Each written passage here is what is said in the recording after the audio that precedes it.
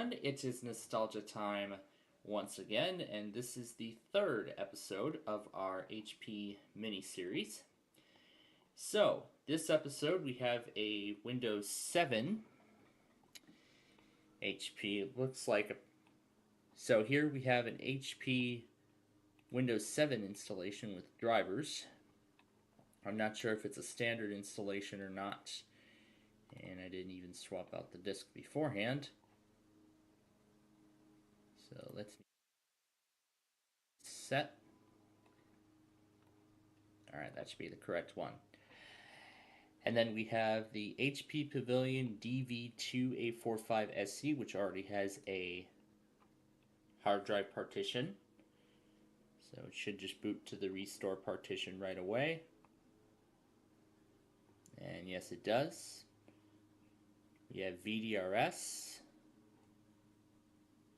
Is it on auto detect or is it loading? It is loading VDRS. Okay.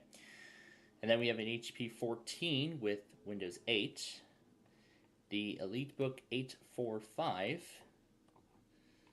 And then there's one more missing. The DC7600, which came in a ghost file. And like we've done previously, I'm going to be using Symantec Ghost to do all that. Yes, the partition sizes are correct, and proceed. And then it'll prompt us for disk 2 when that time comes. So, yes, agree to Service Pack 1 and install the operating system.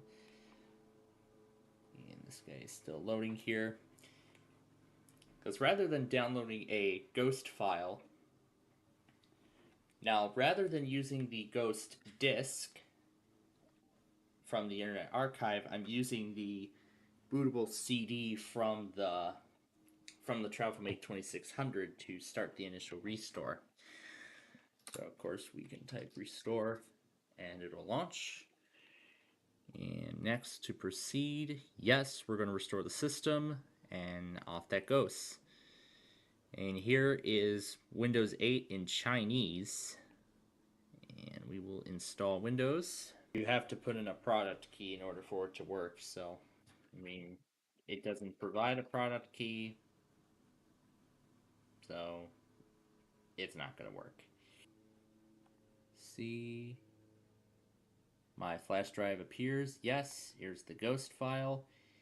We're going to restore it to the hard drive. Yep, primary C drive. Yes, proceed. And now it is restoring. It is only 1 gig in size, so it's not going to take that long at all.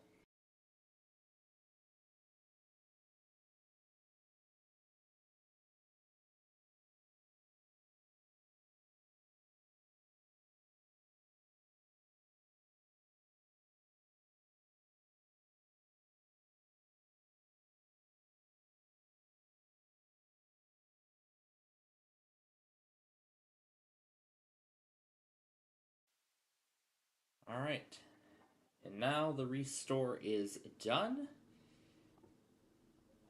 And now we are loading into the out-of-box experience here. Meanwhile, let's see how all the other ones are doing. Windows 10 is still taking its time at 16. And see, Windows 7 is almost done copying over its files. Well, it's already copied its files, it's expanding them. The VDRS is 3/4 of the way done and we'll be ready for the next disk soon.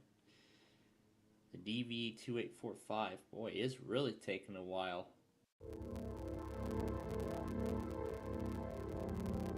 And there's that beautiful animation. It says, thank you for purchasing this computer from Apple Corporation. And I can tell this is an Italian copy.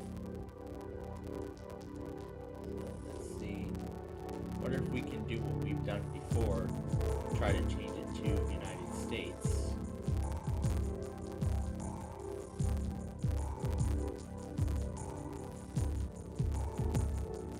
It doesn't show up as an Italian. I'll just leave it.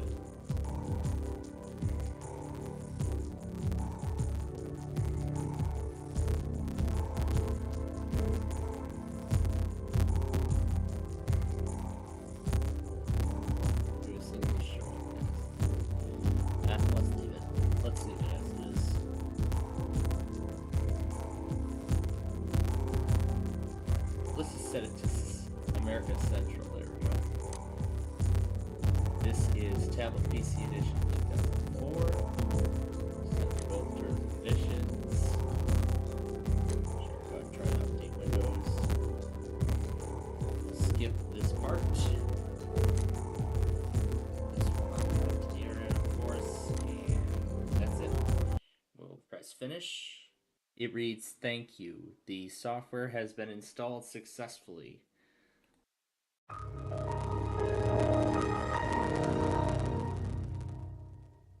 Well, a startup sound playing before even the XP logo fades in. That's a first. A Iniciaro Windows.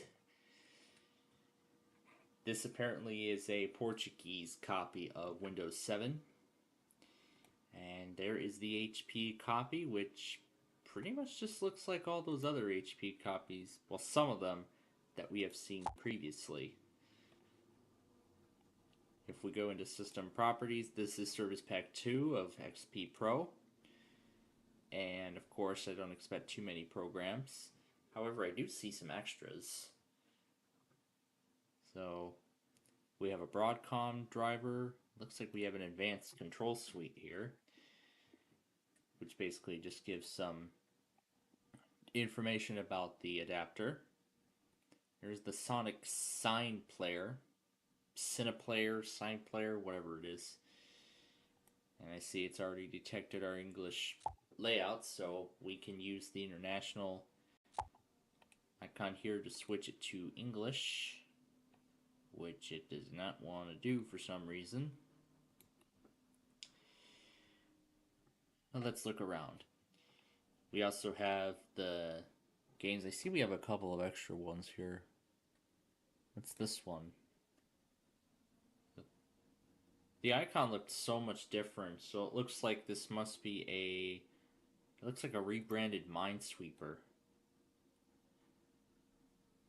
Because the Minesweeper icon is not the one that I remember from US copies of XP or other versions of XP internationally. And now, this is when VDRS asks for the third disc. So we'll go ahead and throw that in, we'll keep it going.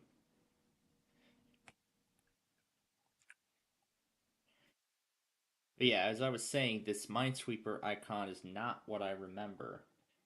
So to me, it looks like it's a flower. It looks like a flower of some kind. But, of course, Minesweeper plays just as it is. I'm guessing these are supposed to be grenades or mine icons, but they've changed them. But otherwise, nothing to see there. We have Roxo's Cineplayer here. I believe this is the one I was supposed to open initially.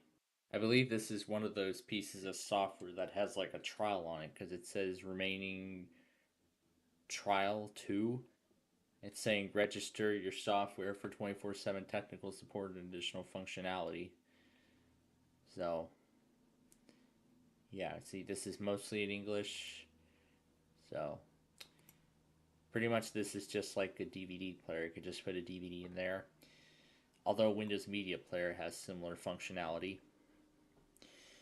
And I'm guessing this is for .NET Framework, Remote Assistance, and HP Protect Tools is on here too. I believe this is one of the first implementations of such. So you can configure a BIOS password, and you can also have it log in with other things like smart cards and everything like that. Reminds me a little bit of the Sun Java thing that I saw a while back. And what do we have here? HP Mac. This is for a modular keyboard. And this is for some of the remaining apps on the device. Anyway, while this guy may be done, I might want to go ahead and put Falcon 4 into here, so I can fix the issue that has been most common with all these ghost things. Mainly the hard drive controller, which it'll blue screen with the 0x7B error, so I might want to get that fixed before continuing. So it looks like this just installed a client. And the 7 one looks done, and interestingly, this one's the Ultimate Edition. But either way, we'll name it the same way, and we'll call it. I'll name this Ultimate 7 HP. So it looks like this is just a standard retail copy of Windows 7. I'll just leave them all as it is. So it looks like this is just a standard retail copy of Windows 7 Ultimate with some HP drivers thrown in, specifically for the Elite Book. I don't know if it's going to come with any software, considering it looks like it's a retail copy, but we will find out when we reach the desktop. Not only is this RTM Service Pack 1, but it is in English. And then we have the HP Assistant, and I can already tell there is no sound. So interestingly, this is a Voodoo machine. I don't know why we're including Voodoo here, but I guess we might as well get Voodoo over with the HP. So I guess this is a little add-on bonus. So this is of course an English copy of XP Home. It looks like HP Home RTM. Now, I have actually never seen this before in an out-of-box experience on XP. You are asked to put the product key after you install Windows. It kind of reminds me back in the Windows 9X days where even before you finish installing Windows, you have to put the certificate of authenticity key, which would be included in a little card that comes with the copy of Windows that you would purchase back in the day. And computer manufacturers also do the same thing. They include the specific key with certain products. And just like Windows 8, I can put in random keys and it will not take it. You can't continue to install the OS or continue setting up the OS without a valid product key. So, yeah, unfortunately, we cannot do that. Let's just go ahead and hit shut down on that. And I didn't even test the initial installation process beforehand, so it was kind of a neat experience too. So here's HP's Help and Support Center, where you can of course get drivers if it doesn't work anymore. And I think that's it. Oh, here we go. Here's the Mac software. It assigns shortcuts to specific keys on the keyboard that came with the computer. So like for instance, you can have K1 set to home, and we have to press, I guess we can name a configuration, but it looks like everything's grayed out because we don't have that specific keyboard connected. But of course you can assign different actions to it. Like for instance, you can have the home button load your home page on Internet Explorer. You could have the search button do search. Well, this is all by default. And then of course volume up and volume down and mute, which my Logitech keyboard has these functions. So that's a look at this one.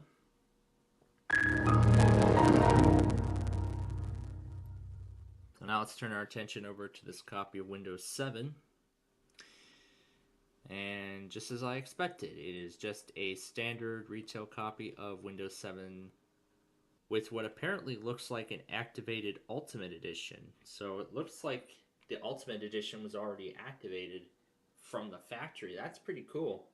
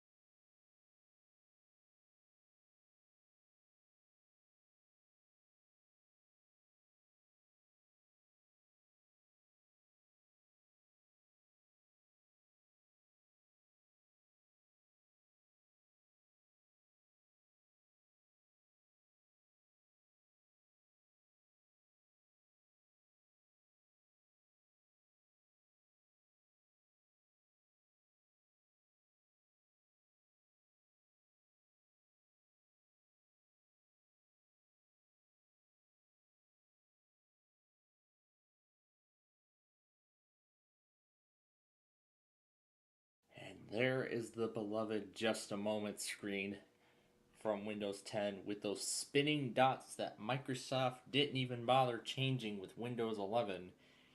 Not even 24H2, because Microsoft had released it about a week ago as of the time of recording. And yet, still, with that new update, they have not changed the spinning dots at all, except for the boot screen. That happened in 23H2, if I remember. But of course, your typical Windows 10 out-of-box experience. English, US, and we have the UK keyboard layout by default, but I'm going to switch it to United States. No, we're not going to add a second keyboard layout. From here, I can press I don't have internet.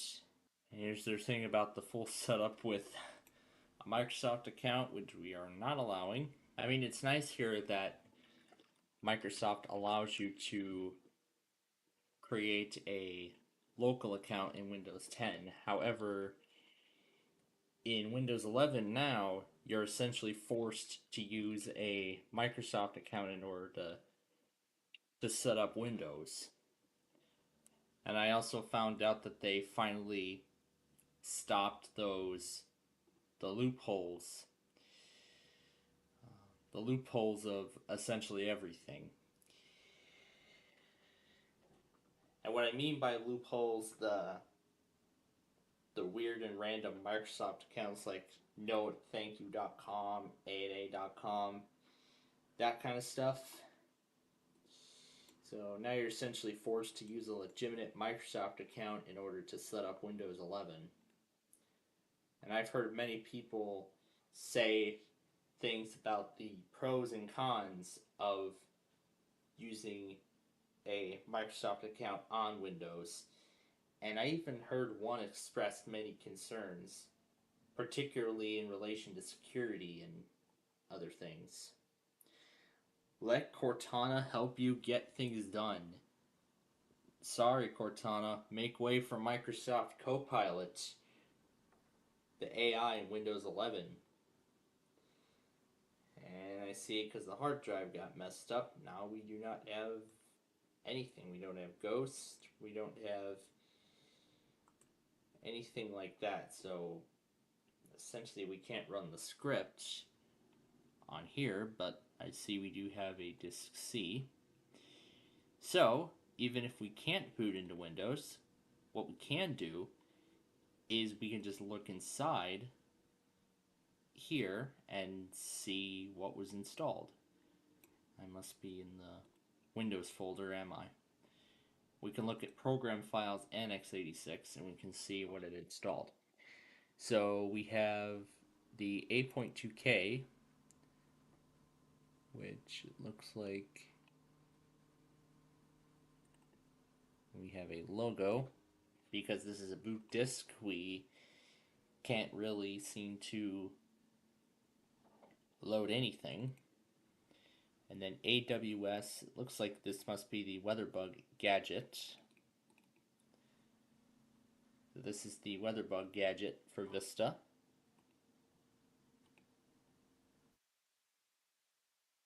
Inside of common files, this looks like it has Norton security. It looks like Norton 2006, I believe.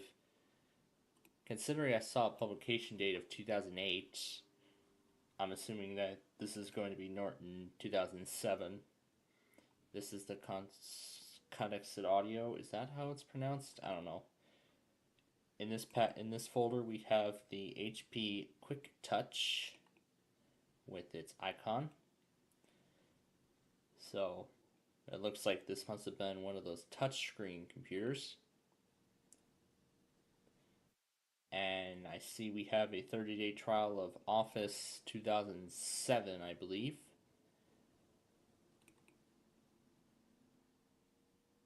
So we have a MSO example setup file. And we can't really find a program to open it with because this is just a trimmed down version of XP. That's the Movie Maker from Vista. And the online services, Mercado apparently was linked to by default. And I see we have an eBay icon. And Symantec. This is the folder for 2007, which looks blank. And then the rest of them are just the essential components of Vista. And this here contains the rest of the bloatware. So this is Office 2007, as I said. We have Adobe Reader 8, AOL Instant Messenger version 6. I see Earthlink is on here, and we got a bunch of Cyberlink components, like stuff that Dell's been including. So we have Cyberlink's UCAM. We have Power Director, which of course is the video editor, but I don't think we can run any of this stuff from within the boot disk. But I'm curious to see if we can. Let's find out.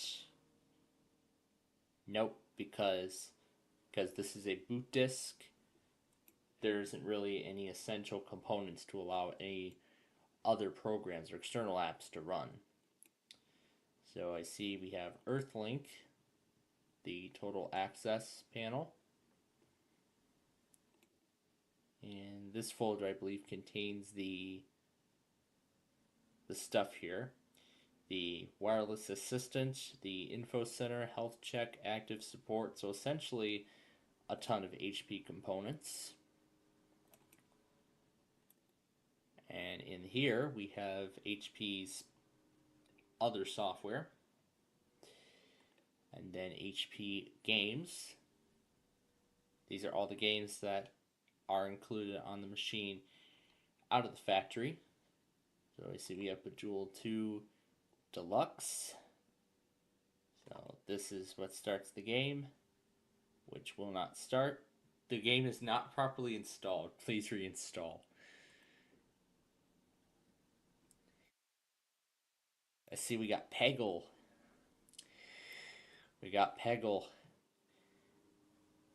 I really enjoyed Peggle back in the day, but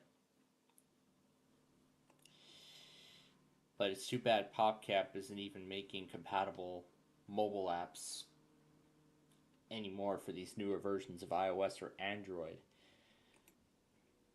I mean, that Plants vs. Zombies game, I actually still have that, but I don't even touch it much now. Here's some more components for the info center.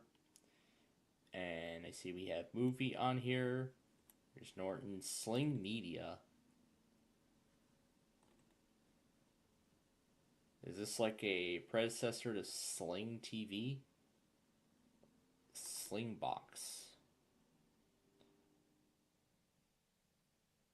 Requires MSX ML3 or later. But I also see Slingo, Shooting Stars Pool I see. And as before, there's the WinTV component, which I'm guessing there must be a driver for the WinTV component, which I believe would be integrated into Windows Media Center. But WinTV, that name sounds kind of familiar. Or is that affiliated with WebTV? I must be thinking about the wrong thing, because the live TV component in Windows, I must be thinking of the wrong thing, because WinTV is a driver that's being used here. I was thinking about the WebTV component that was included in Windows 98. Was it in 98 first edition or was it second edition? I can't remember, but I believe it was second edition. So then we have the setup folder, which contains all of the other stuff. So I'm guessing these are all installers for all the programs and whatnot. So yeah, that's really everything on this one. So I guess since we can't proceed any further, let's just restart. Let's see if Startup Repair will be able to fix it. I highly doubt it, but because Vista was the first OS to include such functionality, let's see if it will. And we can see the Elite Book 845 is done. And right away, we're greeted with the new updated Chromium based version of Microsoft Edge. And this is an older version too. Because if we go to settings, oh no, we're supposed to go to about. We're supposed to go to about Edge. There we go. And we can see version 84 is preloaded on here. The latest version is like version 100 or something. And I see Microsoft Teams is also preloaded.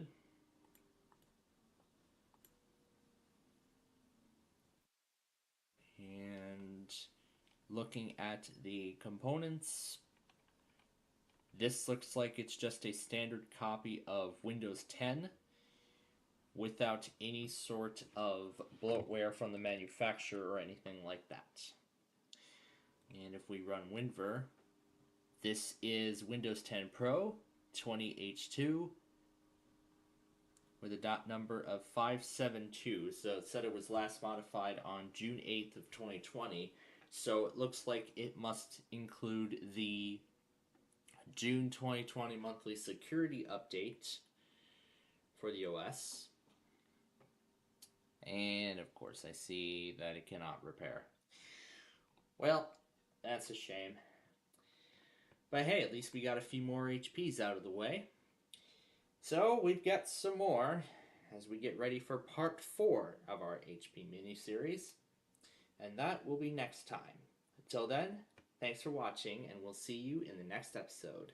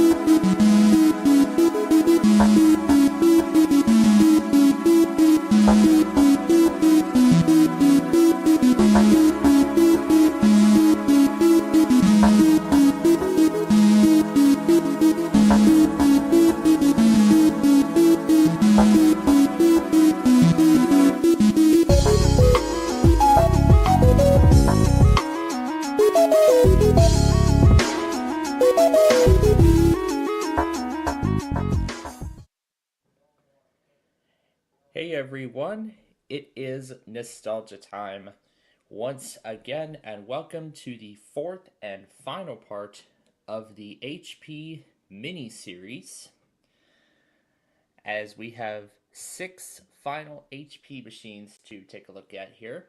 The first one is the HP NC 8430, and in fact I have already done all of the pre-installation stuff. I've already done the ghost file, I've already done everything else in advance.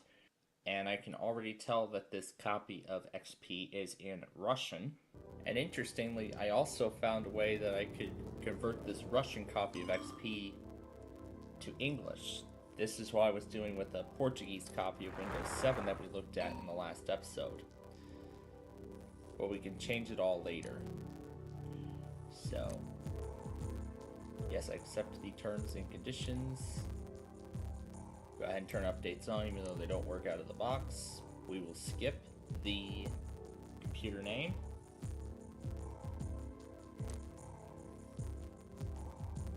And I can tell this is the professional edition. So we'll hit finish.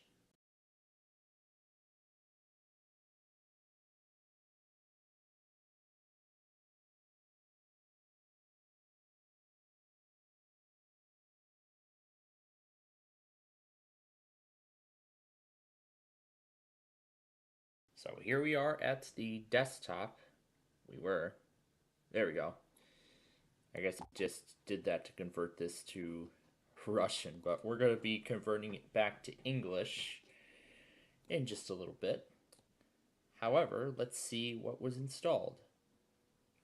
So here's the backup and recovery set with the recovery partition, SoundMax drivers, Bluetooth, games, the usual XP things, and the ATI control center, remote assistance, and that's really all we've got. Let's see what the narrator sounds like.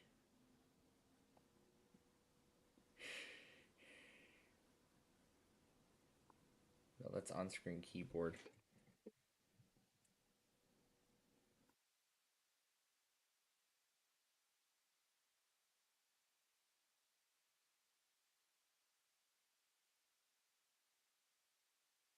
Here's HP's backup and recovery manager asking to create recovery disks. Well, we are just going to just say don't do that. Let's see what kind of keyboard layout it has. Yeah, it doesn't like Russian. Because I put in narrator and it does it in the Russian layout. So I can switch it to English US, and now I can type it in. Oh, I didn't type it all the way. There we go. Will it even speak at all? Wow, Sam doesn't know any Russian. Oh, gosh. Okay. Now let's try to convert the system to English. So we go to language and region. No, that's internet. This is language and region.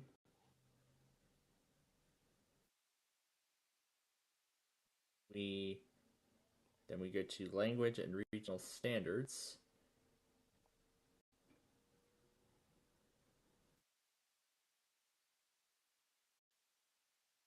And if we scroll it up, we will find the English countries. This is English United States. And as you can see,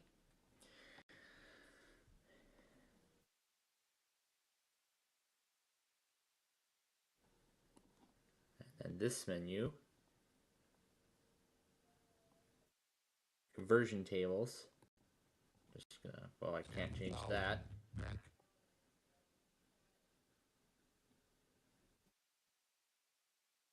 So that only changes the currency, but it doesn't change the locale. Specify your location. Well, we're gonna change that.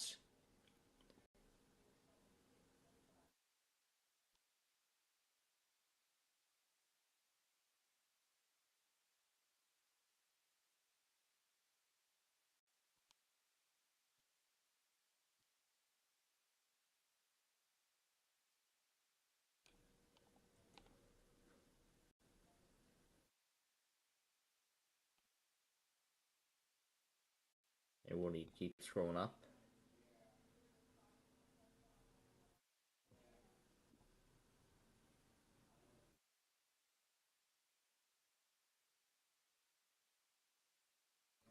Yeah, I think it labels all the countries in alphabetical order by first letter.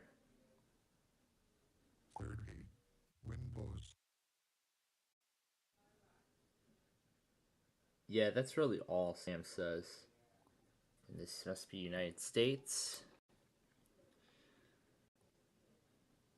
And we'll hit apply. And there we go. We now have English time. However, that's it for that. Now we need to... Oh, we don't need to.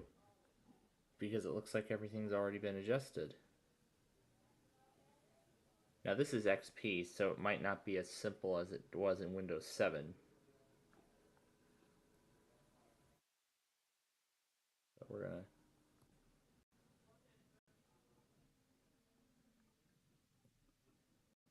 we can add display languages. We'll view more. 0. And we're going to delete the Russian keyboard layout. And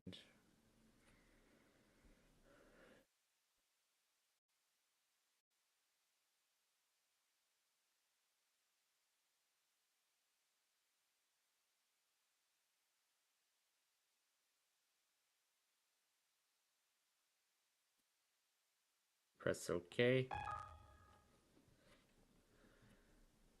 Unable to remove the Russian layout. It is currently in use. The removal will be done on the next reboot. Okay. So the Russian layout will be removed upon restart.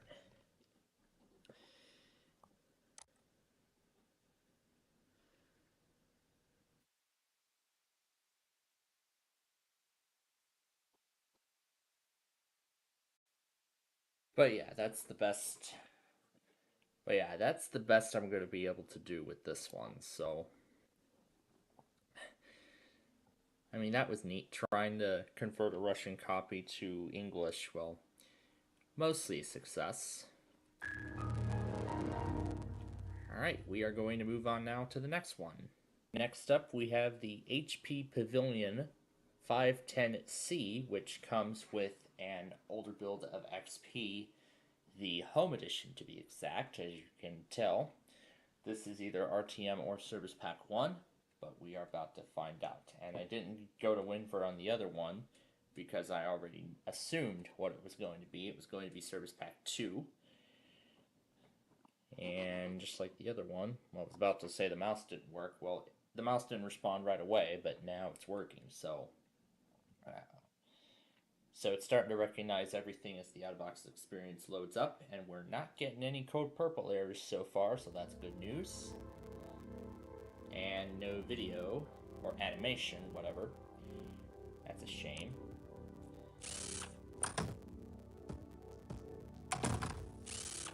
Welcome to Windows XP. I'm Victor from the Hewlett-Packard Company, and I am here to help you set up your new computer. I can explain things as you move along. Anytime you need help, just click me with a mouse or press the F1 key. I'll be right here if you need me. That's interesting. They got Victor to replace the question mark in this one, although in later releases the question mark would eventually return. Of course, I can hear the music. All this is correct. Central Time. This is Windows XP RTM, it looks like. We'll skip the computer name for now.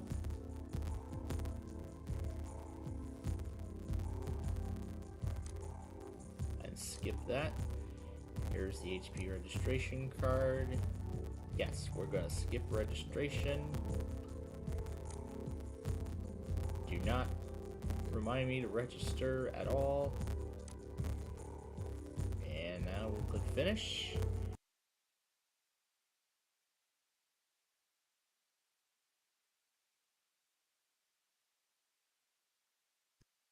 Well, that was a very quick boot, and it looks like all the software is already installed. So, and I see McAfee's Active Shield saying that the online version has expired. To reinstall, please visit this website. Let's see what happens when we try to visit it. Does anything happen? It's probably not going to happen. I see a bunch of found new hardware prompts and everything like that.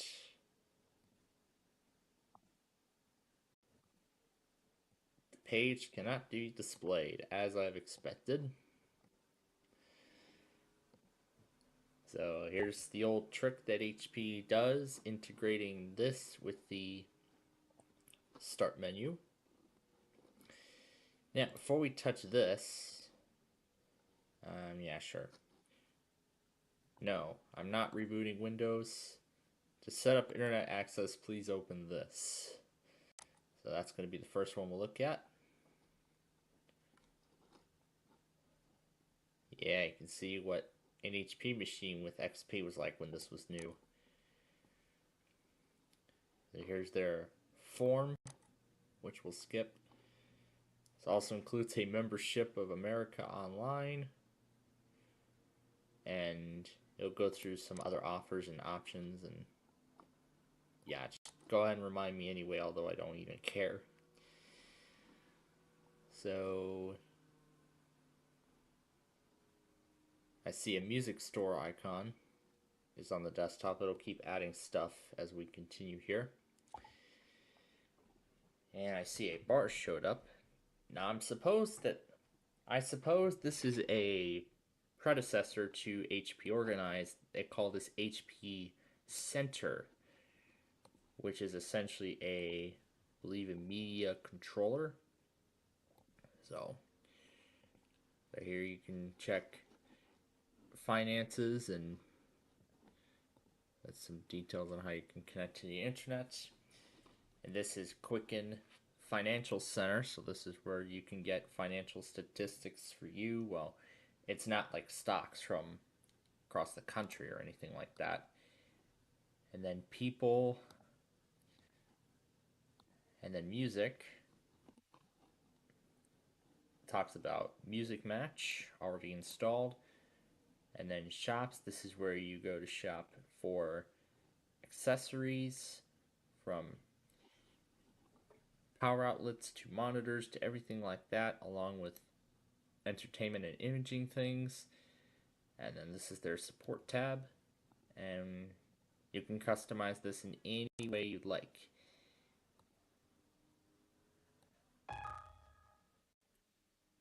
And you can have something on the ticker, which it doesn't give an option to do anything. But that's right. That's pretty neat. Although not much of a predecessor, but it's pretty neat. So let's see what was installed. Of course, nothing here, but we do have the Microsoft Interactive Training for Windows XP Home Edition, which did come pre-installed on my Nana's machine, interestingly. And it works just the same as it was. We have Ditto IntelliMover. I'm guessing this is a tool where you move stuff from your old machine to your new one.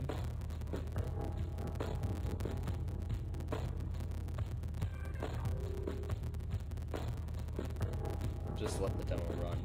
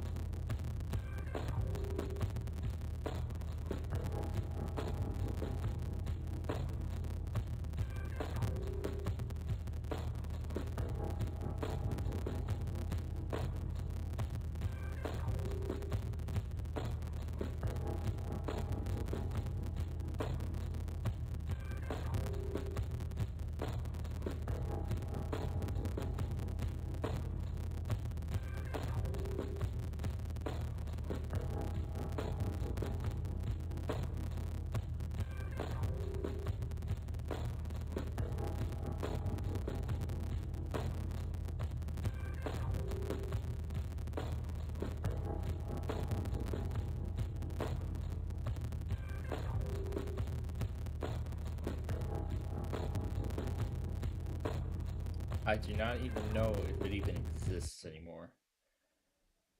So, that's the little demo, but that's really what it is.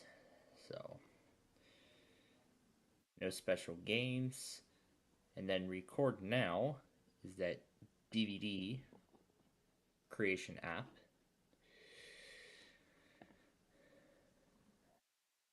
We have the HP tools with PC Doctor and application recovery and system recovery and that tour guide again.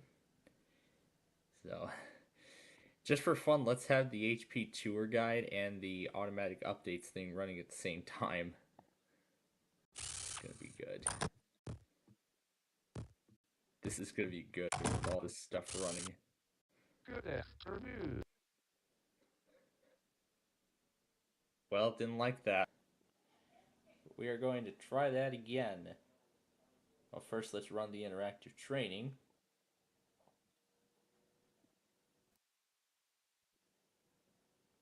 But before we continue, let's see what else we have. We have Kazoo Keeper. Click the button below to go to Kazoo Studio and download the latest version. And that's it. I don't even know what the heck that tool is. And then we have McAfee. Well, we can't do that. There's Works, which we know that's a free version of Microsoft Office.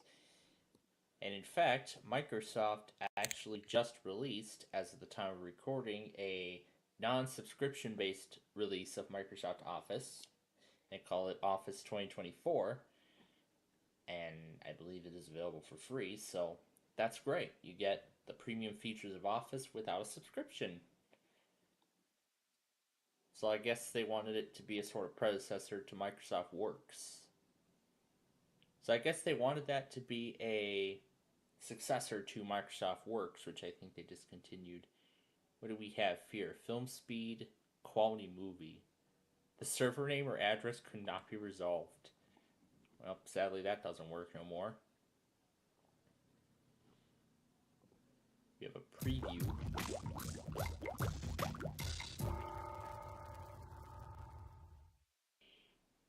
And then in my photo center, it looks like we have Photo Fantasy 2000, which runs full screen apparently.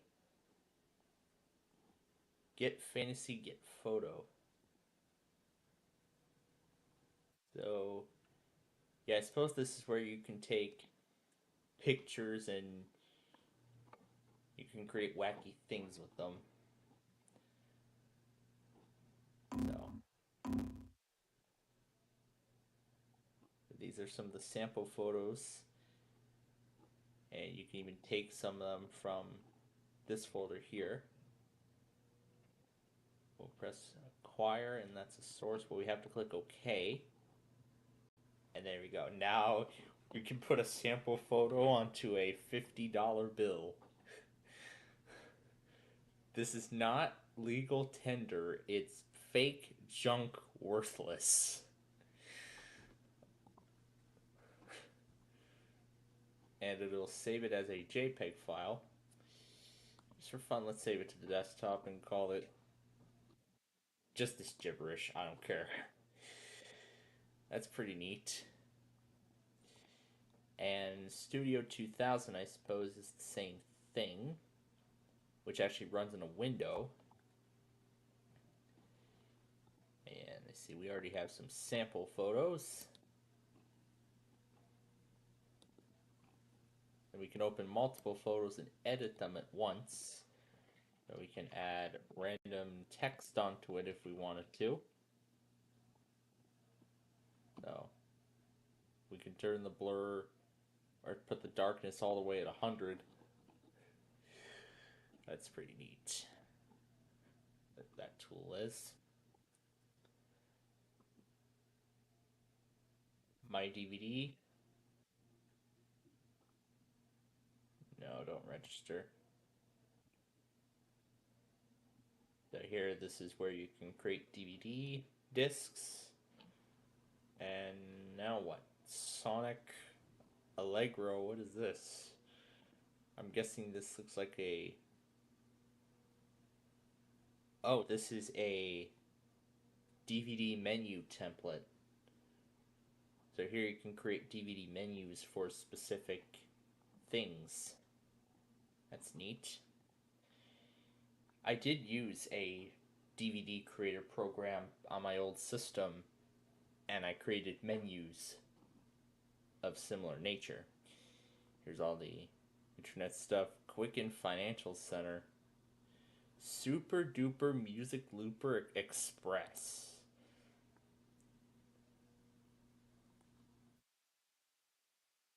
And then it just opens up Music Match as well, which is HP branded. I like that. Yeah, sure. Go ahead and start it every time the system boots, although I don't really care. That's really what Music Match can do. Similar to Windows Media Player now. So what's this? It looks like this might be some sort of like GarageBand kind of thing. So what do we do here? Oh, we draw? This is like the simplest version of GarageBand I've ever seen.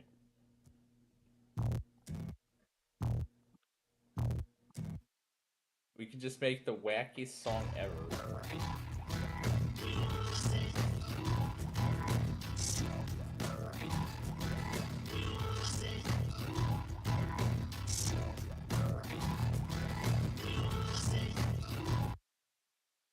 Okay.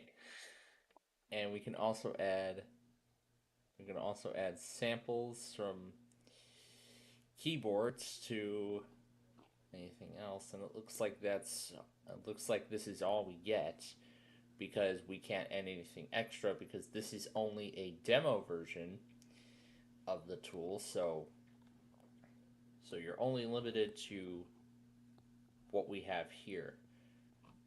So then if you want to add any more, then you'd have to go and buy the full version.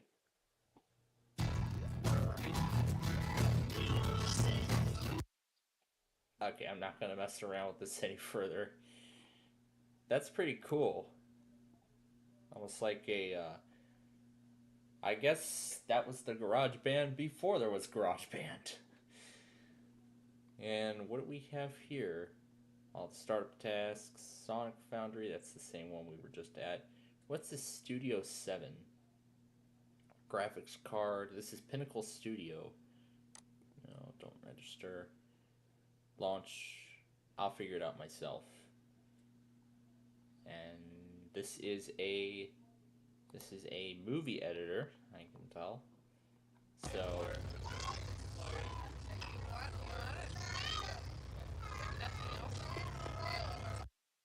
I suppose this is a more advanced version of Movie Maker. And I see this day at the zoo is a sample. So we can just put things in here. And we have transitions. So we can just have it go all over the place. And we can just select this in place on the timeline. And watch the transition interact.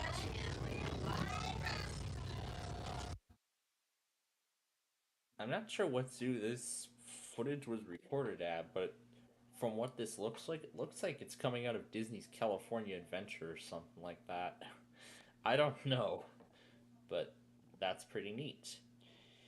And then we have Acrobat 5, eMusic, which launches a web page, which does not work, Encarta Online Deluxe, which, as expected, is online. We also have Life Clips, HP Learning Adventure, unable to find program, contact customer support, Life Clips tape to DVD, and we get a 404 error. Market Browser. Now I think this is where we get the financial stuff. You must enter a valid email address. Why does HP not provide this? So interesting. And then move your stuff. Smartclone.com, which doesn't work anymore. Then I think that's it. Money 2002.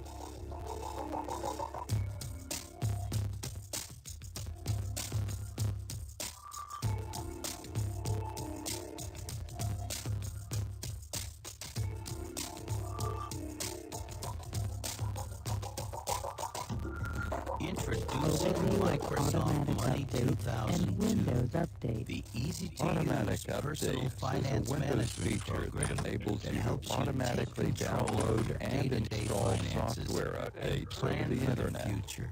These updates include the latest critical software revisions. The Money Setup Assistant makes it easy to get started by helping you create your money files step by step.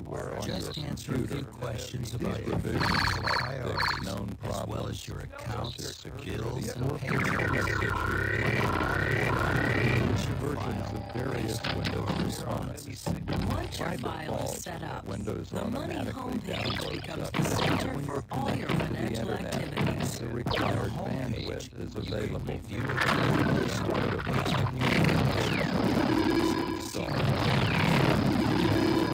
and get updates on your cash The Money makes it easy to customize your homepage to display the information you want to see most often. money and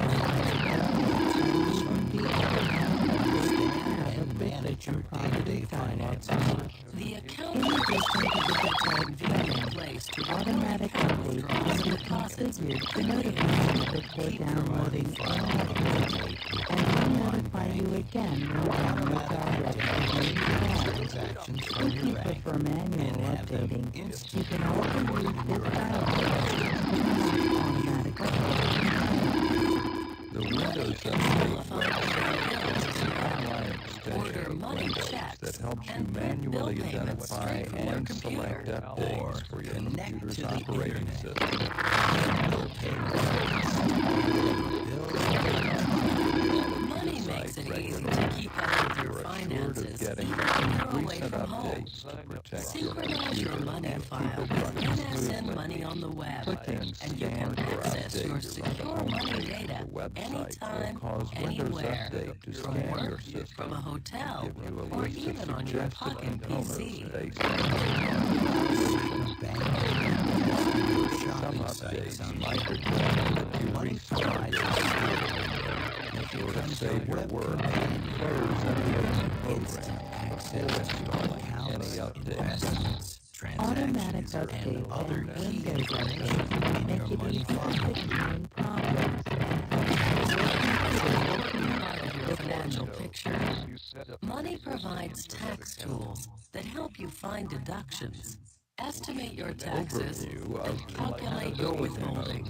You can simplify tax preparation even more by exporting your information from money directly to your tax software. Limited resources run multiple Microsoft Money programs. helps you look beyond Today's today powerful and computers pursue no your longer need long-term to share financial files to goals. run a How are variety your of investments programs. doing?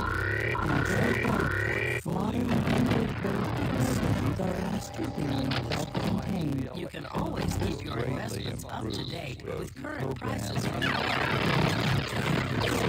debt. However, Use the debt reduction planner to develop a plan. problem. Create a flexible budget you can work with by using the budget planner. Quit worrying about For college this expenses. reason, Windows XP includes technology that enables programs that work with Microsoft Windows 95, Windows Money 98, makes it easy to Windows monitor your NT, progress and by Windows generating 2000 monthly to continue reports, to work with providing Windows a XP. recap of your financial Windows activity and XP status. isolates programs that are designed to share resources, including which category should spending, enable them to monthly follow without input from so users. much more. Get documented progress on investing information and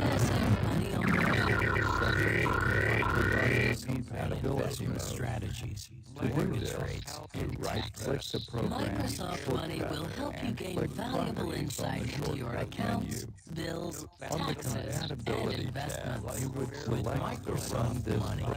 You are on the road to That's enough.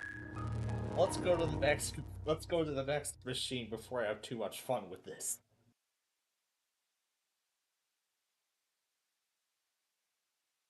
So, the other two came with Vista, and their restore processes both were unable to start because it gave a 0x7 something error.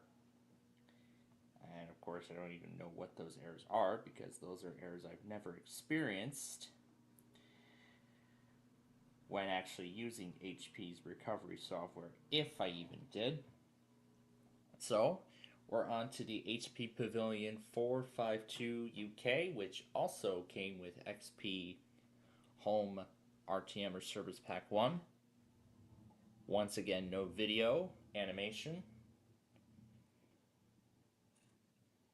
And there's Victor again. Yeah, and yes, we hear the music. And this is a UK copy, but we're going to change everything to United States.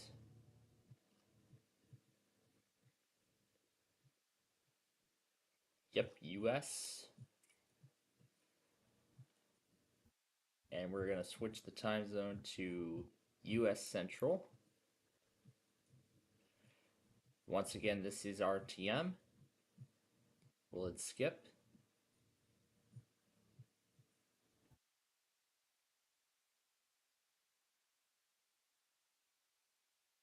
And we'll skip the network. And it didn't ask for a registration card or anything. Interesting.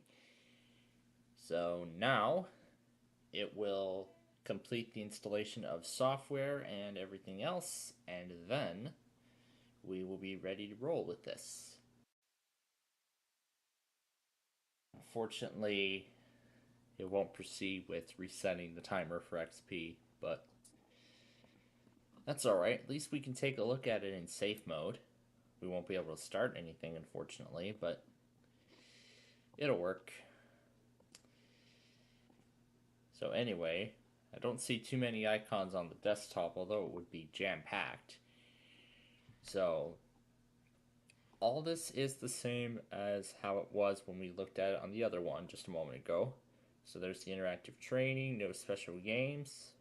There's all the HP stuff, HP Center, the record now, Intervideo Win DVD, clip gallery. It has Encarta Standard Edition, which will it work in safe mode? Ooh, will work in safe mode. However,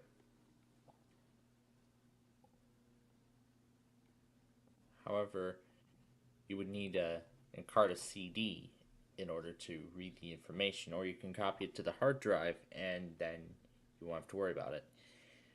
We have Office XP, I see. It only comes with Word though. And then we have Works, Norton 2002, and then this is Show Shifter. Television capabilities have been disabled. Yeah, go ahead and turn that off because we're in safe mode. So, the television functions. So what's this about? I suppose this is where you go to play videos, and you can even do live television on this? Wow. I guess this is a good alternative to Windows Media Center. And here you have the slumber mode. You can stand by, you can turn it off, and we can close the program and return to Windows. So yeah, this is sort of a good alternative for Windows XP Media Center Edition. Veritas Storage Guard, the Sonic My DVD, and then we have Autoroute 2002, which will not work. Picture It, Money 2002. And what do we have? My Software Choice. What's this? And it tries to open a web page, but it won't. So yeah, that's essentially it for this one. Now, for the last one, we're going to venture out of the digital world. So, we are on the HP Pavilion laptop with Windows 11, and this last machine actually arrived in a VirtualBox disk. I installed the latest version, VirtualBox 7, and unfortunately it looks like it does not want to start. And this was a common problem that I had when I was messing around with the Macrom Reflect and Disgenius images that I was trying to do before this episode. And here we just get a blinking cursor and it's not going to go any further past that point, no matter how many times I try. So that is going to wrap things up for the HP mini-series. In our next episode, we're going to be taking a look at some Dell machines. Some Dells of the past. Unless if they don't work. But until next time, thanks for watching, and we'll see you in the next episode.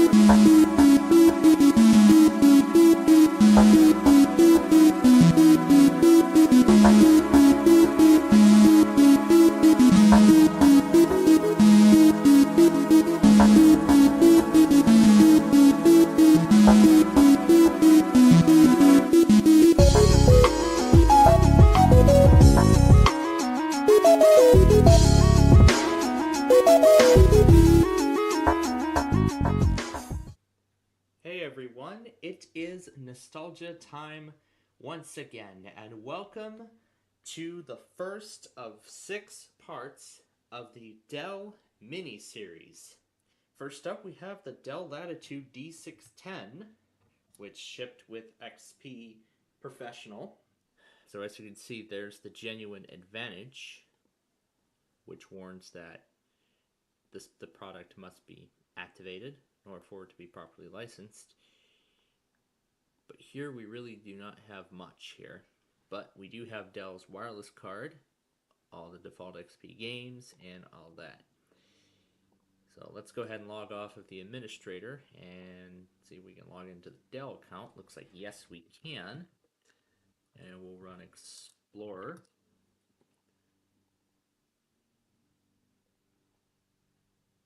No, we will not restart. And let's see what's on here. Well, same as before. So it's just a standard Dell installation of this Latitude of Windows XP with nothing too exciting to see other than having all the updates. Next up is the Dell Inspiron E1405, which is one of the Media Center Edition laptops of the time. So it's already loading into Media Direct. Okay, we have a disclaimer that says that this gives access to all media files stored on computer except for licensed and private content.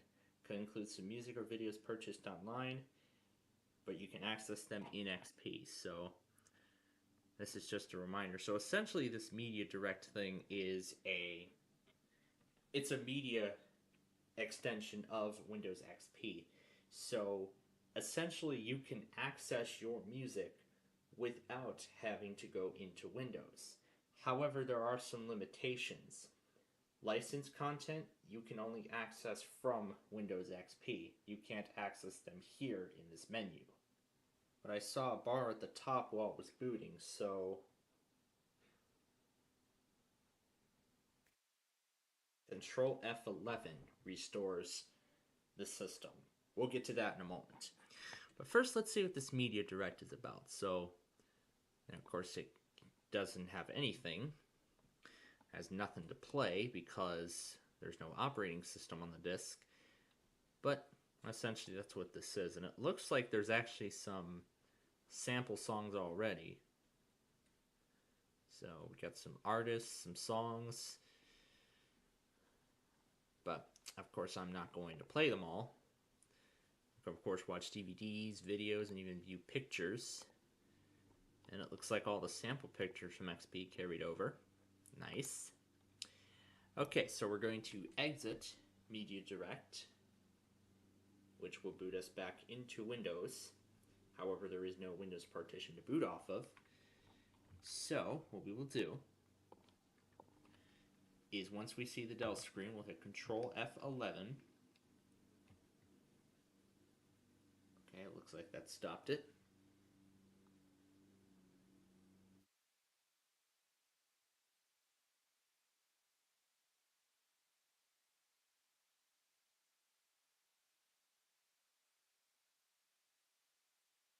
Press F8 to trace. Alright, so then we run dsrfix/f.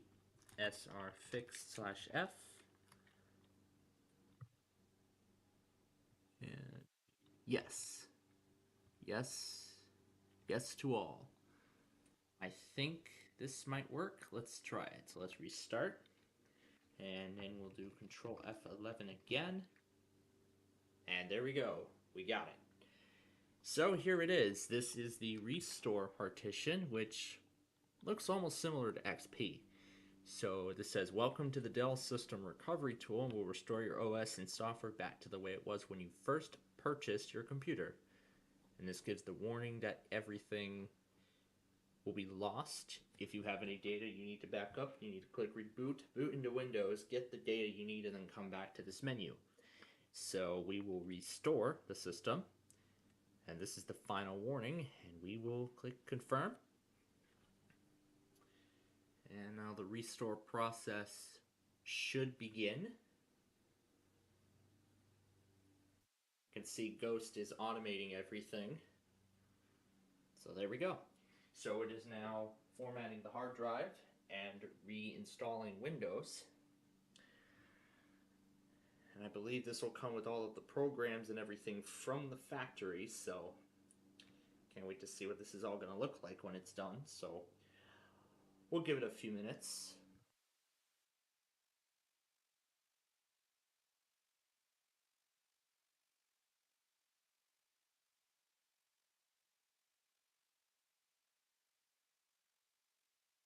So the restore process was successful, and when you turn your machine on for the first time, you're actually greeted with this end user license agreement screen, which is something that nobody even does anymore. This says, before using your computer, please read the Dell end user software license agreement that came with your computer. To comply with the terms and conditions of this, you must consider any CD or diskette set part of Dell installed software as backup copies of it installed on your computer's hard drive. If you do not accept, please call the customer assistance telephone number listed in the system documentation. So that says to press any key to accept. And then it gives the service tag and the service code, which you can use to look up drivers and get support for your specific machine on Dell's website, which we do not need because this is a virtual machine. And you will only see that once, only on the first boot. So after that screen, it loads into Windows for the first time, and of course the setup will go as usual. However, there will be some Dell tweaks to it.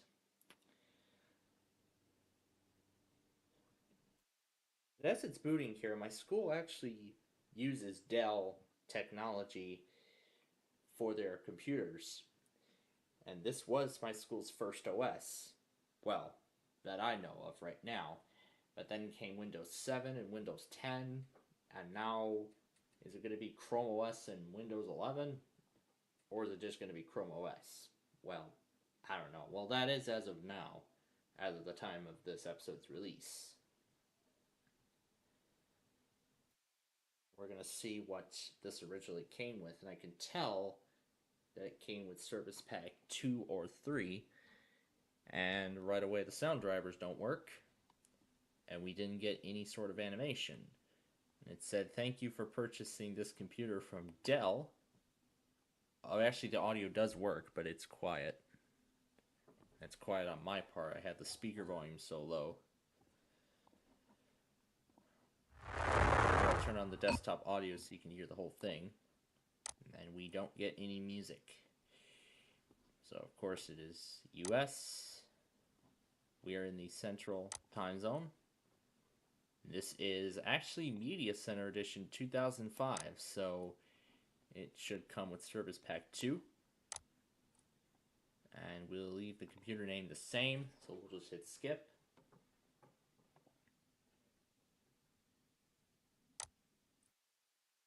And we're going to skip connectivity to the internet. No, we will not register with Microsoft. And here are some of the things that they have. You can enhance a connection with 6 months free of AOL or Earthlink. Or if you have a high-speed connection, you can get a $100 mail-in rebate for some select retailers. Offer expires 9/30/2006, September 30th, 2006. Well, the offer is long expired. But then here's all of the dial-up and broadband internet connection options.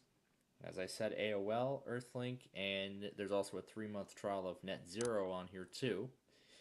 If that's another option. But of course I'll be using it. And it says, thank you. And here's the custom screen that they have.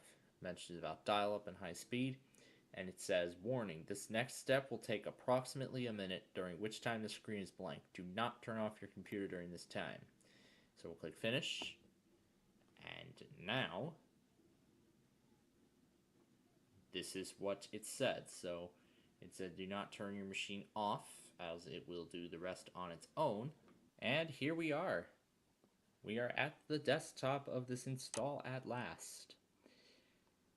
So let's see what we have here. We have a McAfee 90-day trial.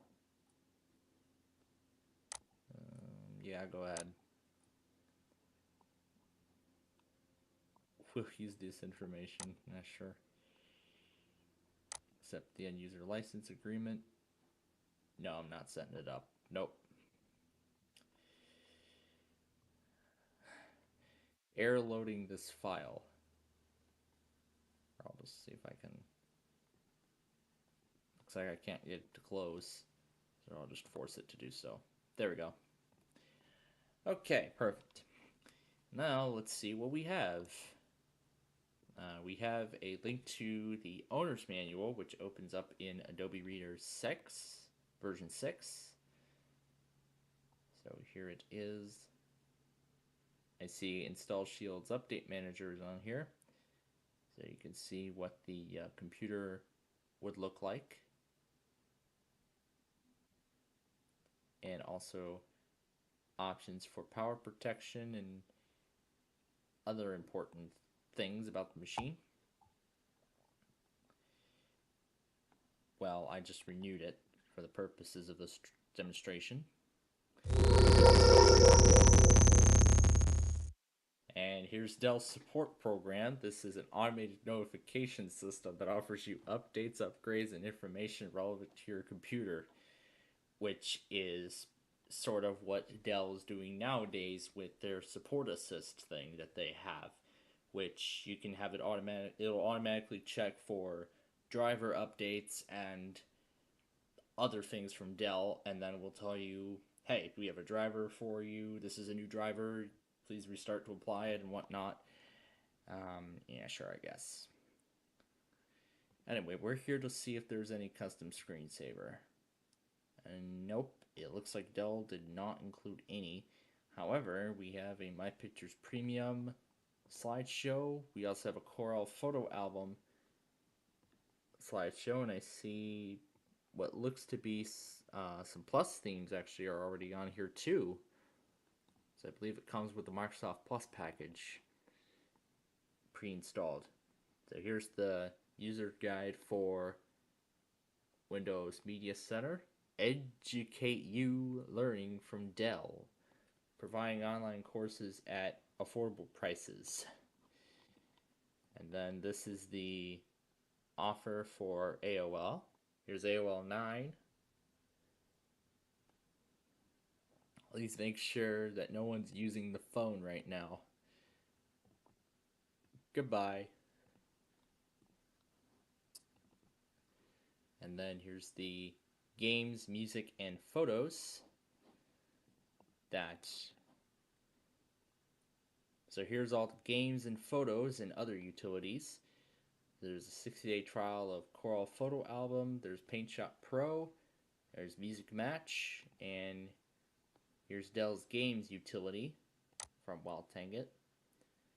There's McAfee Personal Firewall that wants to gain access to the internet. Okay. Great news. More games and apps are available. Click update now. Is it like I care? But yeah, here's all the games we have. We got Polar, we got Golfer. We've even got Bejeweled, and then this X, I'm assuming, removes the game from the list or from the device. While clicking launch just installs it for the first time. The content you are about to enjoy requires the web driver. To proceed, click next, agree, and now it'll install the files. We have Roxo Creator, which of course burns DVDs and other things. Please answer the following.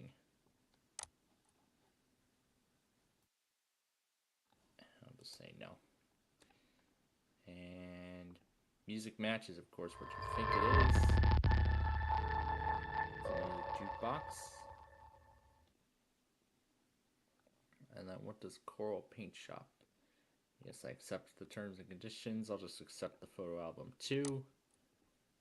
Just get them both done. So here's what Roxo Creator looks like. I'm guessing this is Dell's edition, so just what you think it is. You can create backups, burn disk images, and everything like that. So we can just close that out. Yeah, just granted access, I don't care. Everything wants access. So here's Corel Paint Shop. Let's launch the photo album.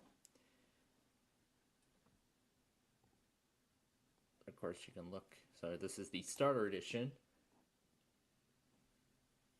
So it includes a free preview. Again, this is a 60-day trial. However, you can continue to use premium features. So essentially the premium features will be limited after 60 days.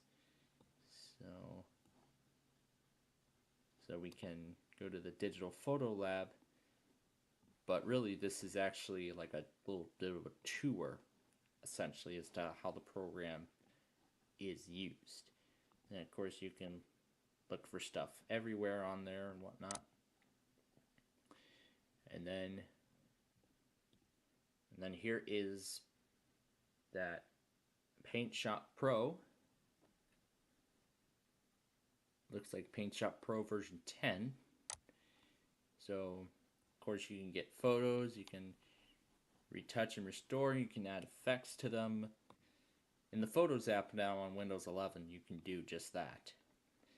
And this is Dell's game tool. So you only have 60 minutes of playtime before you are then required to activate actually rather I should say buy the game. So we'll go ahead and close that manager out.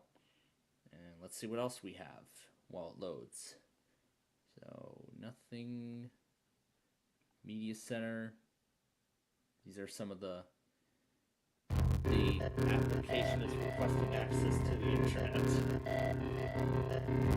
Of course, it's not going to sound that way. Rule 2. I'll just put A.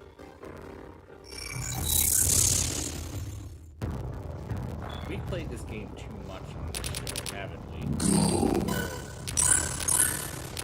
I don't know if I like it choppy audio, but I guess it's the way VMware is.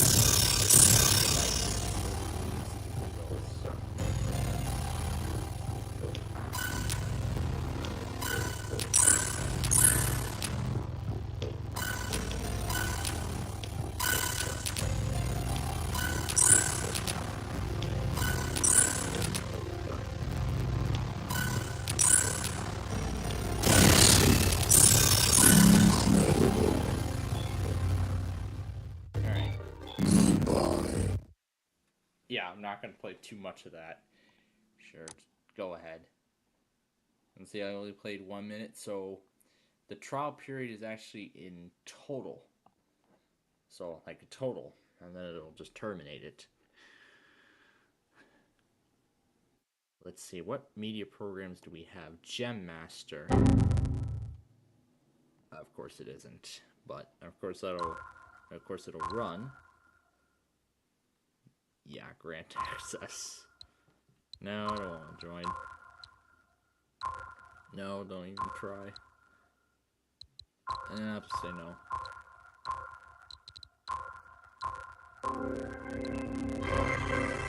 So there's the media playback controls. And what do we have here? Gem Master, which I'm guessing is one of the add-on games.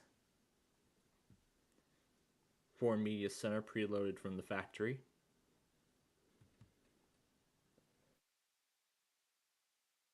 And it seems like we're not getting anywhere here. Is requesting access. Do you want to? Yes. You must accept the terms before running the game. I guess it'll only ask for it once. The wow, dang it. With the flying W. Gem Master Mystic.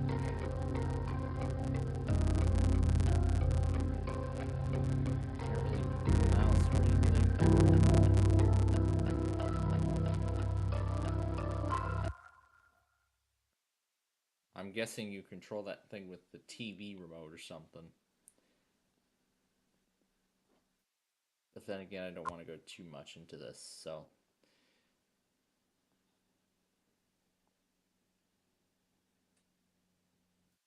Nothing interesting there. There's AOL 9, the Broadcom driver, the photo center. There's the Creative Sound Blaster already installed. There's the media source, which actually is this thing up here. So the audio converter is basically where you convert audio formats. And then the media source player plays, records, organizes. And you can edit WAV files in Wave Studio, which is I guess sort of a similar version of the sound recorder. And we can play it back, which is, I guess, exactly as it is, but in the choppiest voice possible. And then these are some product settings here. Sound font, what did that say? Sound font bank manager? What's this? What is this, a piano? Can I can literally play the piano on this. Dang. Cannot find sound mixer. That's bad. Speaker settings, I don't even know if that'll open.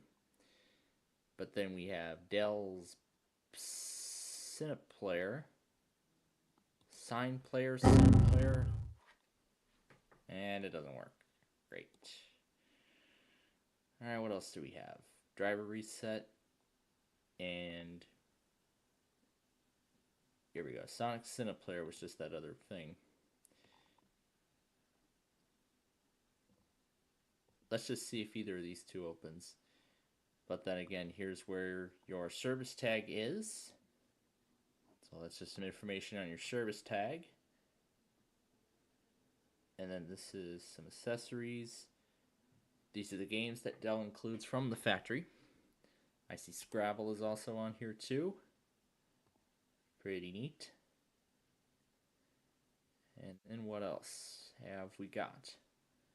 We have its quick set driver, then Dell support stuff, and we can open the page at any time. And of course it's got to extract its files for the first time before even opening it. A Dell Wireless's card, XP Games, Java, McAfee, Modem Helper. What's net waiting? Is this a like telephone utility? The Print Me Internet Printing. It's got WordPerfect Office. So I'm guessing this is like a free version of Office.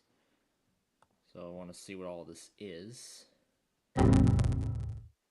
Perfect Expert. Yeah, it's just going to keep nagging at me and whatnot.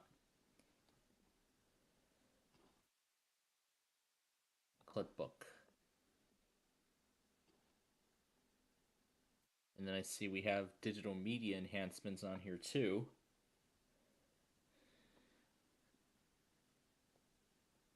See, we have QuickTimes Player as well.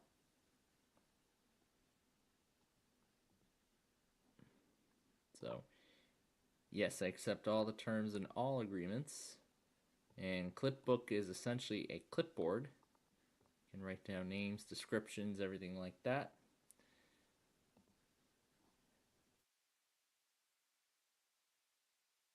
So, it wants you to install the driver again, even though we've already installed it. A feature-rich alternative to Microsoft Office. Configuring perfect expert projects.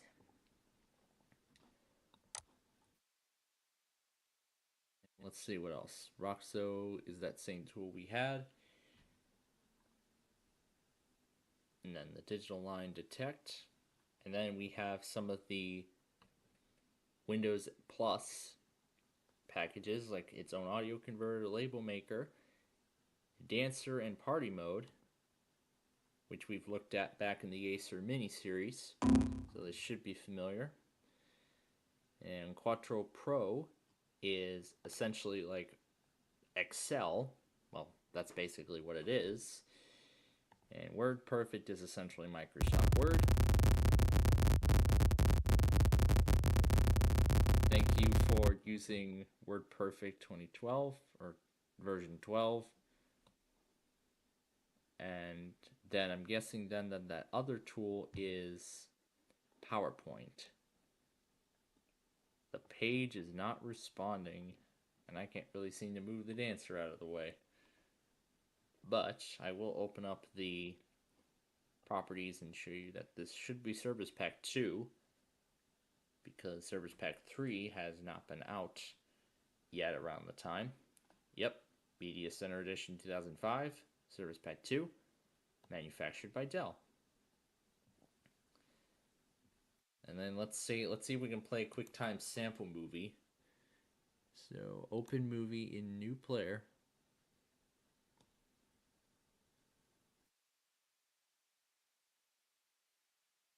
Yep, let's play the sample movie. I'm not really going to play around too much with Scrabble. Wow, the taskbar is already getting filled up quite massively here. You've chosen to end well. That's it. That's it. That's all it has to say. Okay. And considering that, I believe it also has the special sounds from Microsoft Plus. So those should already be on here as well. So we'll find it in Sounds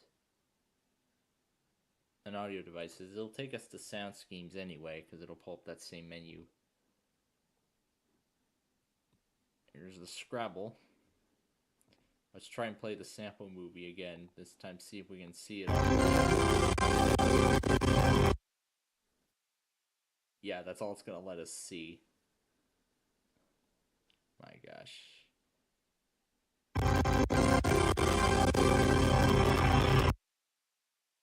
Well, we got a little more of it in.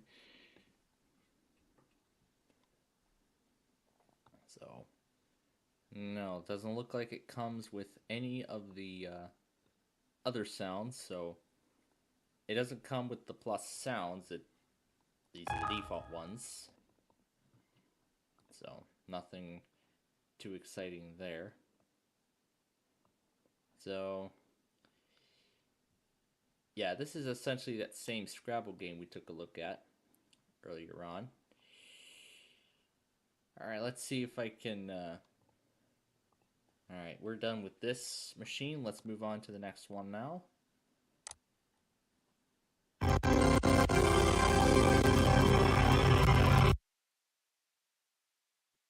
See how many more times we can play the sample and loop it.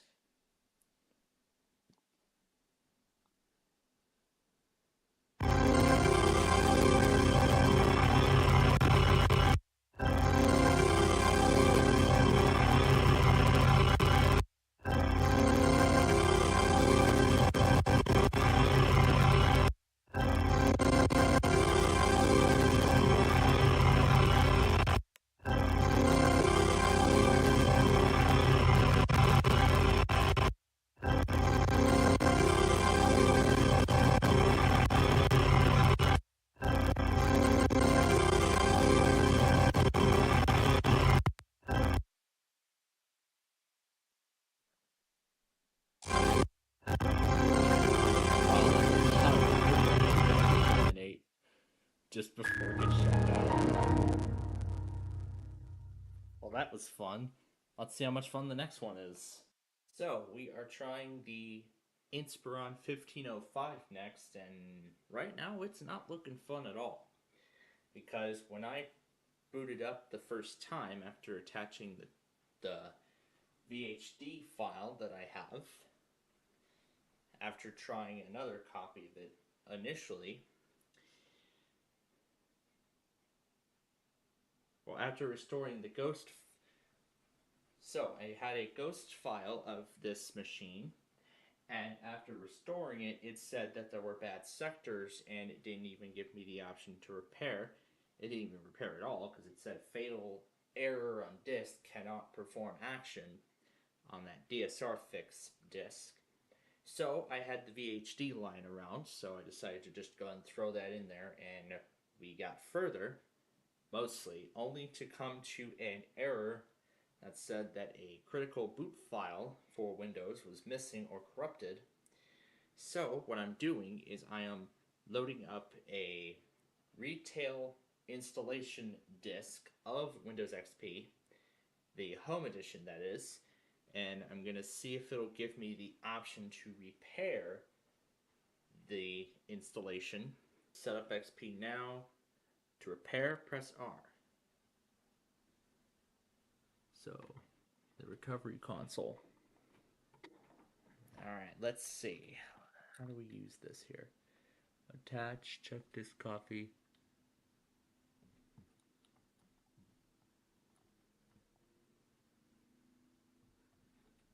Alright, let's do fix boot. Yes, write a new boot sector. Okay, and then fix MBR.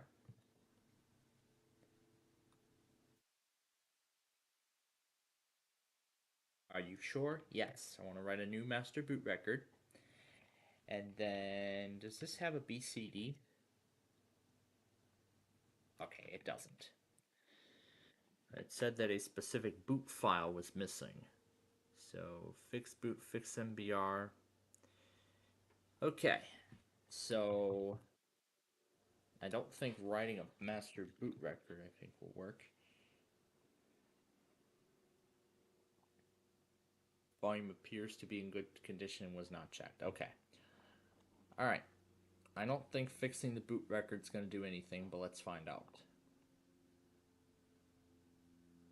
So what it did was it replaced the Dell boot record with the standard one from Windows. So that's what happened. So it just wrote over the Dell boot record. So that's why we're just seeing NTLDRs missing instead of Dell.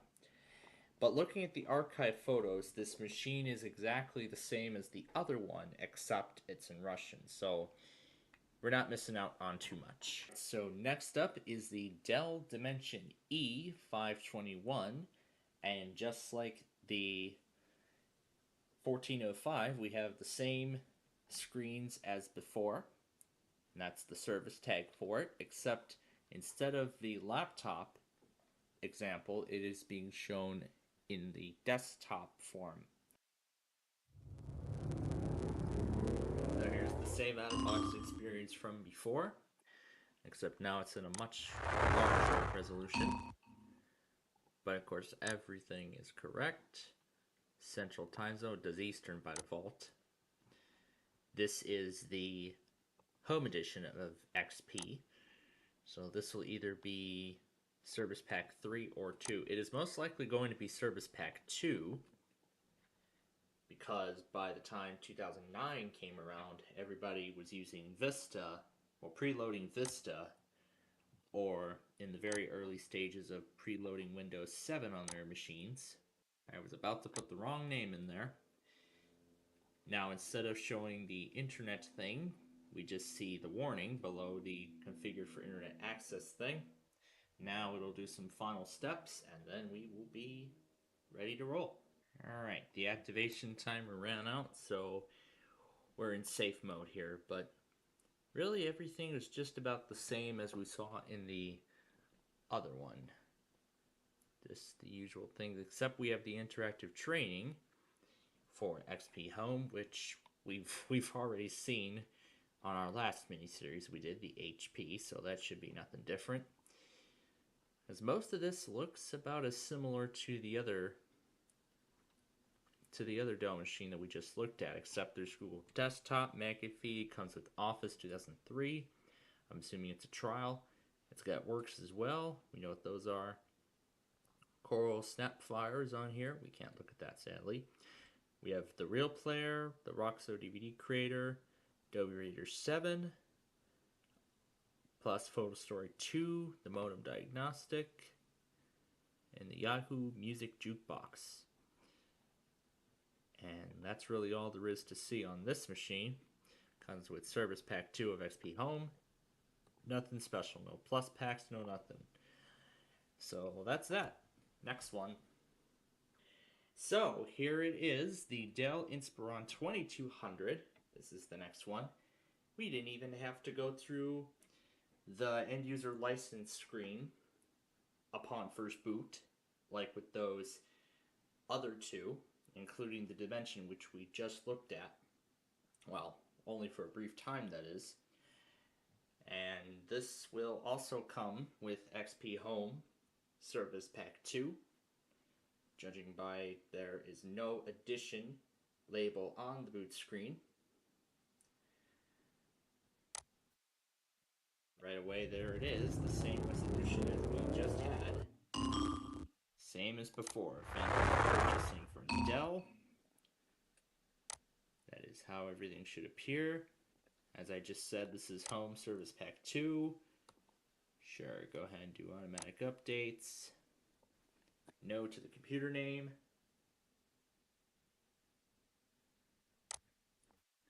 We're not putting my network at risk. No, we are not registering with anything.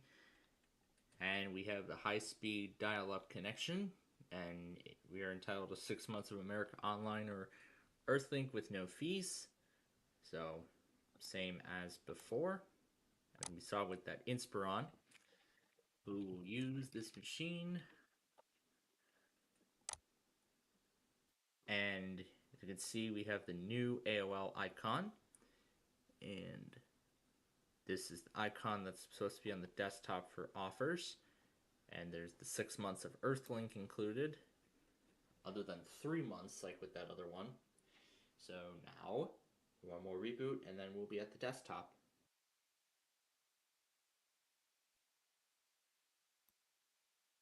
The administrator is a cow. Interesting. But pretty much what this is, it's the same as we saw before. There's 3 months of Net Zero, 6 months of Earthlink, AOL. There's the high-speed internet icon, which opens up an HTML document talking about the kinds of internet connectivity options. There's the owner's manual, and what's Simple Start Edition? This is for QuickBooks. And let's see what else we got. Typical XP accessories. There's the interactive training once again. America Online 9, Dell support, accessories with the code, QuickSet driver, support tool, wireless card, XP games, network adapters, Java Start, McAfee, Encarta Encyclopedia Standard Edition.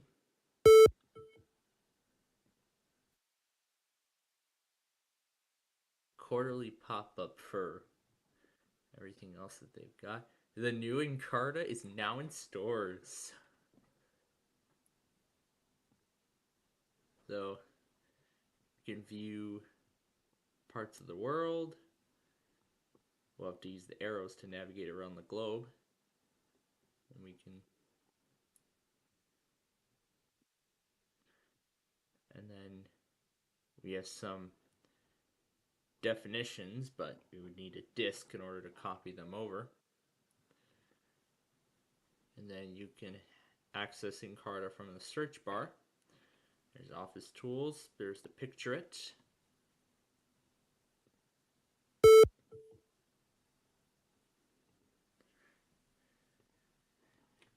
But yeah, sure, that's really what that is. And then there's Works, the Modem Helper, Net Waiting, PrintMe, QuickBooks, then QuickTime, the Real Player Sonic, the startup stuff, and that's really it. And that next one is the Dell XPS 15Z. We are finally moving away from the XP era of Dells in this set. So now the final two are based on Windows 7. Or as I should say, they came preloaded with Windows 7. Because by the time 7 came out, XP's latest service pack was Service Pack 3. And that was the only service pack that was still receiving updates by the time mainstream support ended in 2009 or 10, somewhere around there, where it then got additional updates until then, until its end of support in 2014. And it doesn't work. Error code, all this stuff. So the final machine of this set is the Dell Inspiron N5110, which came preloaded with Windows 7. Yep, as you can tell, both by that screen and the boot logo. Well, then we saw for a split second. I should really say a split second, but we saw it for a second or two. And now we got the Vista boot animation. Because by this time, everybody stopped preloading XP on their computers, with the only exception being for some of those smaller netbooks that can't even run the basic editions of Vista. But then there are manufacturers that were going more premium and preloading Windows 7 on their machines. And of course, this is in Russian, so I should know how this works. Here's the factory image, and yes, let's proceed.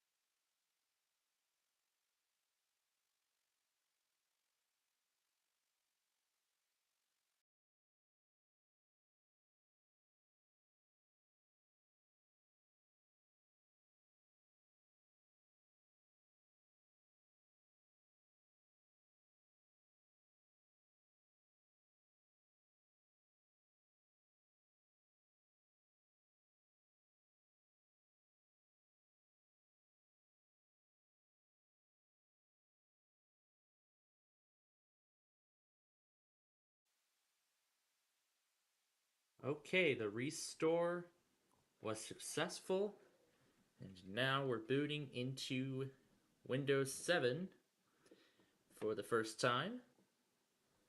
Well, let's see if it'll actually boot all the way. So we see starting Windows in Russian, of course, because it's a Russian copy of Windows 7.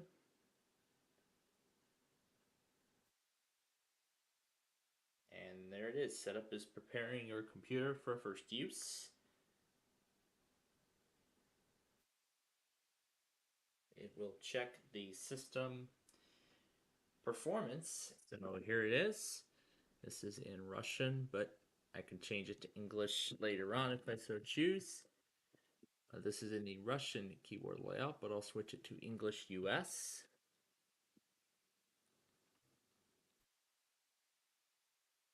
$51.10, I'll name it. I'm not going to do a password. This is Home Premium Service Pack 1. And we'll just keep everything as it is. We'll just tell it that this is a home network. So let's see what this copy of 7 Home Premium has to offer. Essentially, with the whole restore process wise, it's literally the same thing as the Dell Vostro, except the only difference is that this is the Home Premium Edition and this copy of Windows is Russian.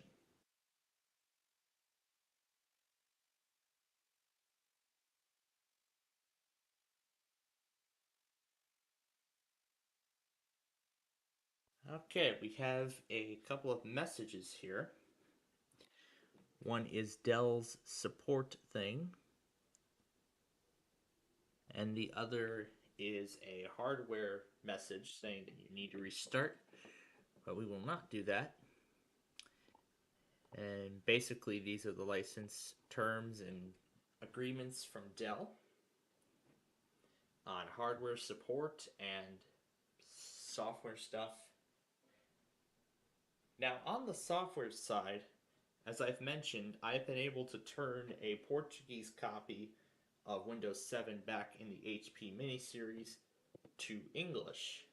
Now let's see if we can do it, and I can show you how it was done on this Russian copy. But first, let's look at all of the software that comes preloaded. So we don't see anything on the desktop, but this is the page I was going to open up. This is Dell's Getting Started Guide, which has Sync Up,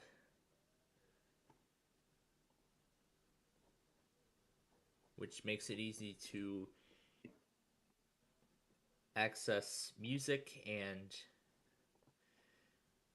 photos, videos, and documents from all your devices in any place that has a web browser.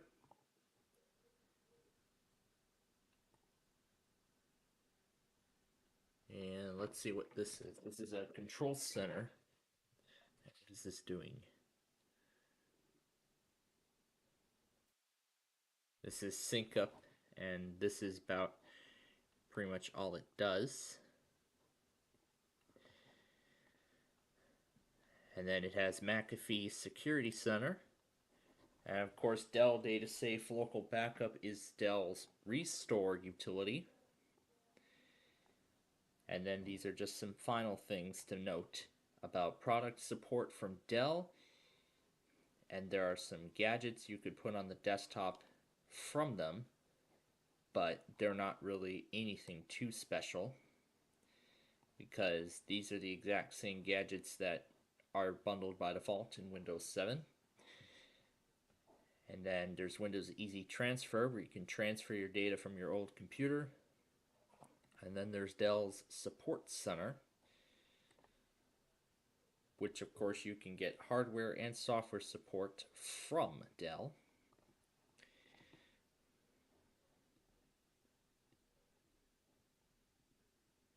So let's close the control center here, and let's see what Live Central is. I'm guessing this is a photo gallery, so you can post to YouTube on this thing and some other social media platforms. And this says says this version of Dell Support Center is not compatible, or did it say failed to identify license or something?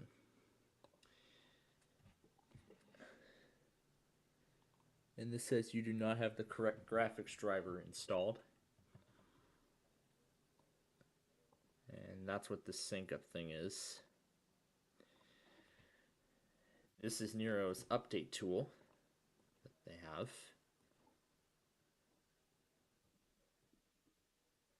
Let me close it so we can look at all the other programs. We also have Adobe Reader 10. We have Office 2010, which again is a trial. Stage Remote, I think that was what that program was.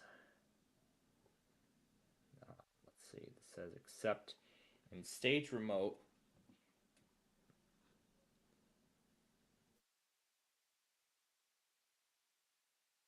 and that you prefer settings.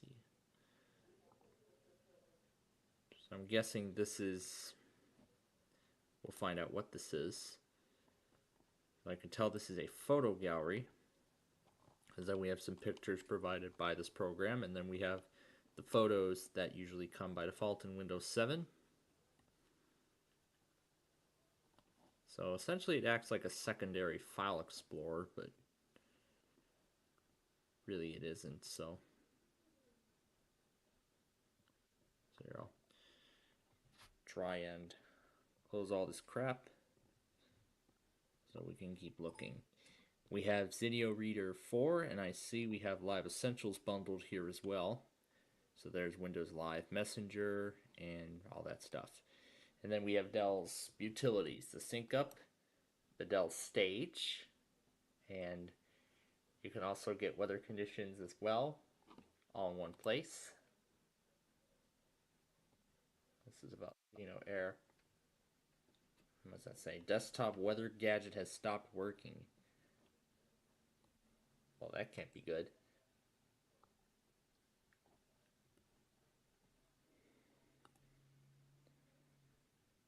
Let's see, accept.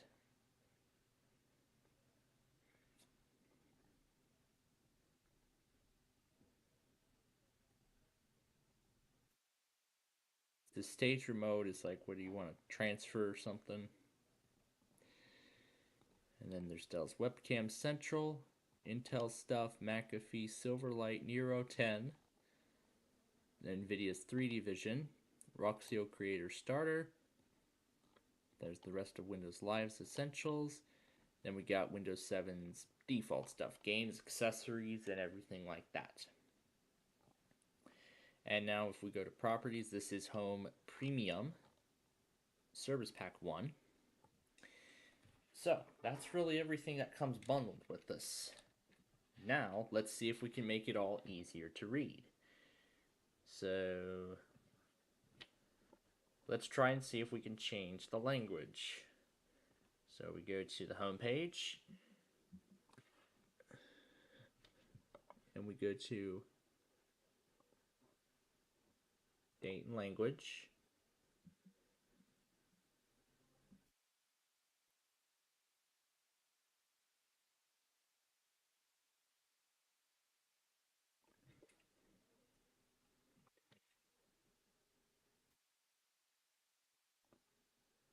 It says Finland.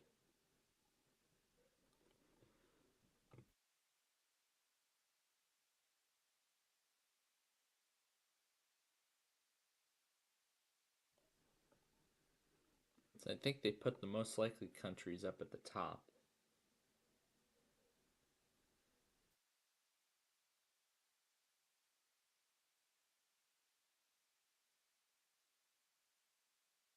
Actually, it doesn't matter. I'm just going to change it to Australia because all I care is I want it English. And then this is where we change it to USA.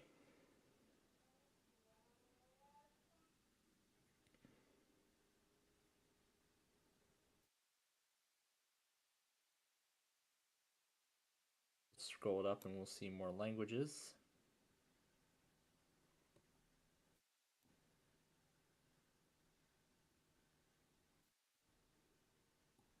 Let's see, we have a Spanish USA.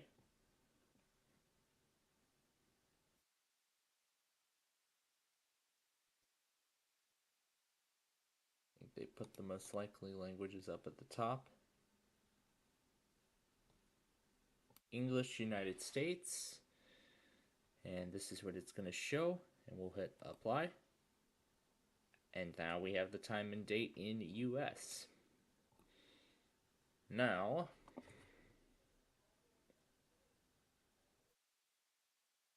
this is where we change the system locale.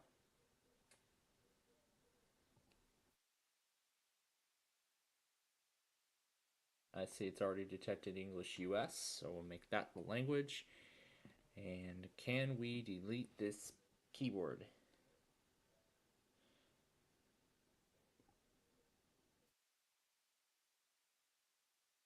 Up on the list, apply. And I'll see, we'll delete Russian and hit OK. So there we go. We now have the English US keyboard layout. Now we just need to change the system locale then to English United States.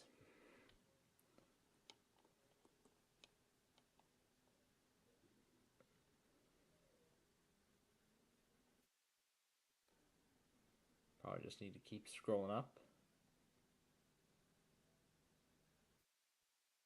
Chinese, I'm guessing this is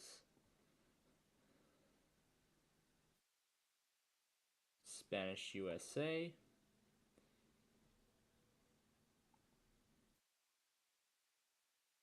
English USA. Yep. English. We'll click OK. And now it reads that the system language has been changed. We now need to restart. So it mostly worked.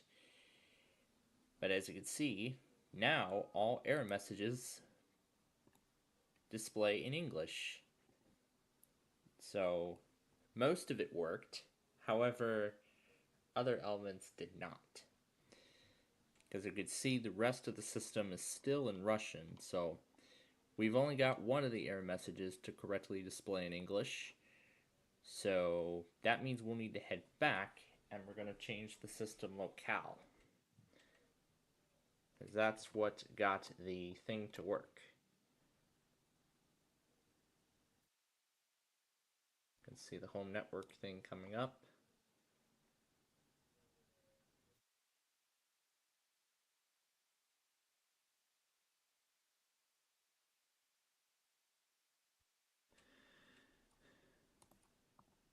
And this, I think, changes the locale.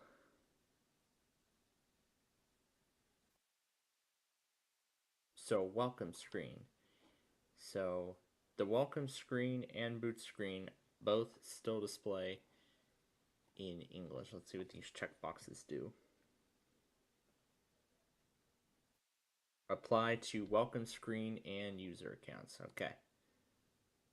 The welcome screen remains in Russian.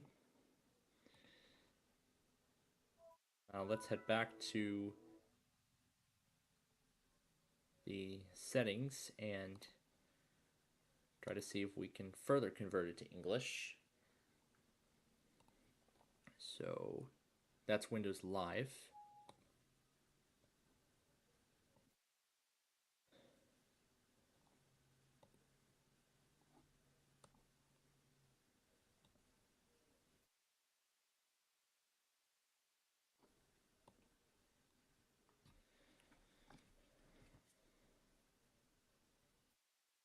So this says delete all change parameters. No.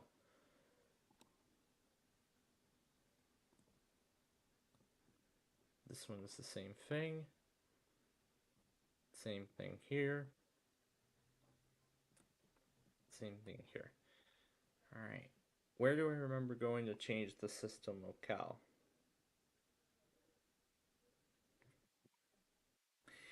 Well, yeah, this is the best I can do, because now I can't even remember how I did it. Managed to do it on that Portuguese copy of Windows 7. But hey, at least it was worth the shot, though. So that's going to do it for part 1 of the Dell miniseries, the first of 6 parts.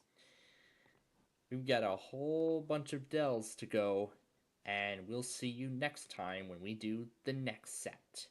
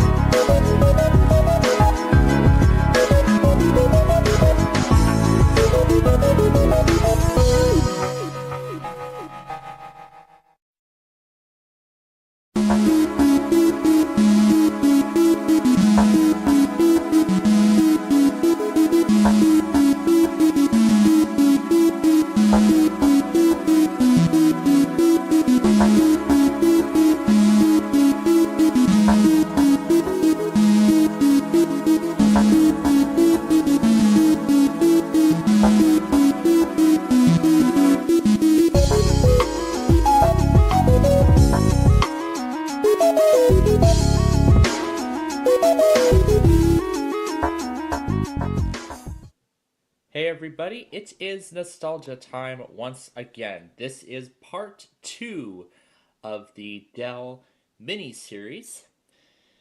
So, we have 9 more Dell machines to take a look at.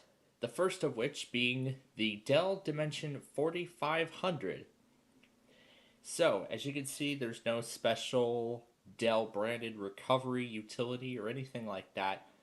This looks to be just a standard, typical installation media for Windows XP Home Edition. So we're just gonna go ahead and skip right to the good stuff.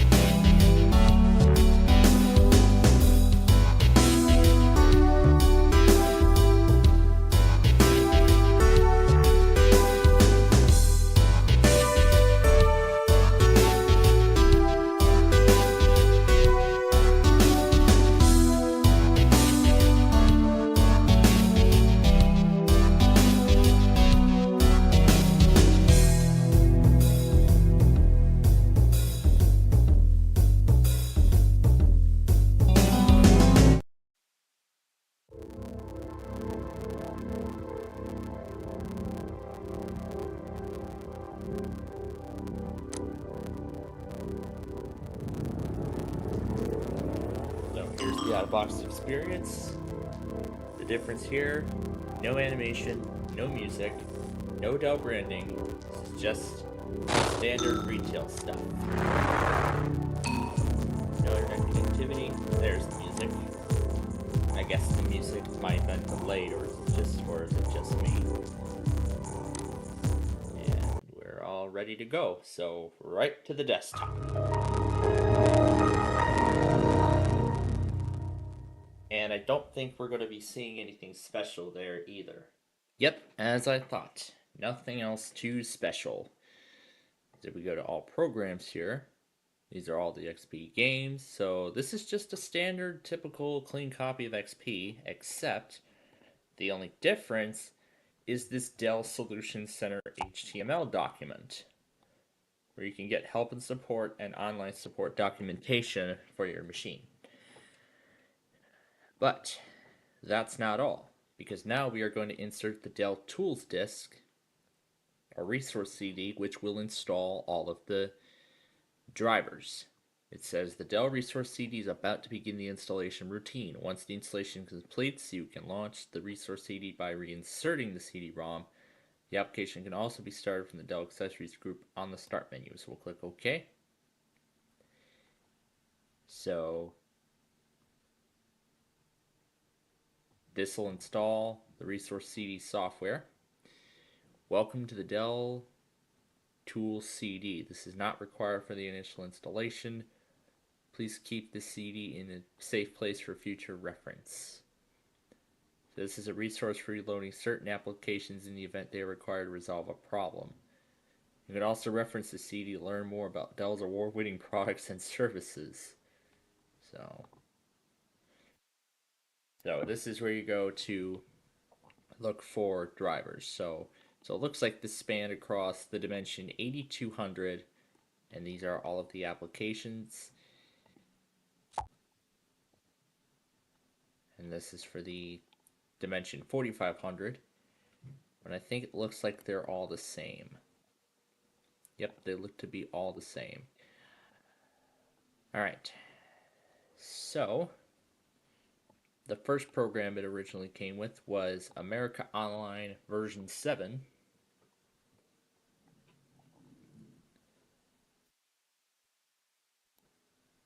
We recommend you exit other applications.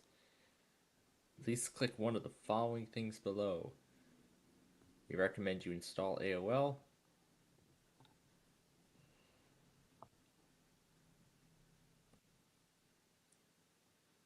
This is Dell Image Expert and Dell Image Studio, powered by Shutterfly. So,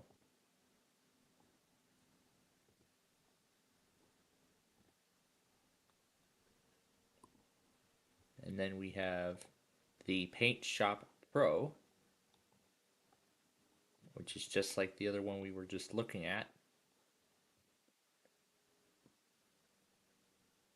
And there it is, America Online version 7.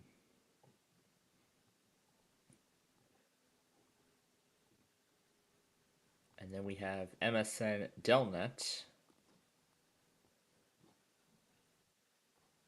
which is an internet service.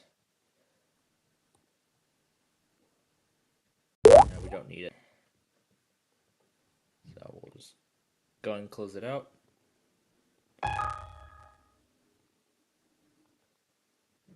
I'll get to the warning in just a moment.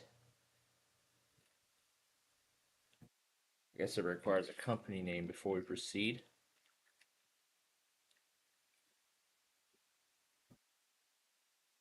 Install it. Requires QuickTime 5. So it'll install the additional software as well. And this warning says you are about to install a customized version of MSN Explorer which will replace the current version. It may change your homepage and other visual content but will not affect your personal settings. I will accept.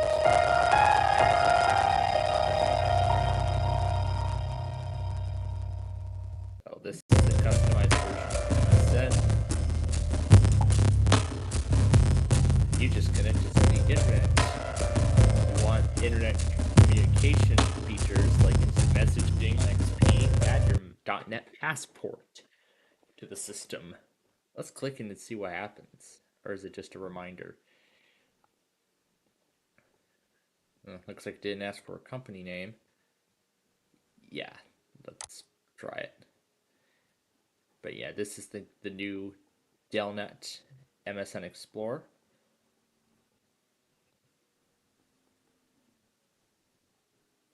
This is JASIC software registration. Dell Image Expert. We hope you enjoy using your standard edition of Dell Image Expert for Windows. And it says that this contains a 60-day period of premium features, where after that you will then have to purchase a license by visiting their upgrade page.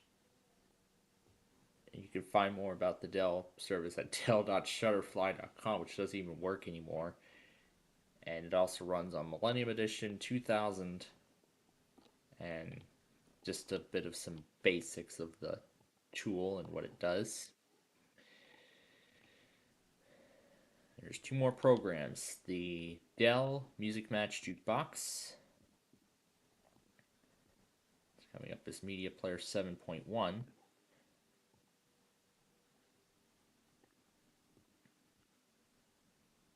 And lastly, Norton 2002. So this is to reinstall all the programs that originally came with the system.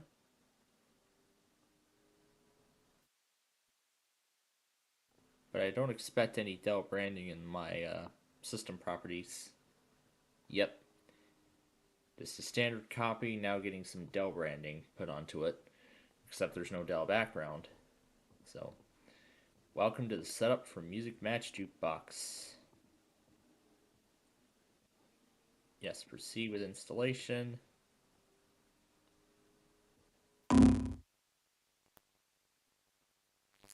Please complete the registration.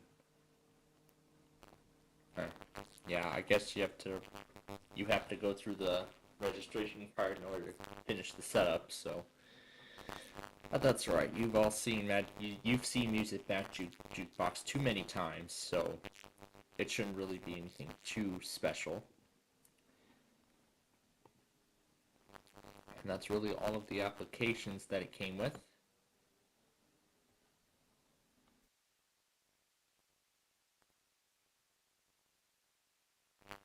Norton Antivirus was successfully installed.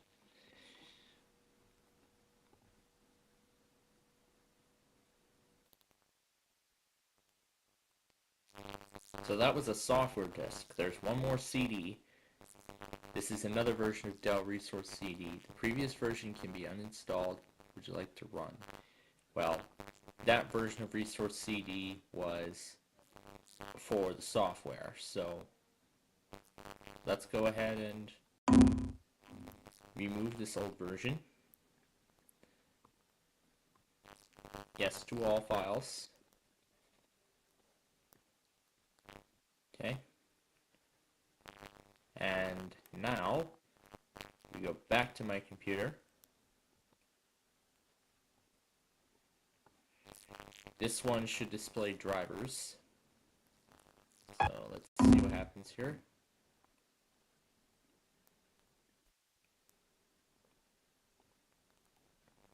Wait a minute. What did the error read?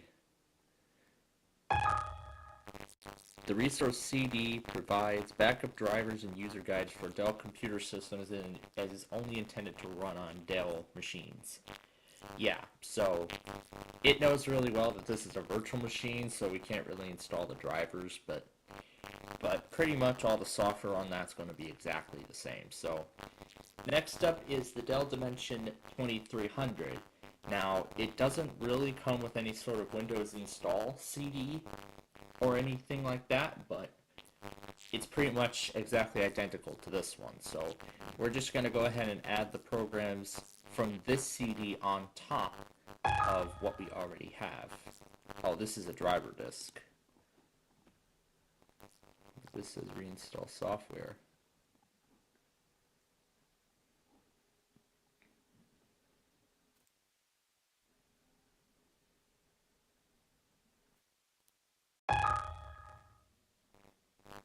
Yeah, these disks don't work.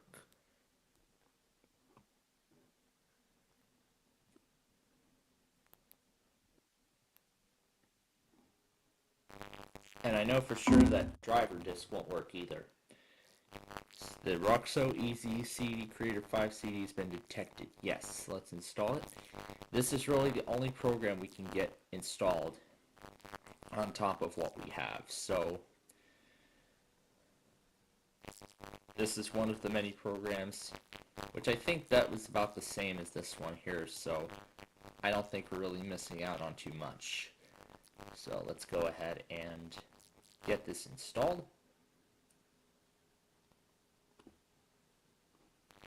And done. You must restart your system and log in as the administrator for the configuration changes to take effect. Well, we're not going to do just that. What we are going to do right now is look at Dell Image Expert Standard. So this is their custom branded software. And that's the, notice that this is a 60-day trial. So let's see here. We have a few sample pictures. That's Big Sur, California. I don't know where this is taken out of. Capitola. I'm not sure where this is.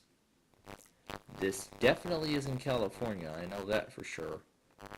But I can tell by the scenery it looks like it, but it really isn't. I'm guessing that's Italy or something. And then Central Coast, probably about the same. And I don't know what that red eyes is there for, but here we can assign keywords to specific files. We can search for images, and we can even upload them to the internet. We can make a new album out of all of this. And we can even flip pictures around. This operation cannot be undone. Do you want to proceed? So, and of course, it'll turn the picture around. It'll rotate it. It'll rotate it by 30 degrees. And then if we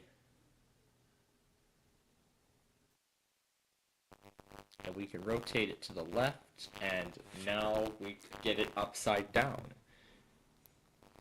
And we can even record audio. However, this is a premium feature, but it's pretty much exactly the same. So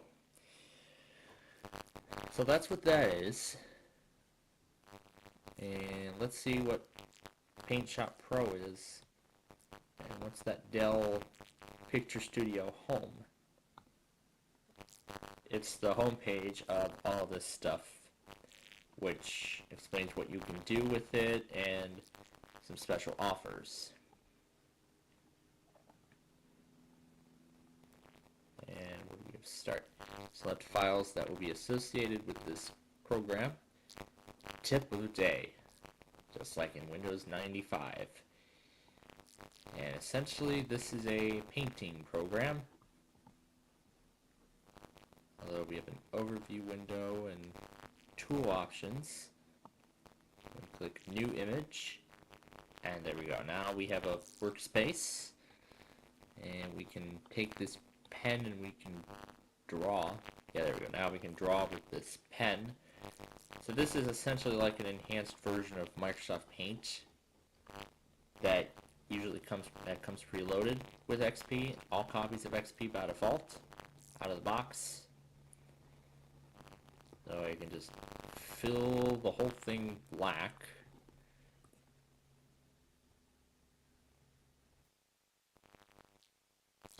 Essentially, CD Creator is the same thing as the other one, where you just create CDs. Cannot create creator, returned error.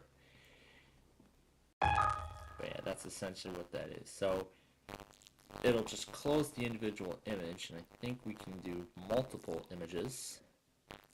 Yeah, so it looks like we can start multiple images at once. So this is definitely something that you can't do in Paint, in the MS Paint by default. Except I believe you can run multiple instances at once. You can run Paint. So there's one instance. And there we go. We now have two instances of Paint running, each essentially performing their same action here. It's going to be a little crazy, but I'll just try and do a really crappy drawing of the Wi-Fi symbol, because I believe XP was the first OS to introduce wireless network support. And I'll People back in the day could still use dial-up internet, but many would opt into high speed like we have now. So yeah, that's really the story of both the Dell Dimension 4500 and the 2300. So let's move on to the next one now.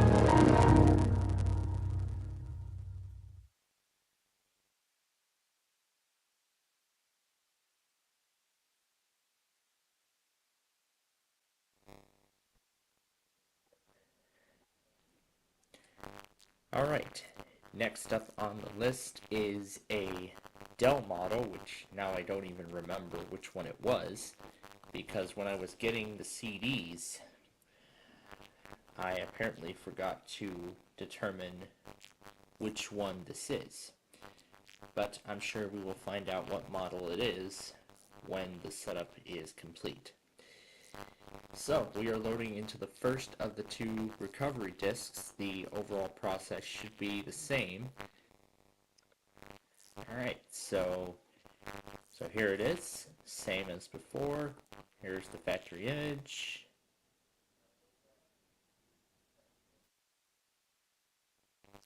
And this is a larger hard drive, so yes, let's proceed.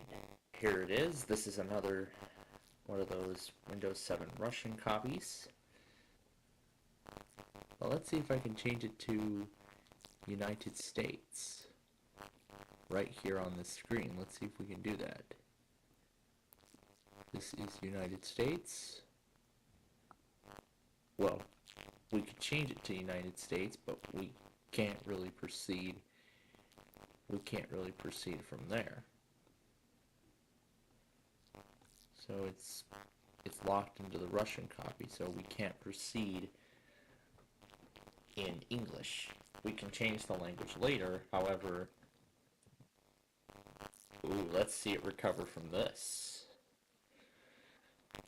I'm just going to use the name of the last model. Just like before, this is Service Pack 1 of Windows 7. And I'm just going to tell it a random network. And now to the desktop. So there's the hardware message again. And once again, check the boxes for Dell's support. And here's the desktop. Pretty much this looks exactly the same as we had it before. Well, on the other one, that is. The desktop gadget stopped working. There's McAfee installed. The data safe backup, of course, is what helps you restore the system. You can back up your files onto Dell Data Safe Online. And then there's the same things as before. Same Live Central webcam program from the other one. Right, I'm back to the graphics message in Russian. I'm not even going to try messing around with putting it in English again. I think this is that same model we were looking at, because everything looks pretty familiar to me. Well, let's find out when we go into Properties. This is the Inspiron N5050. That's the model that these discs are for. There's my 1 gig of RAM. I labeled it 5110 because that's the previous model. And so there's the information there. I'm not going to try messing around with putting it into English again because, well, we still have a bunch of other computers to take a look at. So let's go and turn this one off and go to the next one. Okay, next up is the Dell Inspiron 1300. I have actually already went through the installation, which again, this is just the standard stuff, the retail copy. So here's the resource CD message. So we'll go ahead and we'll put next. Well, we can't really do the drivers because it doesn't know this is a Dell machine, but I'm guessing all those other programs that we were able to get running on that other copy are going to be basically the same, so nothing to report here. In fact, if the 1440 is also going to come with XP. Looks like no, it's going to be its own restore set. What other restore CDs do we have?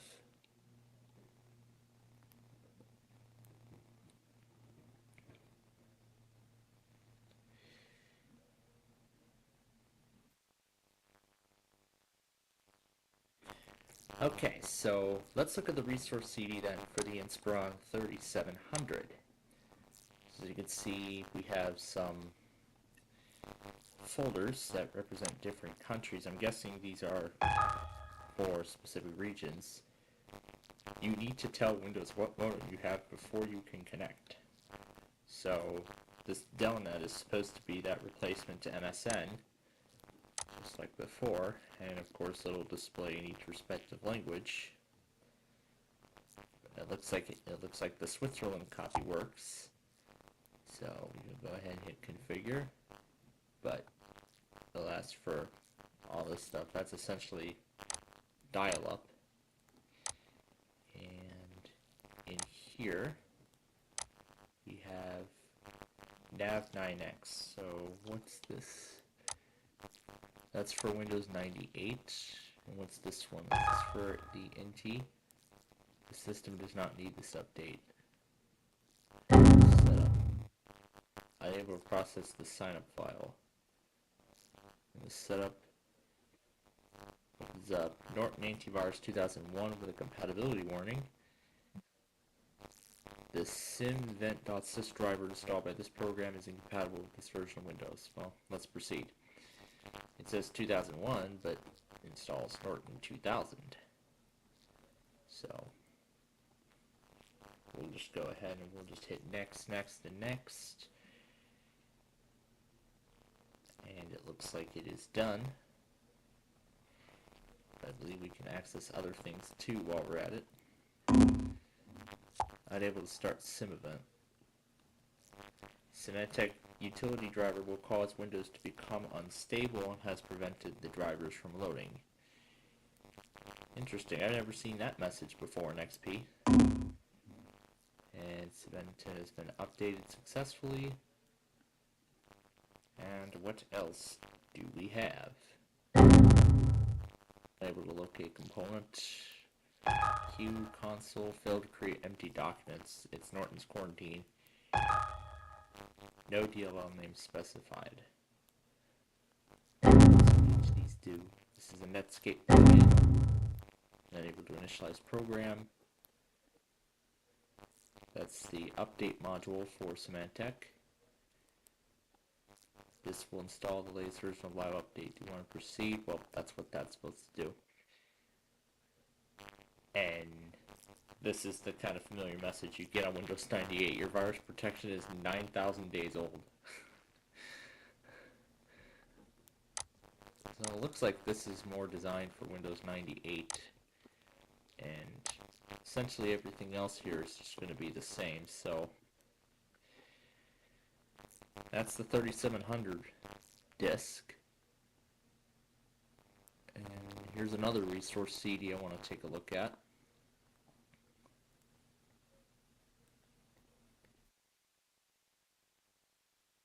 But anyway, here's the Rev file for Norton Antivirus 2000. The installation was successful. And it just scans the disk.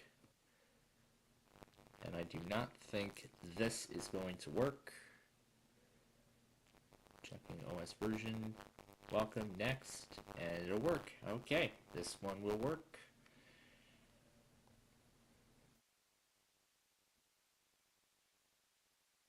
And it is done. And it reads, selected collecting sequence not supported by the operating system. And it just crashes. But here we just get a standard retail copy of XP, no Dell modifications, nothing. There's no Dell thing, and of course no Dell branding. But this is XP Home Service Pack 2. And I do not think that resource CD will be able to run.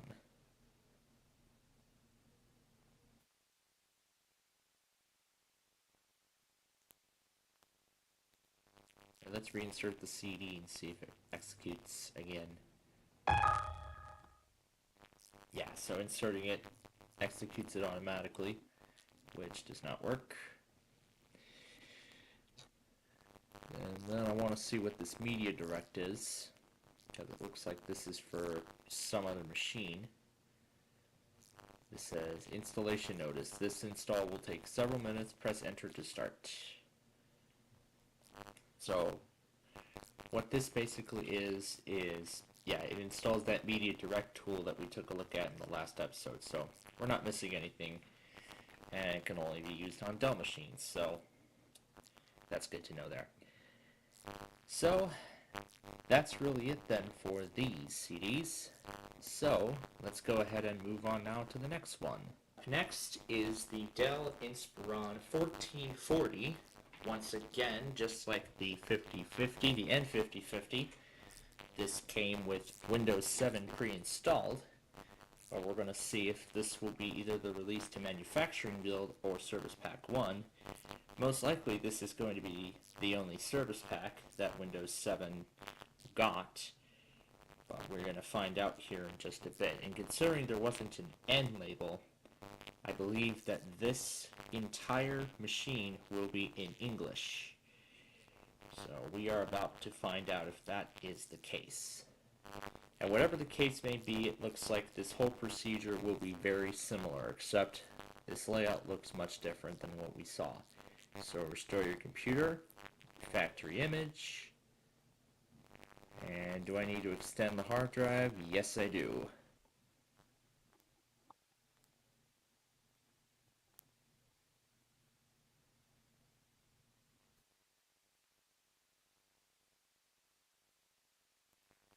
Alright, yep, let's proceed with the restore, and off we go.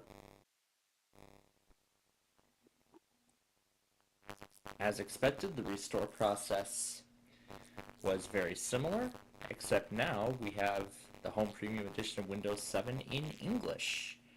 That N5050 machine we looked at earlier, that one was on 7 Home Basic. So now, of course, we go through the usual procedure. We'll name this one 1440, although it cannot contain just numbers. 1440 HP, meaning this is Home Premium.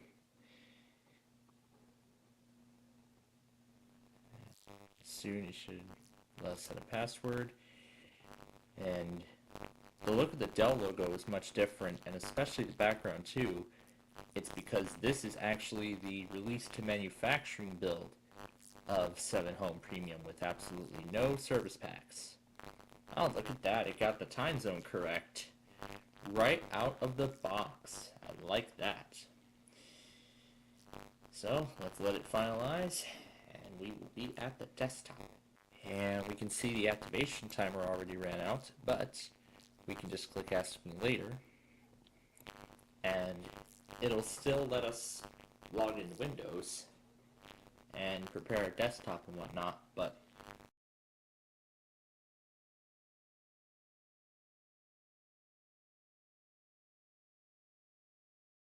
and here's the desktop. So you can see we have this nice background of boom boxes. I'm guessing Dell was kind of catchy at the time. We have a 60-day trial of what looks to be Office 2007. And of course it's going to be 2007 because this is the release to manufacturing build. You can see our profile, our user picture I should say, is the Dell logo. I see we have McAfee installed. And it's going kind of slow for some reason, even though it's running on the root of the drive. I'm guessing it's because of all the drivers and such. Or maybe potentially all the stuff opening up. Like the Getting Started guide, which is essentially the same thing as we have seen previously.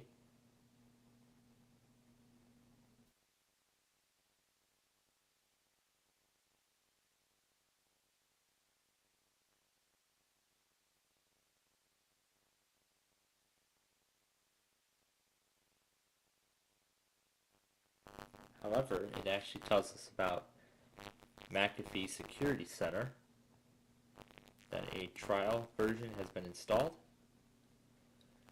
and that then next you should create recovery disks for the machine in the event that something goes wrong.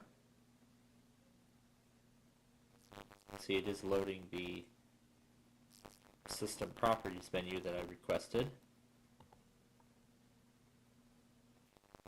Let's try and get over this pretty slow system. See, we have Adobe Reader 9, we have Power DVD DX.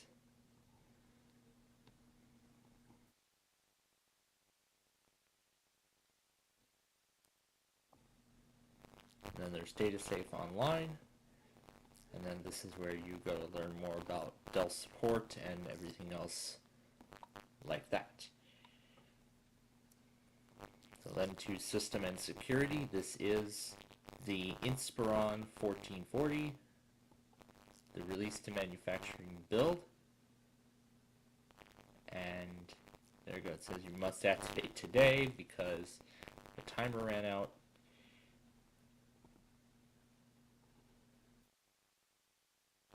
And finally it plays the logon sound.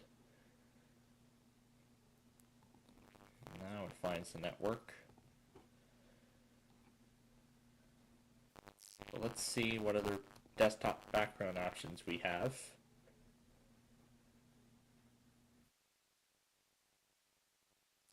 So you can see we have a Dell folder which contains all of these backgrounds,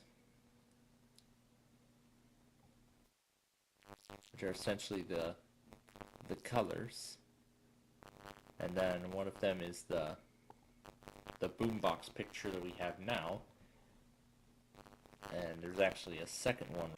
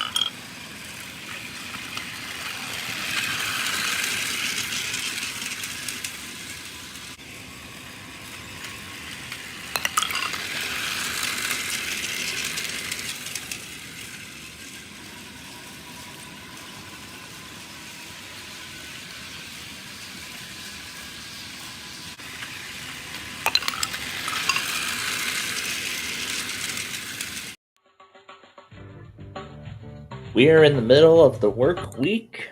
Hope you're having a good week so far. And let's do 11 as our platter this time, my lucky number. Let's hope it's good. All right, here we go. 21. Vomit bun, 5. Red onions, 24. Wow, the third pick, there's the cake. Number 1. Wing stew, 26. I meant to do 26, but yeah, that's what would have happened. But, well, that was not a good first round. Let's see what the first offer is going to be. No, I don't want ginger. All right, 16. Intestines, 10. Juicy pizzas, 19. Bunny cake, 6. Ooh, the apple dessert, 22. The roast lamb. Yikes. Okay. The next offer is discount lasagna. Yeah, no. Okay, 3. Cinnamon bun, 18. Eyeless fish, 14. Mushrooms, and 8. The meatballs.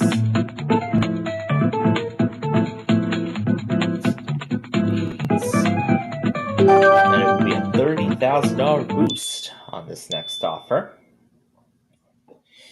Well, let's see what that offer is. We're already up to a custody bun, but no. Okay, 13. There's cigars, 7. Banana surprise, and 20.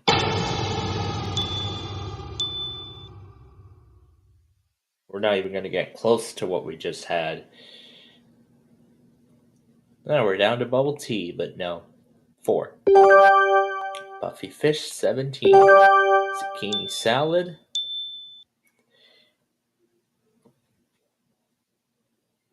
This looks a little concerning. You know what? I haven't had bubble tea in a long time from this show, so you know what? I will take it. But what's on the tray?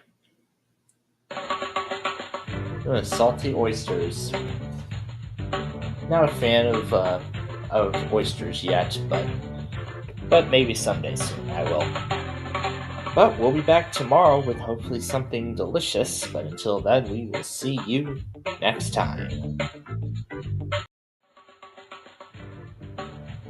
We are almost done with the work week here. So let's get rolling. And we're going to do 8 as our platter this time. Okay, here we go. Number 19. Banana surprise, 18. Vomit bun, 25. The spicy meatballs, number 2. Daikon, 24. There are the cigars in 5. There are the mushrooms. All right. Now let's take a look at the first offer. And it's some nice bubble tea, but no thank you. 16. Fried rice, 4. Intestines, 21. Bunny cake, and 11. That had the pizza. And 23. And there's the wing stew. Alright. Looking good so far. No thanks to that bun, but thank you very much, though.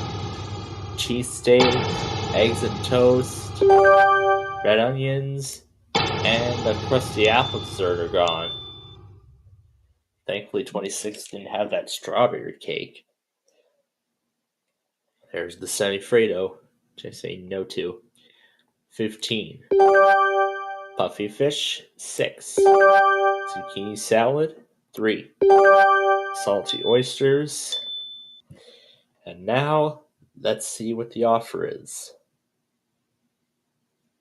The Napoleon Dynamite. Nope. Okay, 13. Chicken feet, 20. Fresh garlic. Yeah, I think we picked 25, not 26, because I still see 26 on the board. But no to the peaches, let's do 12. Cinnamon bun.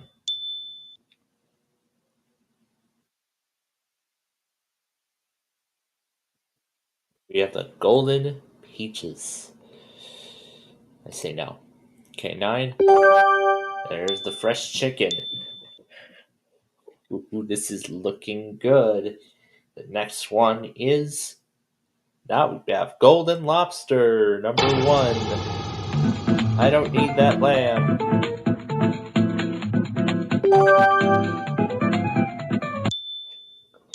Well, the next offer won't change at all. But let's see what it is. Some more lobster, but no thank you. Number 7. Eyeless fish. Ooh, I'm going to have 2 equally good meals. The enchilada? No. Am I going to get the peaches or the cake? Of course I'm going to get the peaches. But hey, they're delicious, so... They're very delicious, so... we will be back tomorrow with another meal, hopefully, and it'll be delicious. Well, that's what I'm hoping, but until then, we'll see you next time.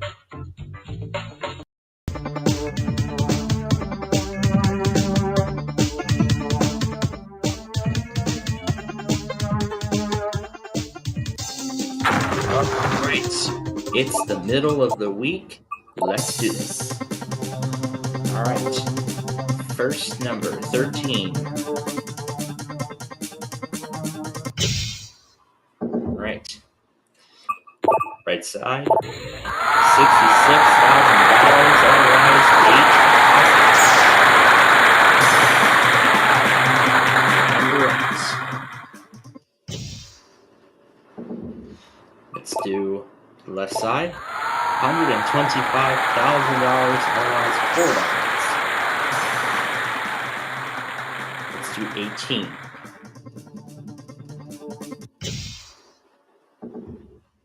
Alright, left side, lose 75, otherwise we would have added, we would have doubled.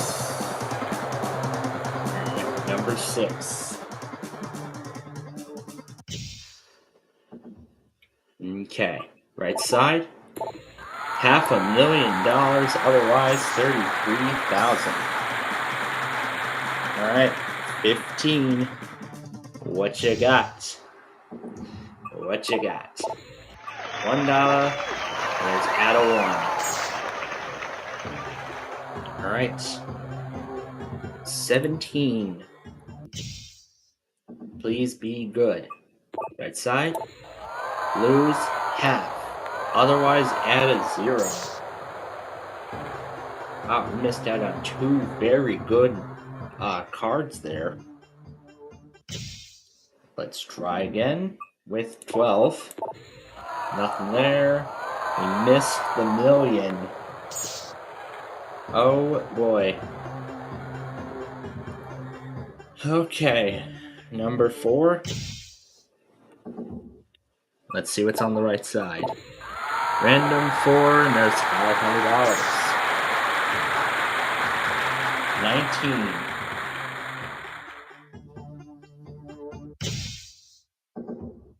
Let's do the right side. $16, otherwise $2. Okay, number 7.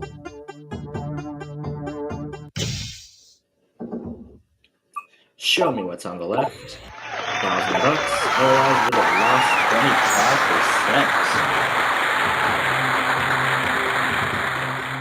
25%. Alright, 20.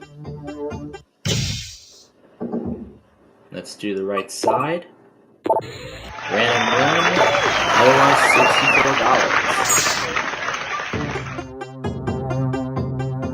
$64. Okay, number 10. Hopefully you got something good. There's nothing there. There's $16,000. On the other side. Okay, number 2.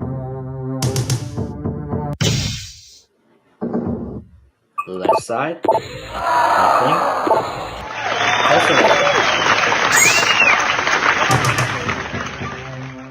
That was just a pointless floor. Okay, number 1. On the left, it's over. So 360,023 we won today, but we will be back tomorrow to try our luck again. And there's the random 2. So let's go ahead and show the rest of the board, see where it all was. Ooh, the loose 100 was at number 9 on the right. Well, hopefully a big win tomorrow. Until then, we will see you next time.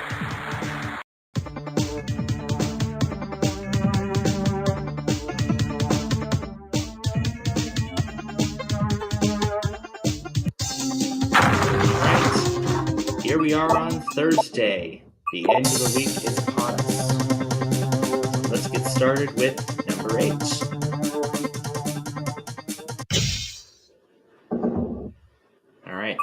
Left side, $16. Right side is $2,000. Alright, 18.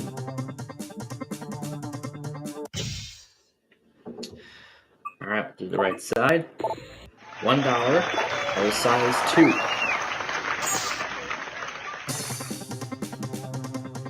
Alright, down to 16. Let's see what's on the right side. It's over in just 3 picks with $17, sadly. Not the kind of outcome I was hoping for. But let's go ahead and open up the other side. I'll go either way. No, this game's over. This game's over. Just show us where the heck everything else was. Wow, that's a lot of stuff we couldn't play with today. Dang. Come on, Howard. Be nice to me tomorrow. But until then, we'll see you next time.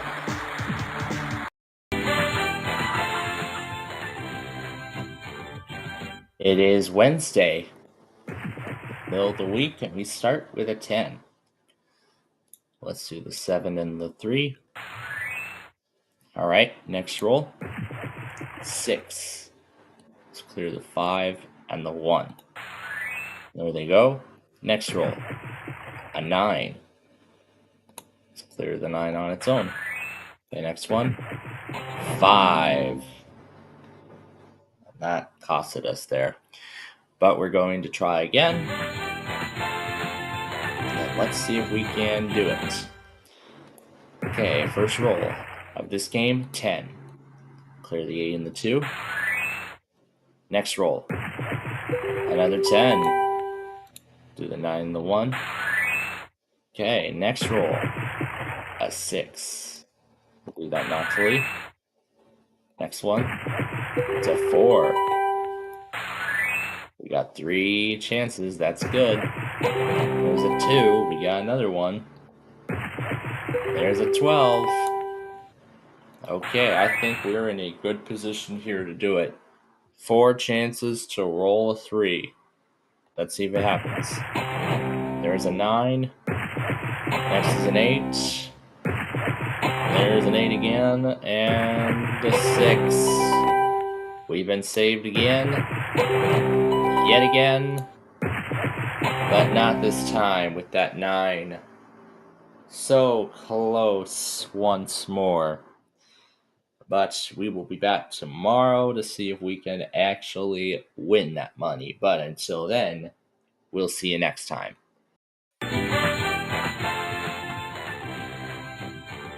Alright, we're almost at the end of the week. So here we go. We start with an 8. Let's clear that naturally off the board. Alright, next roll. 7. Let's do the 6 and the 1 off the board.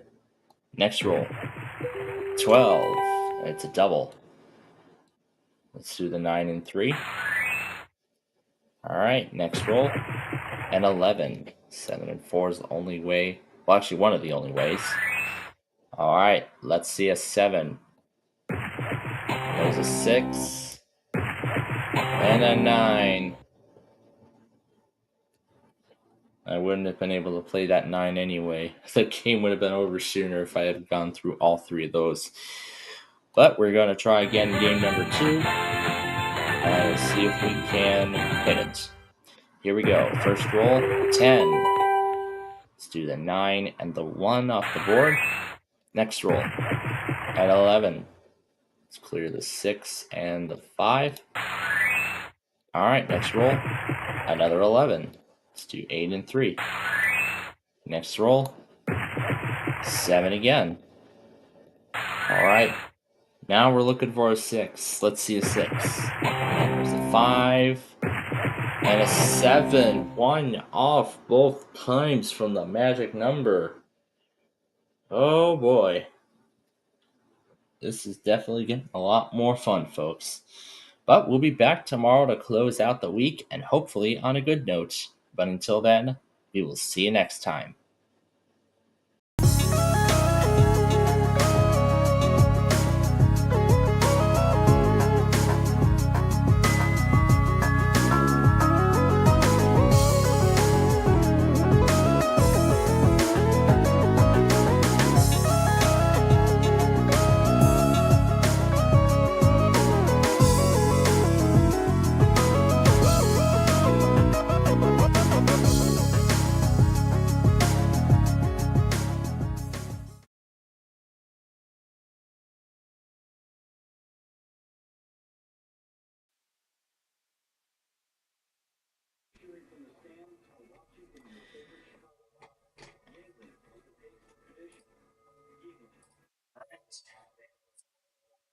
Hello and good afternoon. Let's see if the new embed is working correctly.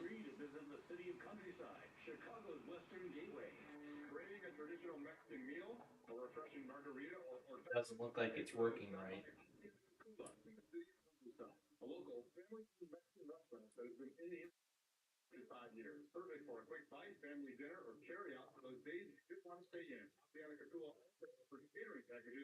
I'm gonna have to check the.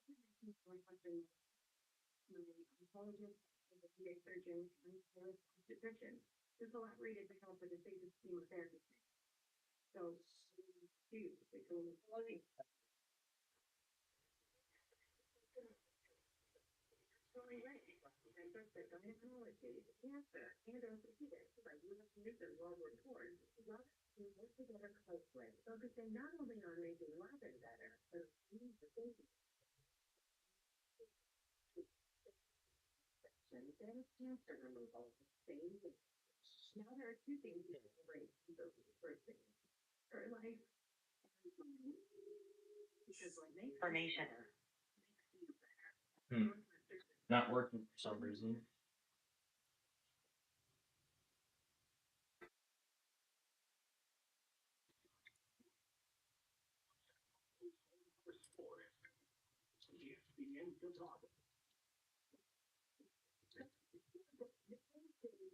Actually, live at missweather.com.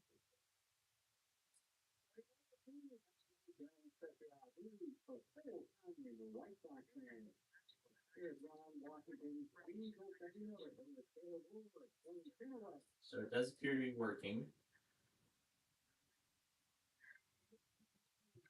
Maybe.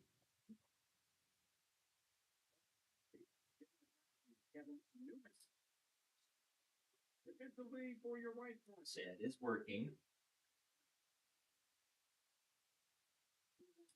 I can't really copy the URL. Can't really copy the URL to get it going.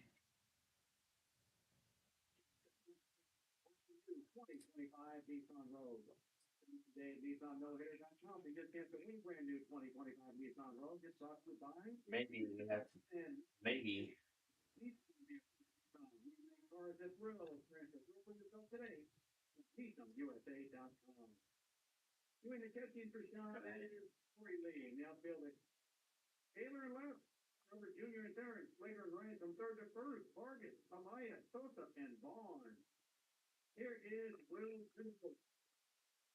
So while it is working, the embed doesn't appear to be working right now.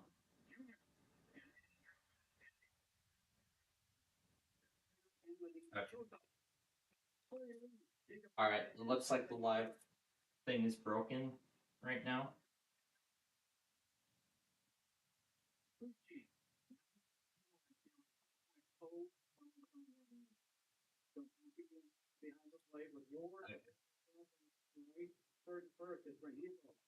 I guess our weather scan folks probably will not be able to join us today.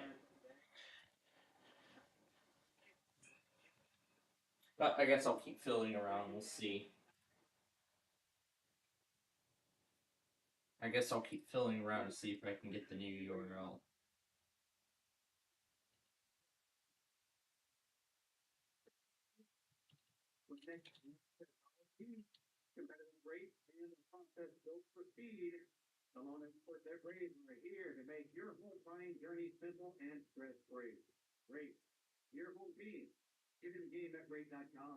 And it doesn't look to be working.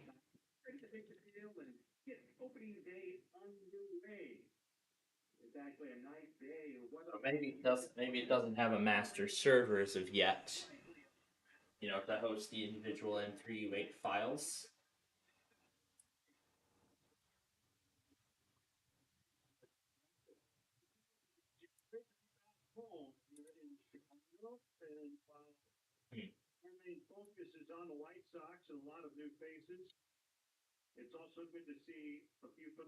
So yeah, Yeah, the RTMP have not.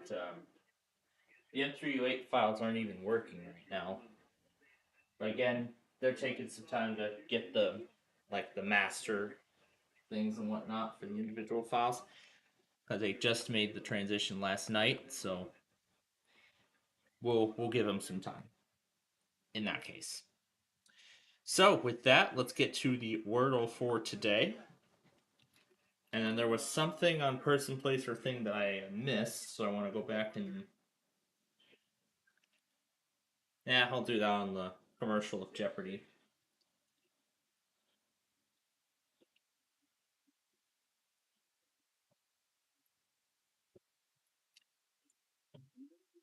And it is sheet. That is our word today. Alrighty. So, of course, we're going to get to our Roblox show in the next hour. But we're coming on a little earlier so we can begin coverage of opening day baseball. So the first game of the 2025 season for the Chicago White Sox.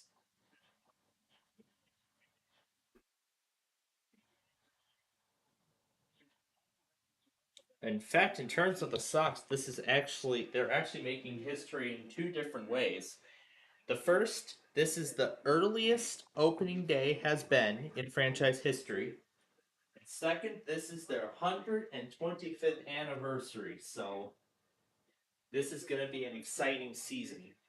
This is going to be exciting. Well, let's see. We'll see if the Sox can make more history, but I don't think that's going to happen. But we'll have to see how the season plays out. But yeah. Now the other thing is, what's been going on today?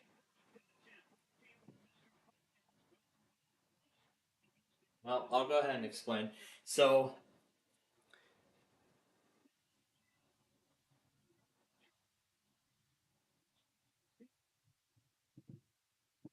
there we go. Baseball has begun.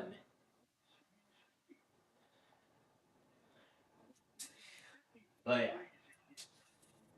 So, took care of the final college assignments, and nope, that's not what I wanted to do.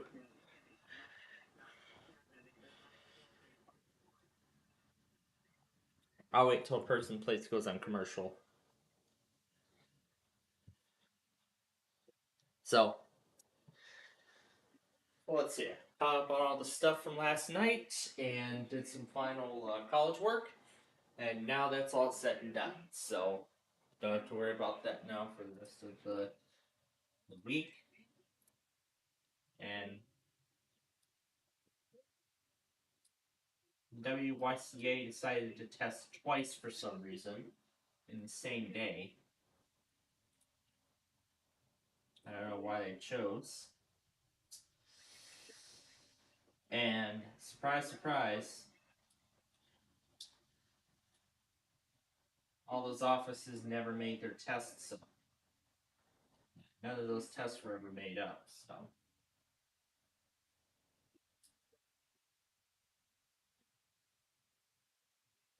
Yeah, no tests have been made up today. I was expecting it to happen, but it didn't. So.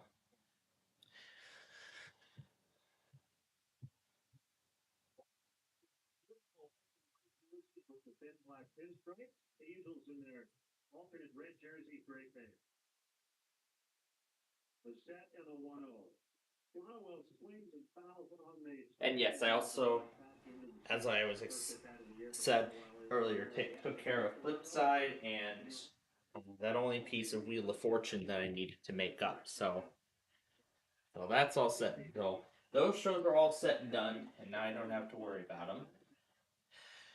But tonight, it's prime time. It's just going to be as plain as simple.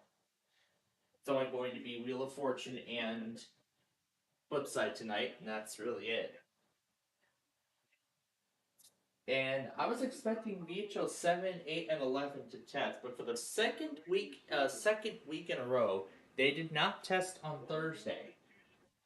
So I'm thinking their times might have changed. They probably might be going on Mondays now. I keep forgetting to check on Monday, so I'll have to check then and see if that's the case. I'm not really sure what's going on, to be honest.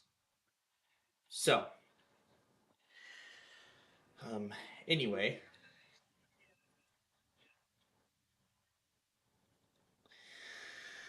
but yeah, after I took care of the college work, since that didn't take me much time to get done at all, I decided to do the command center again. However, on a much smaller scale. Only Mendota, Wauwatosa, the Thirsty Bird Saloon, and Detroit Lakes. Those are the only cameras I have going as of this moment. So,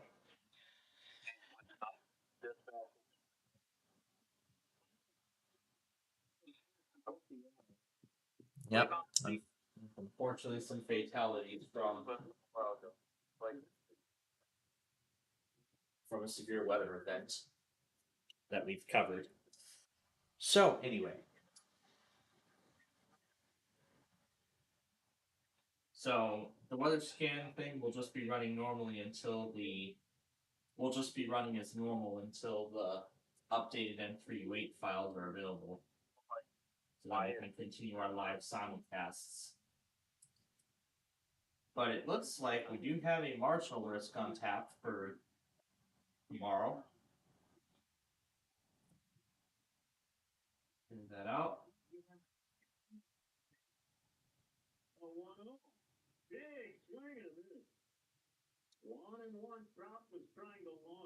So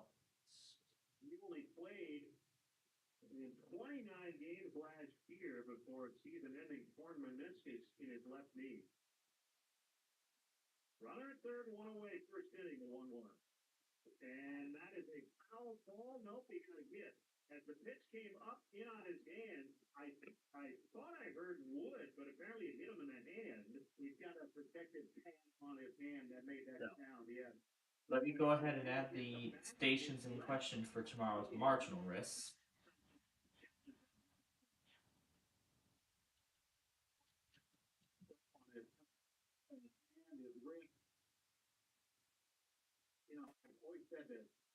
So I'm gonna go ahead and add every station in Louisiana. But oh my, we got quite a fun night for you tonight.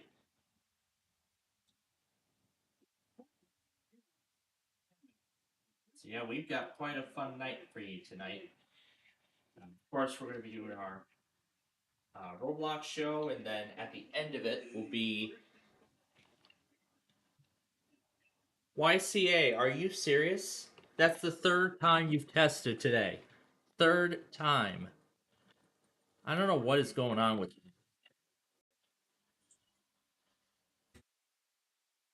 I don't know what is going on with them today. They have issues, serious issues right now.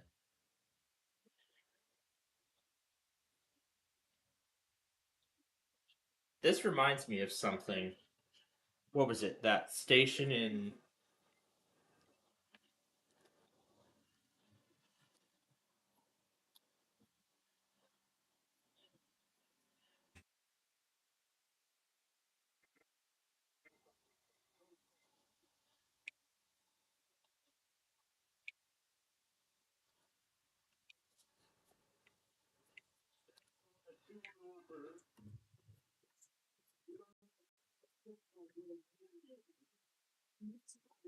We keep trying. We're gonna keep going until it's done right.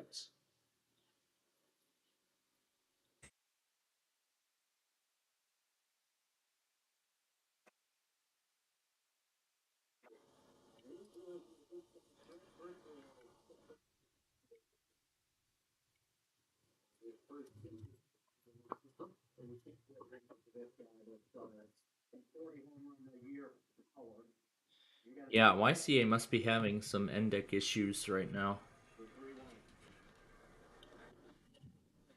Because it sent a weekly at the same time in the last hour, and it only just started, so.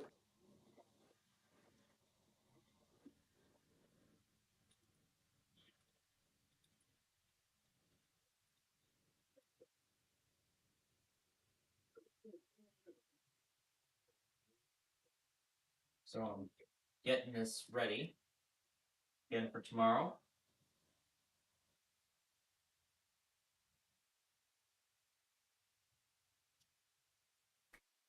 Ooh, nice. A meet with the Zephyr. The evening Zephyr, that is.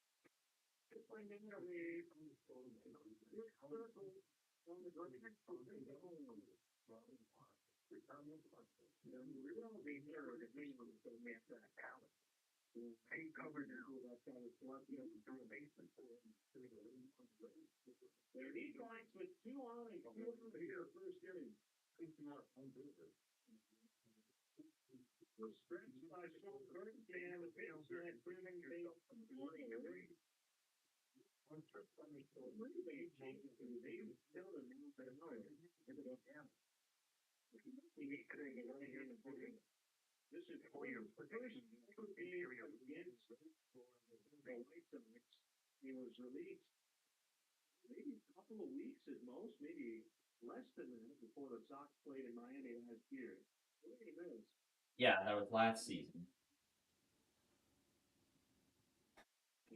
I'm not even gonna bother putting in Plainview because it's buggy as hell. And I mean it. I really mean it.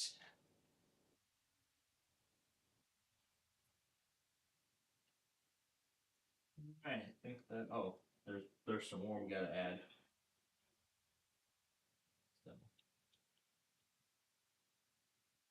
So I'm setting up tomorrow's marginal risk.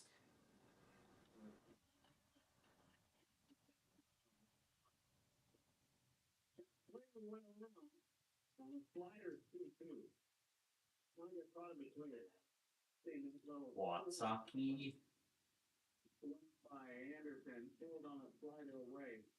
Watsaw. Okay. Day 3. Yikes. So yeah, let's get the day 3 set up while we're at it.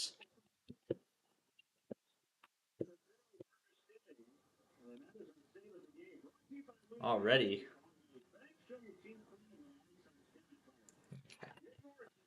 Let that charge up.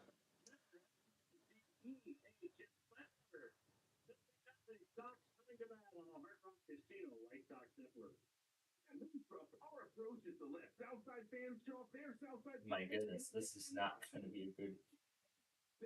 Well, the 70 degrees that's coming is definitely a sign.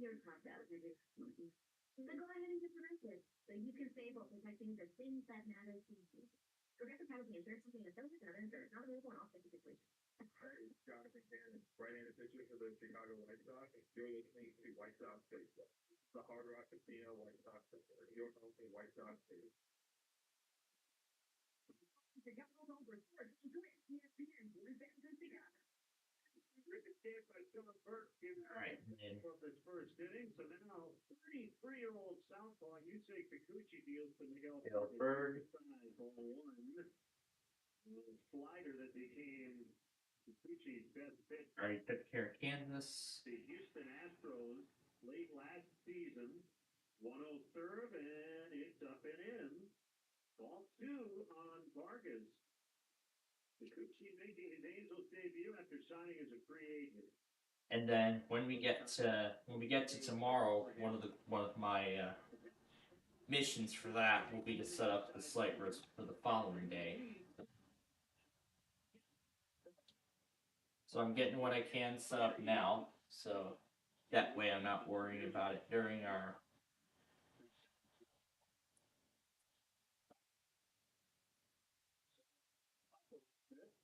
Miguel coming off a terrible 2024, but a terrific 2025 spring.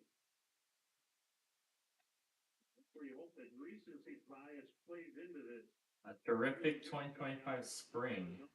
So something tells me this season could be promising, but let's see. We'll see how it actually ends up playing out. And then Texas.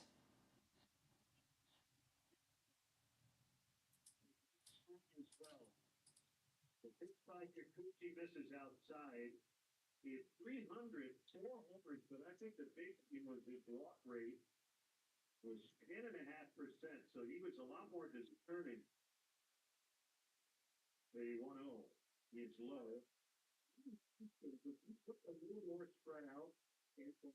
Maybe. That was a power move. So that's the day 3 ready to go here. So I'm going to keep Seattle and all those other guys in the monitors for a little bit longer. I'm going to keep them there longer just to see if they end up making their test up this week from the rare slight risk in the Northwest.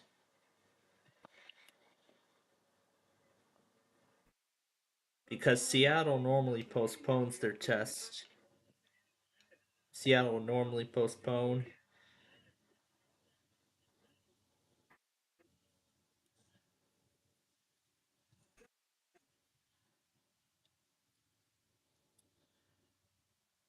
But again, we'll see how that plays out.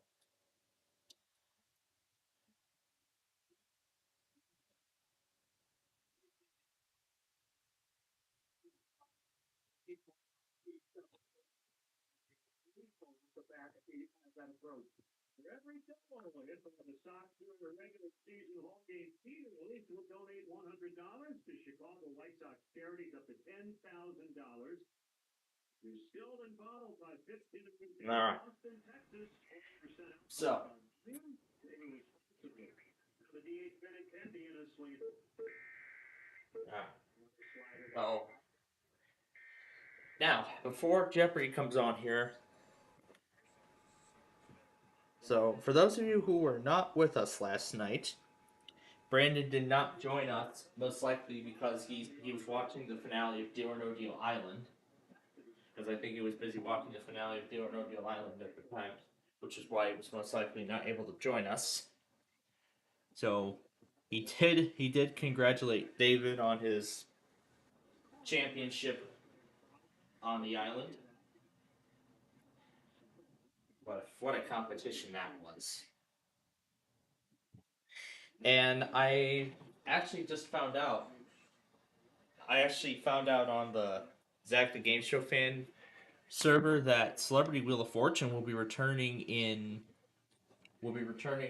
at the end of next month, April 30th, along with Jeopardy Masters. That's also returning in April.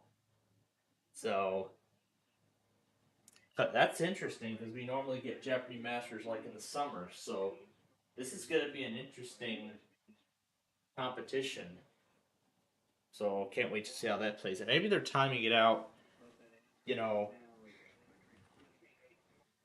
timing it out with the end of the floor and Celebrity Jeopardy.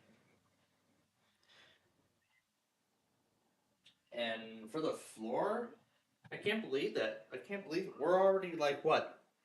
We're already 3/4 of the way done, which is impressive. 32 players left, and depending on how many more duels they're going to do, I think there's like 3 or 4 weeks left. Yes, 4 weeks remaining of the floor already. All right. And now it's time for Jeopardy!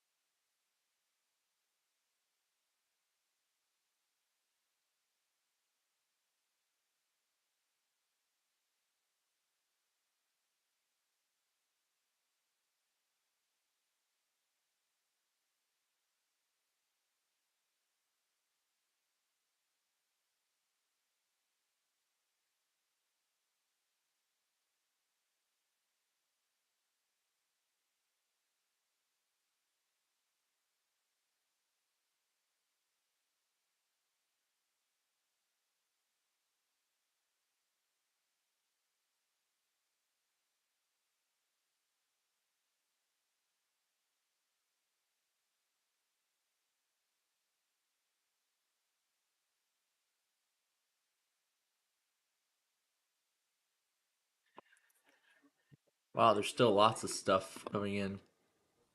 Lots of it.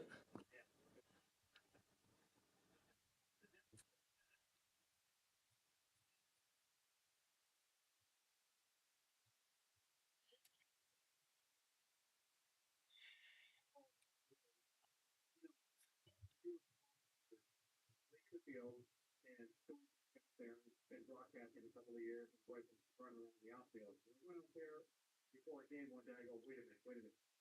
This is massive out here. In the air, I don't know.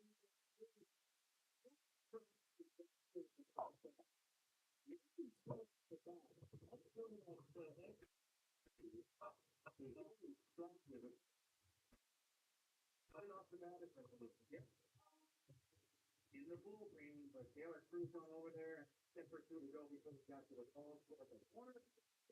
Just missed the Chief, but I saw it.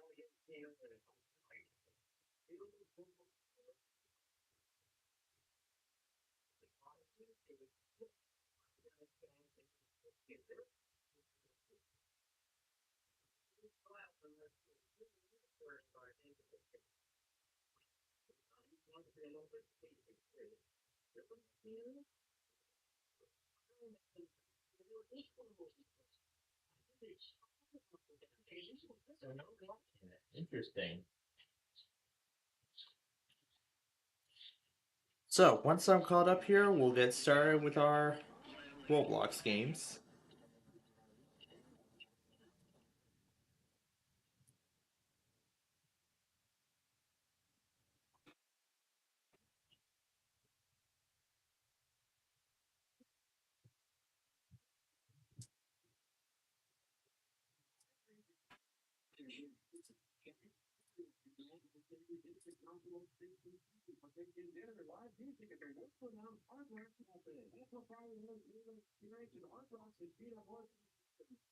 From the ballpark. Let's see 21 Gambling Bottle. All right.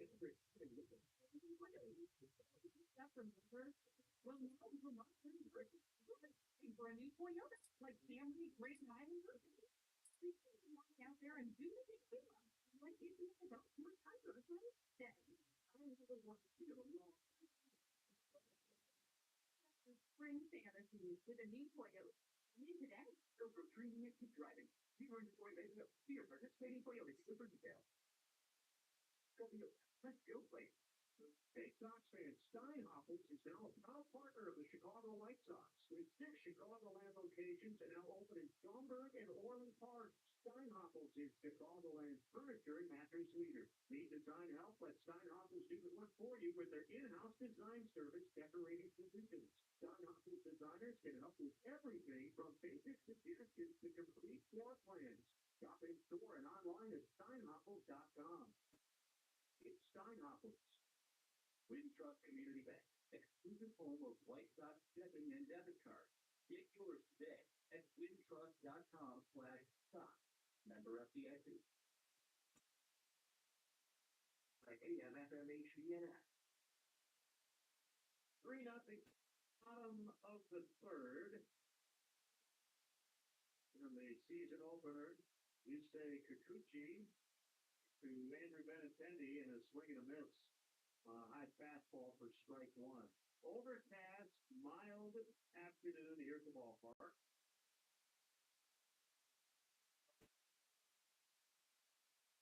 Just missed the outside corner on a slider. 1 ball, 1 strike. Off day tomorrow, and then we'll be back at it on Saturday afternoon. Only one night game on its homestand. 1 ball, strike. All right. Severe thunderstorm was located 8 miles southeast of Alpine and is nearly stationary. miles an hour when gusts at quarter-size source. Radar indicated. Back and take care of the 50 millionth WDRO weekly. Entries. Locations of Hackney include Alpine Casper's Municipal Airport in Alpine. For your protection, move to an interior room.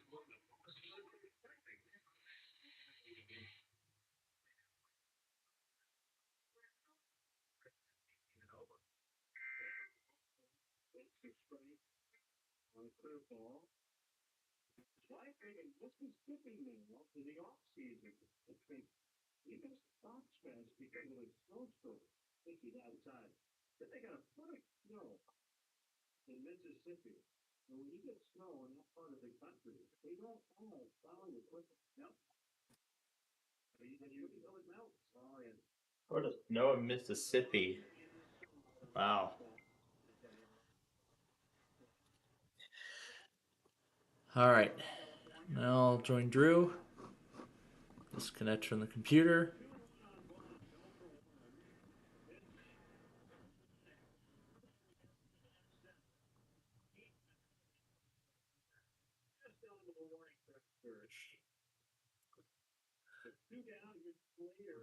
Alright.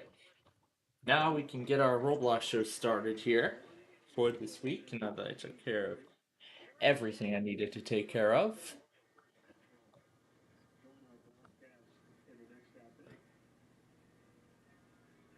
Huh, this one's new. Let's see what this is about. 100 plus ways to destroy the bridge.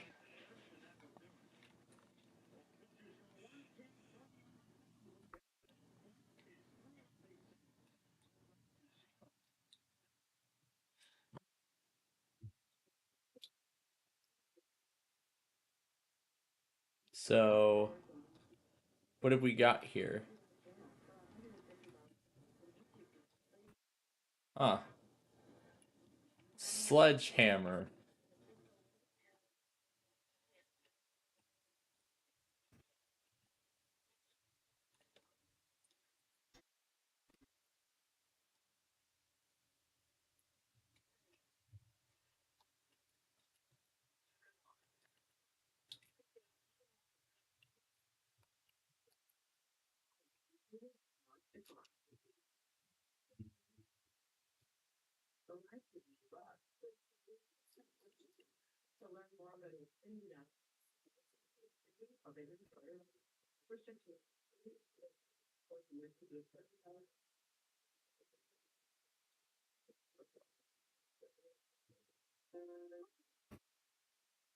We can smash the car with a sledgehammer.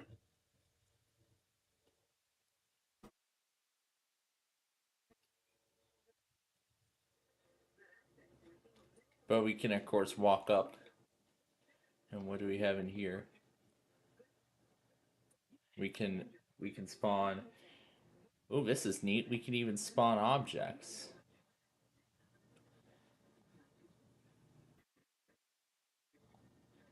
We can put some.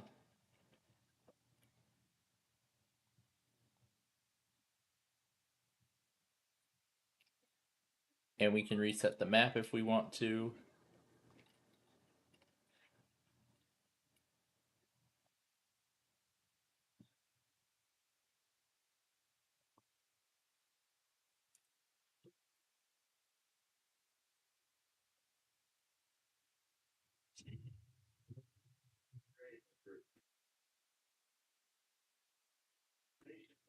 And we only get one.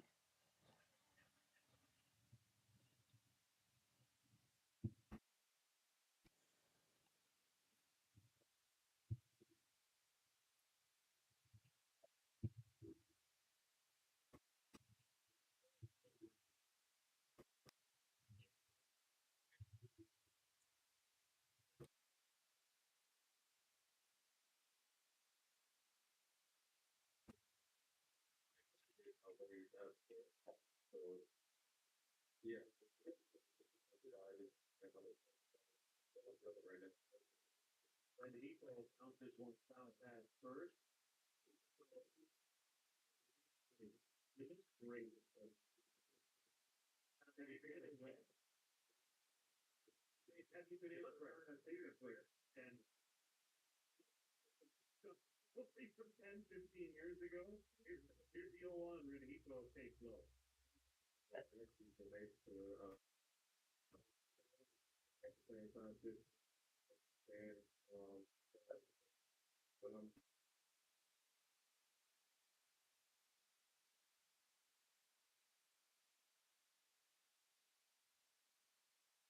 high, the thing I think about Derek Rose is being a basketball player.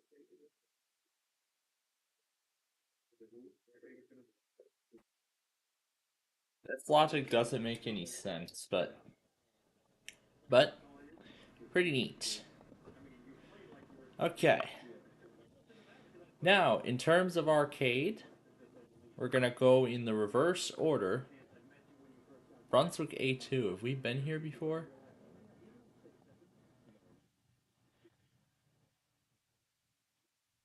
Oh, let's take a look.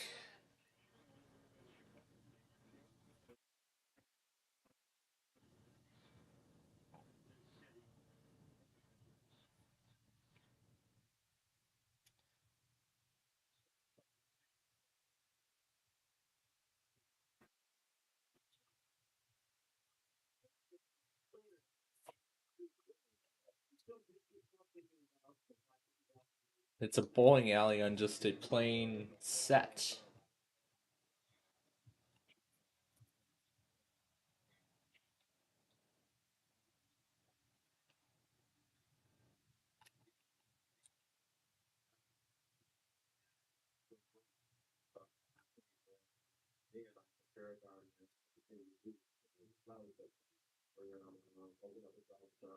And try unique ways and play people and for they do along with training and development and it's our data. So really thinking that would become some of the models that we All right.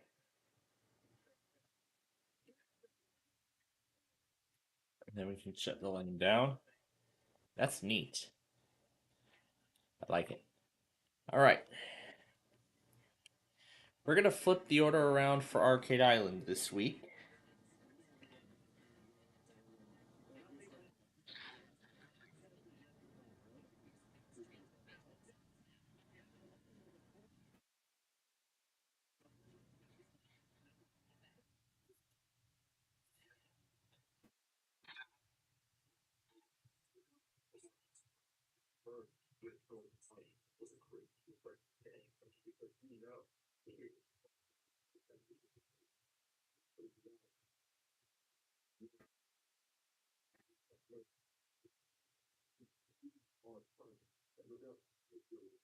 Beautiful.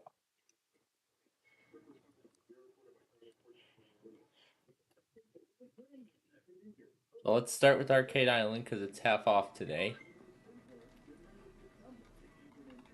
New tab to...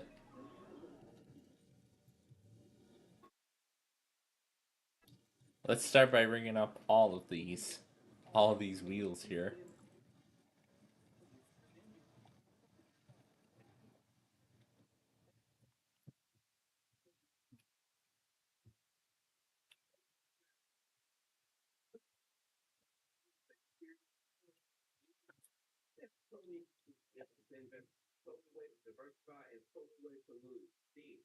I guess.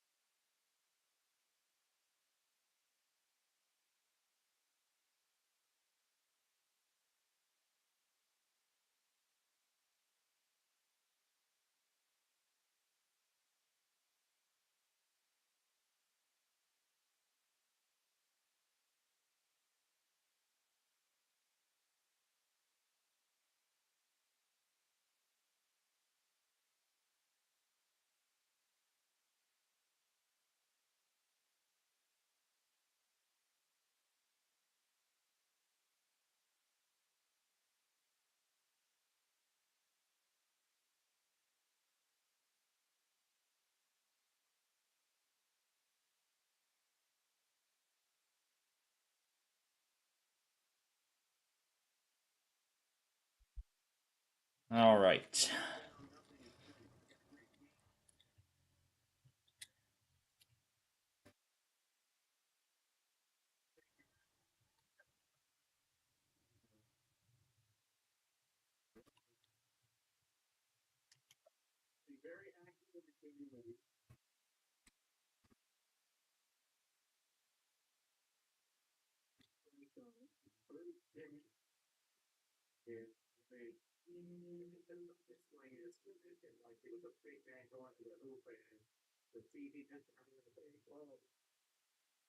And these only cost 1 credit now.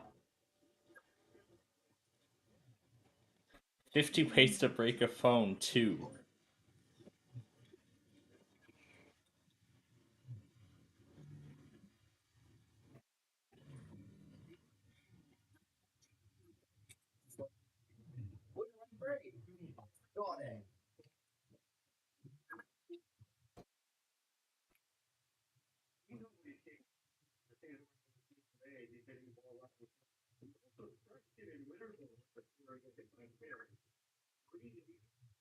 We ain't gonna see if I can just throw it against him.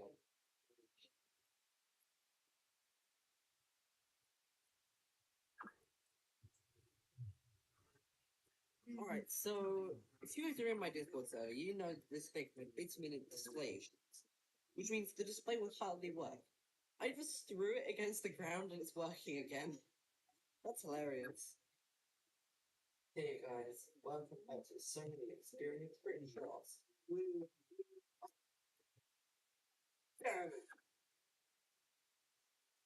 God damn it, where's this? I'm gonna go buy myself a life of this. Hey guys, welcome back to Bismo Boy. Today we're going to show you how to delete the file. So first of all,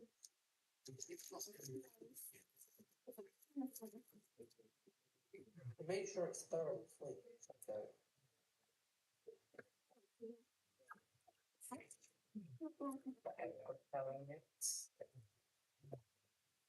Oh, the red light's on. That means you're doing well. After cleaning, you have successfully cleaned your sodium expiry eject. Governing Bubbles invited people to apply for the easiest job in the world. We'd like to test your abilities.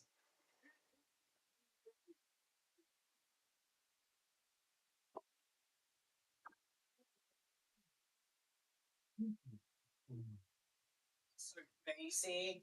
That Xbox 360 was too advanced, and now it's time to try place all in that challenge one.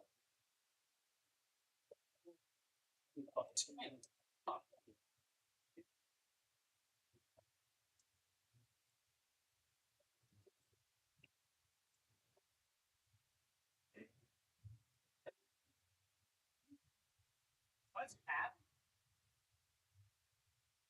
Is this supposed to look like that?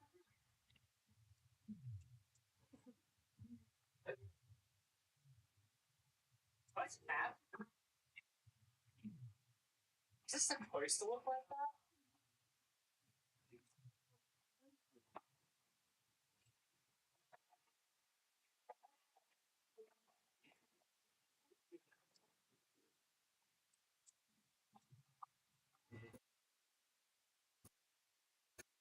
Turn back on.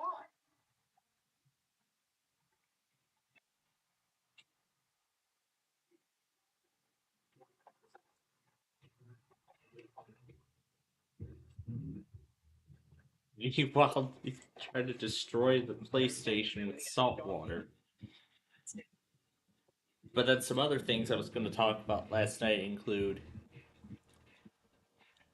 because why not, I decided to, and even during last night's lecture,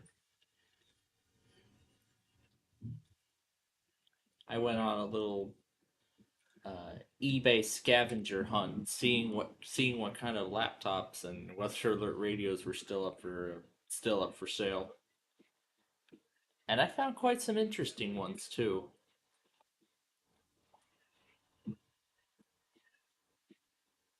The end of 4.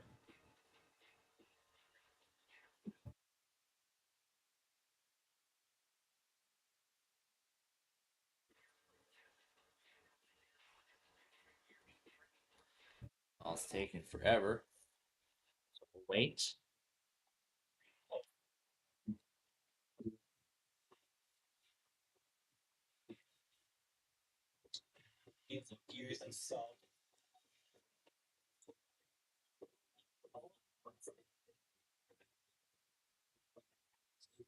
Is Smart Gets Fired Season 1. Ulcerative colitis often means spending hours at an infusion. I've been having such a terrible morning. First, my cat poops on my bed, and then my car breaks down, and I still have to come here. Like, come on now. Good morning, Miss Martin. Oh, good morning, Caillou. I hope you have a great day. Caillou is such a little brat. He always gets everything he wants. And even worse, he never gets into trouble. You know what? I am going to suspend Caillou for no reason that way when he gets home. So, Morty, are you doing anything after school today? Oh geez, well I don't know. I'll have to ask my grandpa to see if I'm going on any adventures. Caillou, come over here right this instant. I have to go. Come, what is it, Miss Martin? Oh!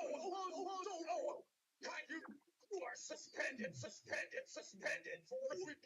Get your butt right now. But Miss Martin, I did nothing wrong. I don't care. Go home right now.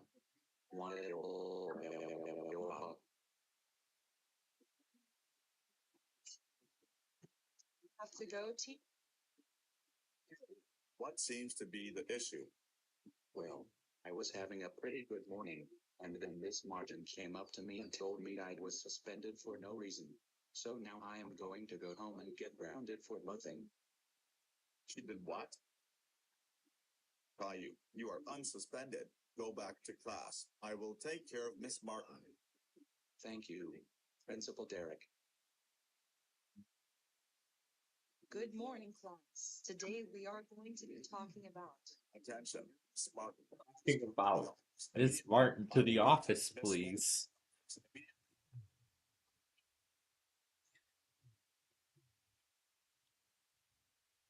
Did you need something, sir? Is it true that you suspended Caillou for no reason? Yes, but in my defense, I was having a really, really bad day and I was tired of seeing Caillou happy all the time. I'm so sorry.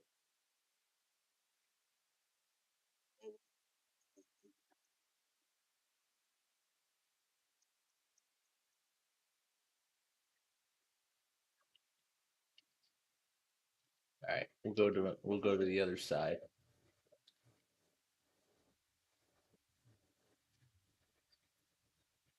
All right, YCA is okay. YCA has gone out of control. I don't know what's going on with them.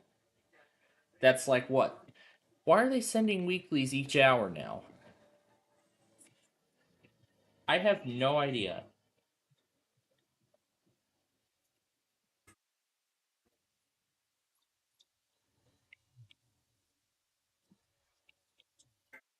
Actually, let's hold on a moment.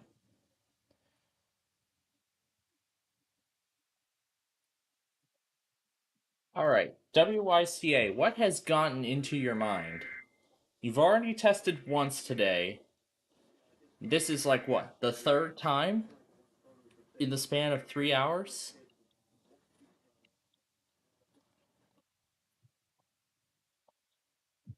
We're going to keep going till it's done right.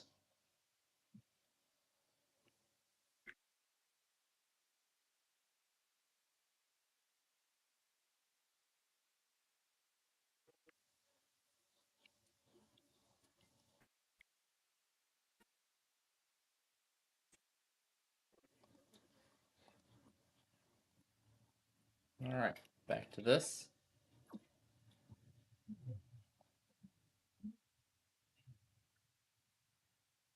Yeah, something must be going on with WYCA today.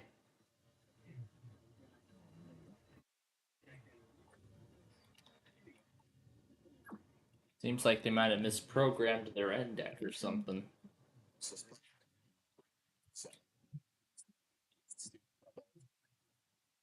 That's it. You're fired. Get out of my office right now.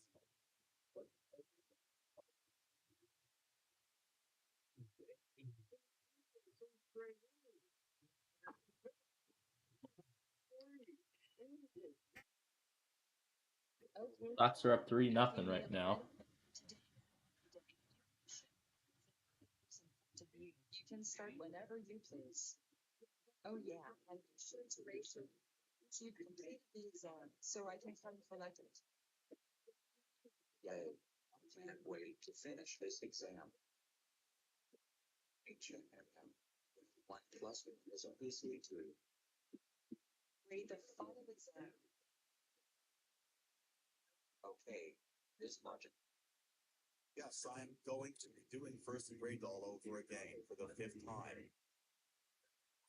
Yes, I am going to be doing first grade all over again for the 5th time. 5th time. It looks like I have to read that stupid Kaiju's. You know what? I am going to fail Kaiju on his exam, so that way he will get grounded forever. Ha ha ha ha ha. I can't wait to see his stupid little face when he finds out he failed the exam.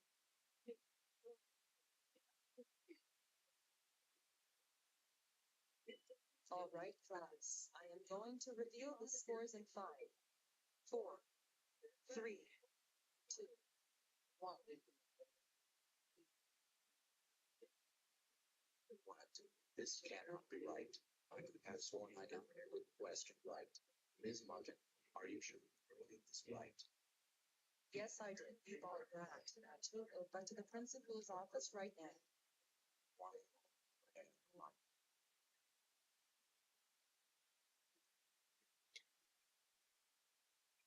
Man, what a wonderful day. Principal Derek, whoa. Kid, what seems to be the issue this time? Well, today was exams. I had 100% cut. Now I have to read through this year. What? See that exam? Let's take a look.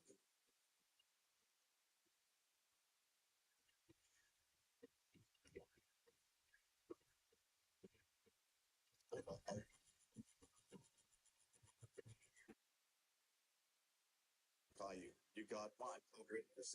Go back to class right now. I will deal with this mark myself. Principal Derek.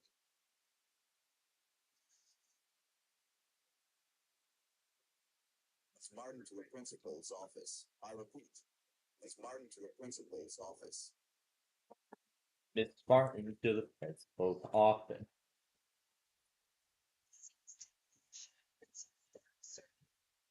Mr. Martin, is it true that will fail Caillou on his exam even though he got all of the questions right? Yes, I did, because he was a bald brat and he is always getting good grades. I just thought that for once he deserves to be the bad guy, you know.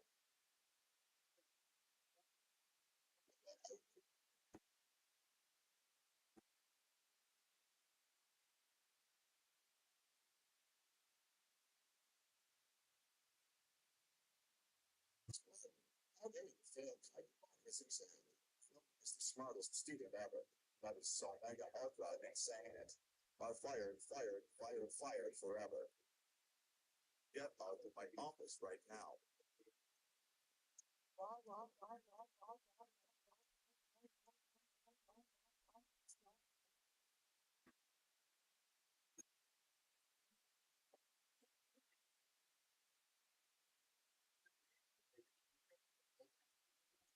I'm having such a rough day today. Oh, there's that little brat, Caillou. I wonder why he is so upset. Hey, Caillou, come here right now. Oh, okay, Miss Martin. What's wrong, you little brat?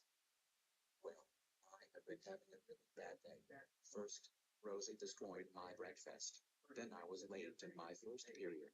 And now my lab shut. Oh, that really sucks. Just kidding, you bald idiot. Get to class right.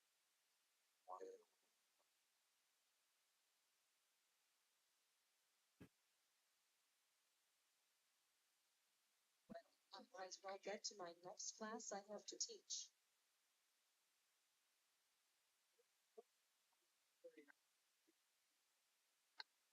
All right, class. Today we are going to be learning about triangles.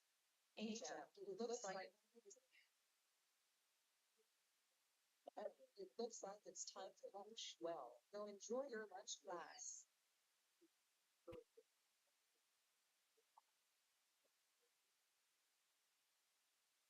Well, it's a nice cup of water, but okay, class. Now we are going to be learning about photos.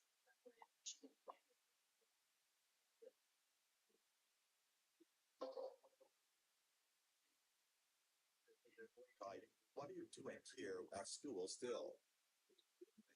Principal Derek, I have been materially for almost 5 hours now. For some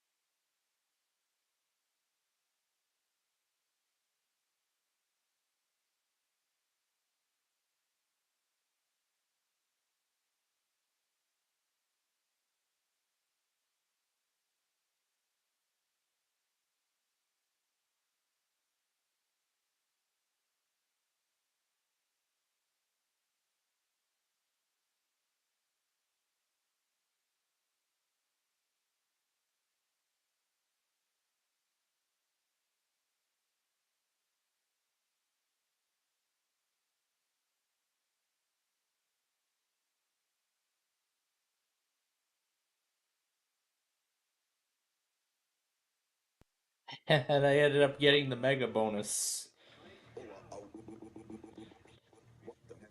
And 22 bonus balls to clear. It was Miss Martin that pulled her along. I think it's time to call her down to my office and fire her once and for all. Once and for all. Okay, class. From now, I am just going to have you guys work. Miss Martin to the principal's office, please. No. What can I help you with, Principal Derek? Well, would you like to explain to me why we had a fire alarm go off earlier? Explain to me why we had a fire alarm go off earlier. Oh, well, I don't know, sir. That must have been the Dunbrad Caillou, or maybe Classic Caillou. How about you tell me the truth right now? But you tell me the truth right now.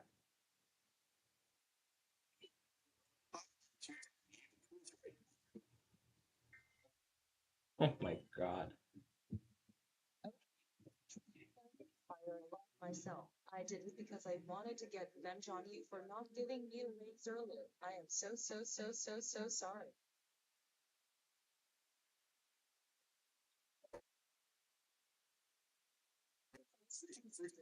Kidding.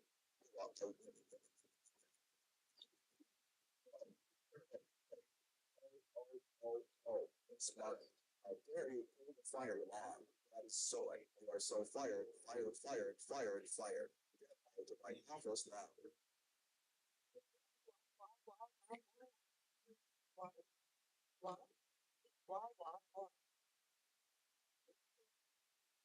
Another episode.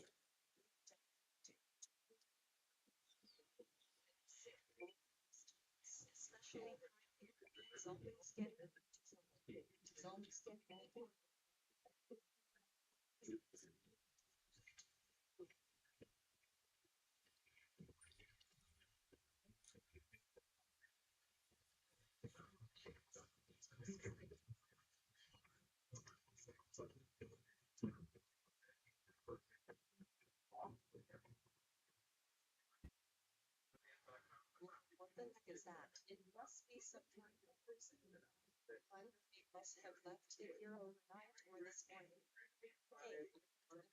Hey, we did not have heard from being done around this person. Besides, this will teach you a lesson in this time to be good to others.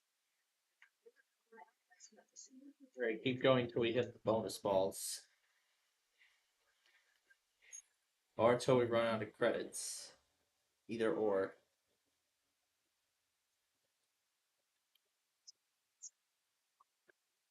Three.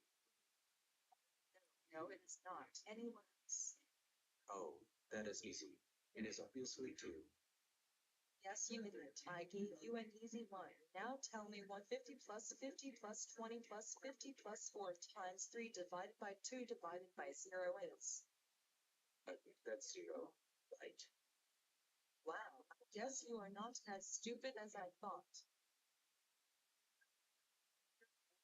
Well, I guess it is time for lunch. You all go enjoy your lunch now, while I sit here and think about my life choices.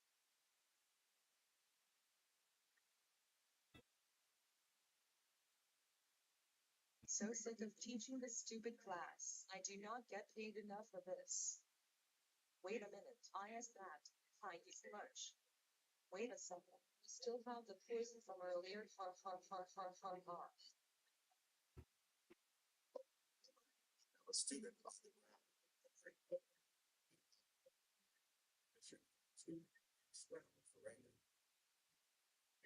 And we talked to the other color for a bit. Yes, they can do that now. What was it you wanted to tell me, Miss Margaret? Well, I feel really bad. I am so sorry, really bad. But it was me that poisoned Caillou. I wanted to do it to take revenge on him for getting me fired all the time. I was so sick of good things always happening to him and bad things happening to me. So I poisoned him. I am so sorry.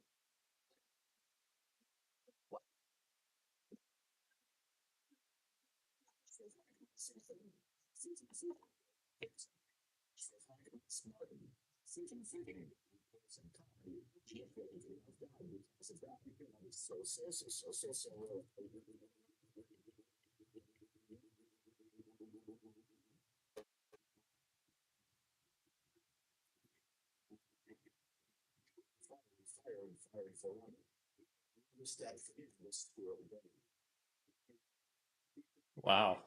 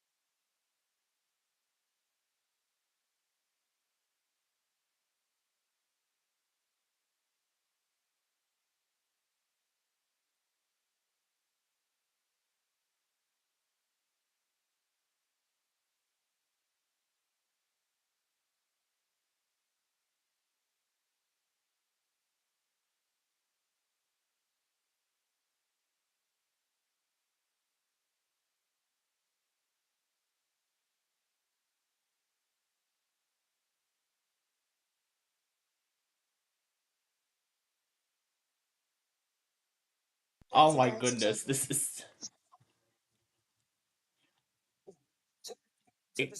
Judge Judy and AI. Oh no.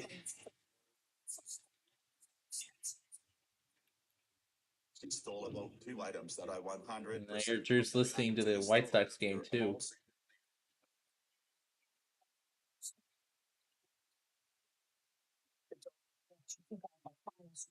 You'll only stay 30 days in jail. When she gets out, she shall remain grounded for another 1-424-378-5354-2575 years. We do thank you.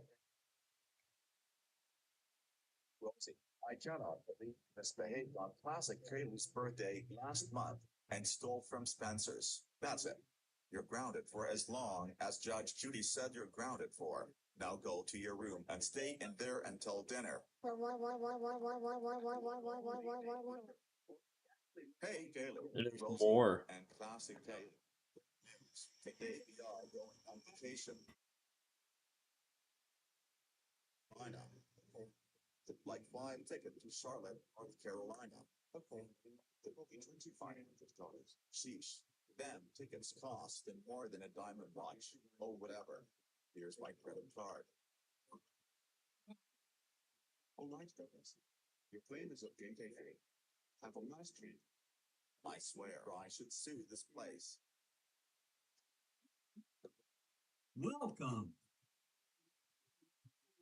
I don't, Mr. Officer. Instead, we're going to pay a $9,000 fine for this. $9,000. Oh my God. I am go. Instead, we're going to pay a $9,000 fine for this. $9,000. Oh my God. Instead, we're going to pay a $9,000 fine for this. $9,000. Oh my God. I am going to be in so much trouble. Well, I expect the fine to be paid by next Saturday at 5 p.m. But if it isn't, we put in prison for 5 years. Okay, officer. Whatever you say. Good. Anyway, you may leave now. Rosie, how dare you bring a knife to the airport? Thanks to you. We now have to pay a $9,000 fine. That's it. You have received your first strike, or you're grounded. I'm so sorry. Sorry isn't getting at it. You should know better. And I also have a question. Classic Kaylee, stop laughing or else you'll receive a strike like Rosie. Sorry. What in the freaking world did you bring a knife with you? I want a straight answer from you right this minute. All right. I did it because I wanted to see what it would look like to stab someone in a water slide and make it look like a scene from Aqua Slash. Rosie, you are such a freaking psycho. Oh my gosh. Sends the knife. Oh my goodness.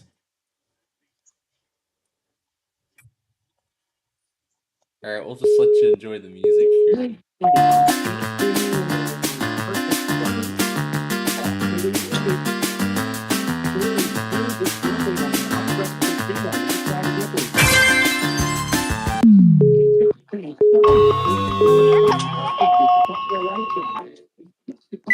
Okay, let's try that again.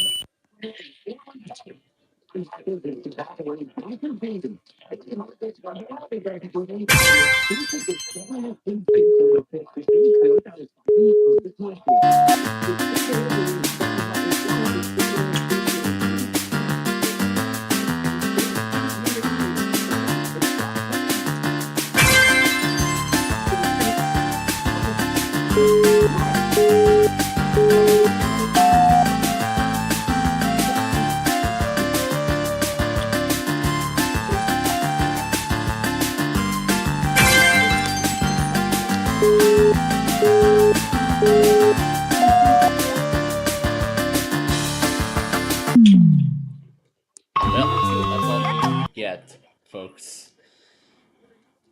I enjoyed it while it lasted.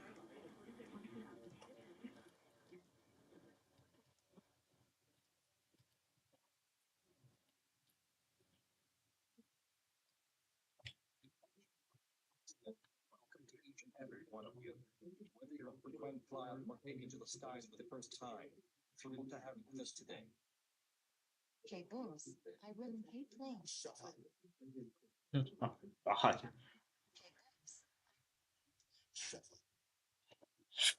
Oh.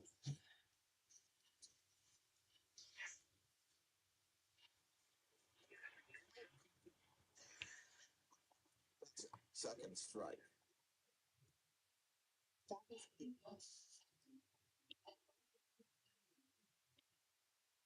Hello.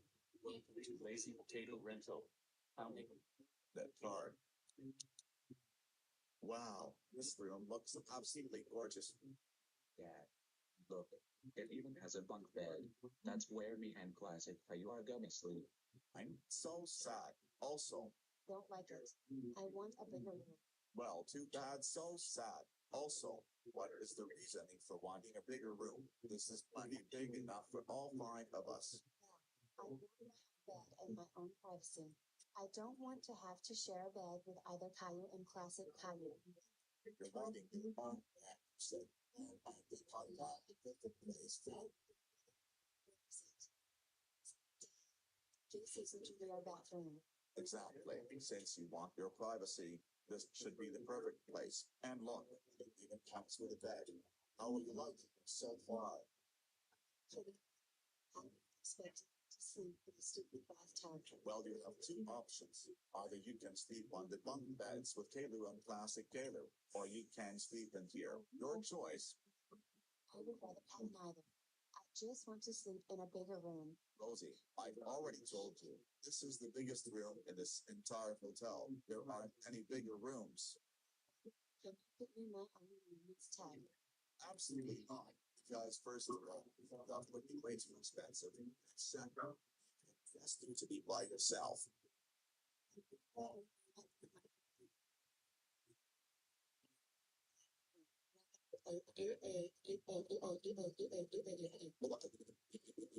Rosie, how dare you keep complaining about wanting your own room? That's it. You have earned your 3rd strike. Dare you keep complaining about wanting your own room? That's it. You have earned your 3rd strike. I get it. I'm sorry. Good. Now put your bathing suit on. We are about to go to the water park right now. By the wave pool. I wanted to give you this behavior alarm. Oh.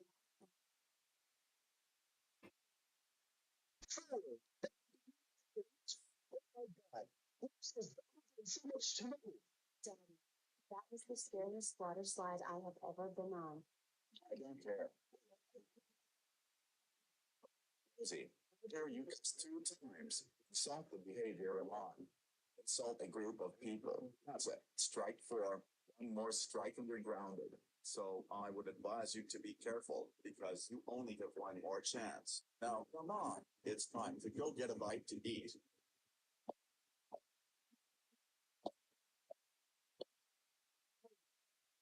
Please. Follow me to your table.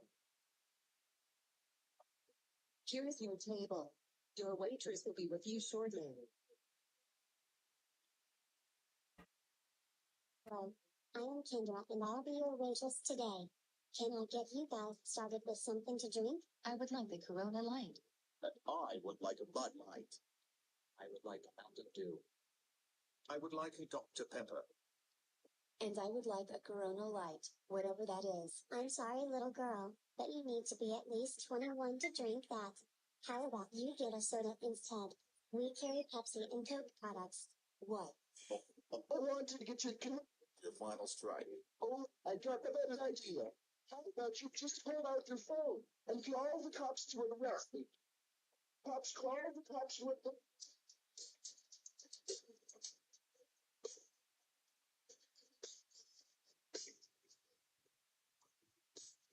Now time to pour this crowd for some.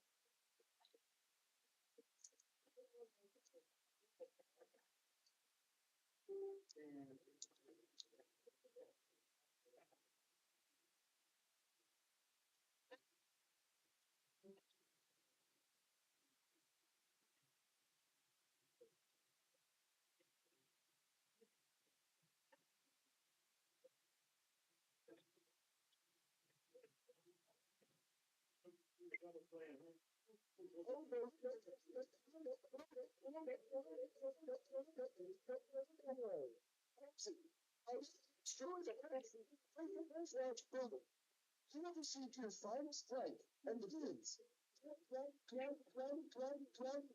2006. Turn to you right now.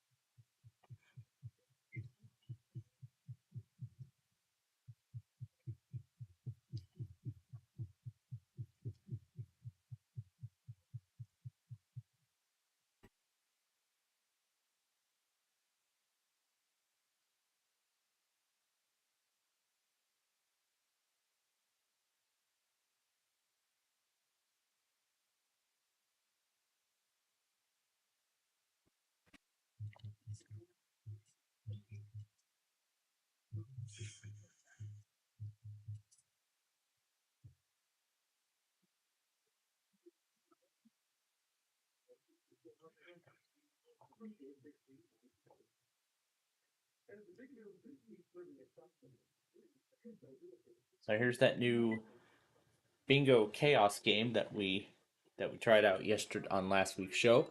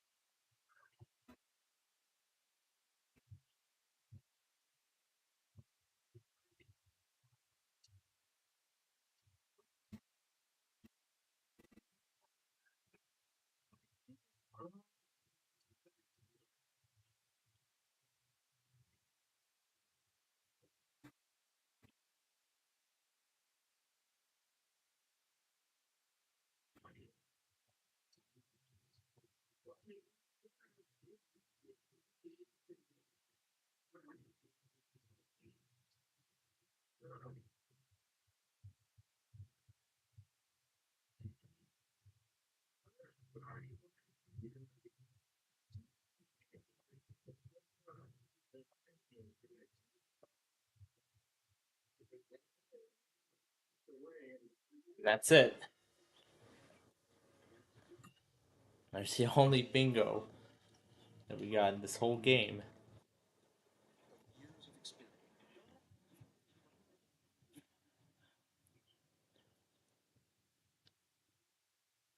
There's today's episode of Remote Control, which I'll get to.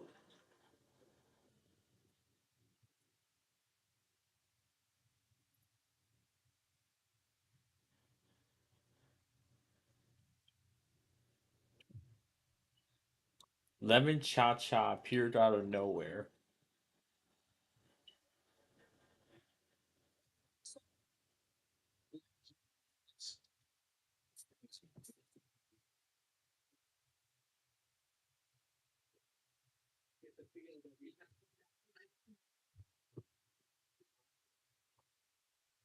Let's see San Francisco get destroyed now.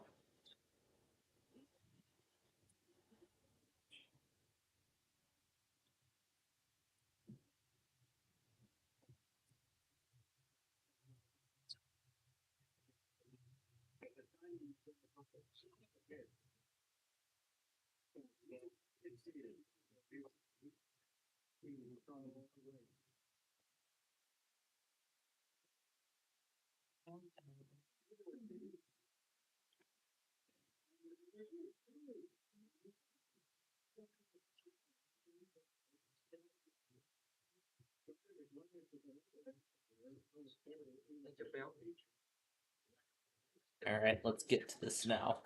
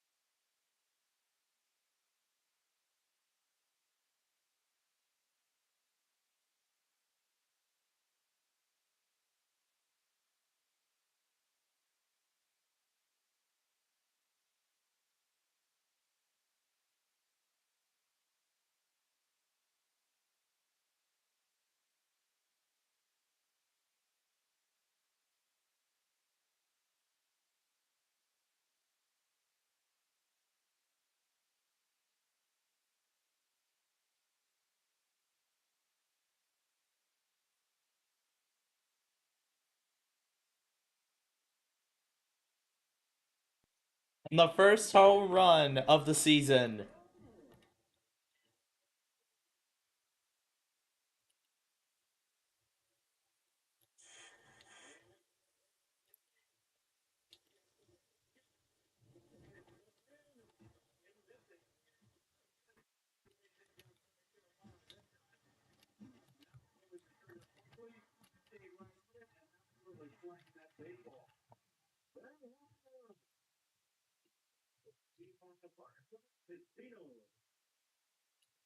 Second homer of the day for the White Sox. And they have doubled their advantage. This is the first homer I heard in the season, but I guess I must have missed one. I must have missed one while I was watching Jeopardy earlier. Yeah, I probably missed one while I was watching Jeopardy earlier.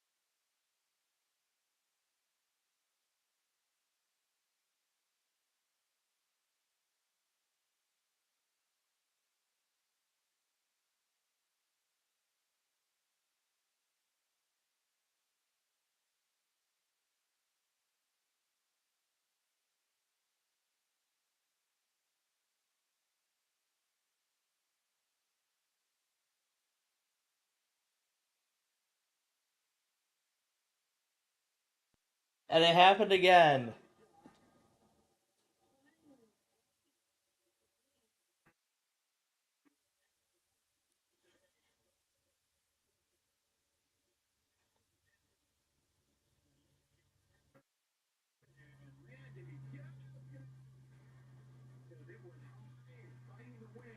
The third home run today.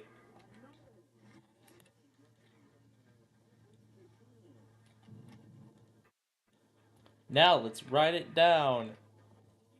Down, down, down into the bay. And now it's 8-0. The White Sox have the lead.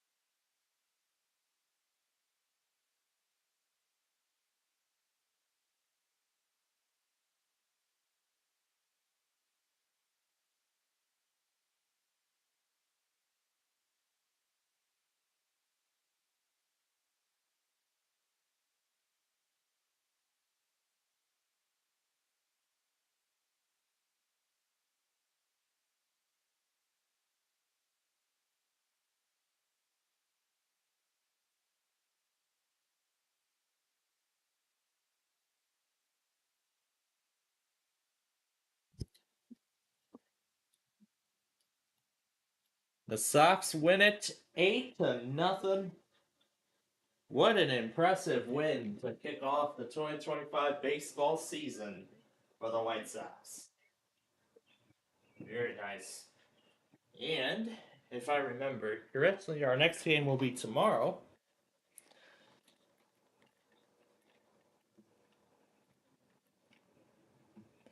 So what a great way to kick off baseball in 2025. And I just finished today's remote control episode. And of course, the Enright Cup will follow tonight. Borealis hasn't come through yet.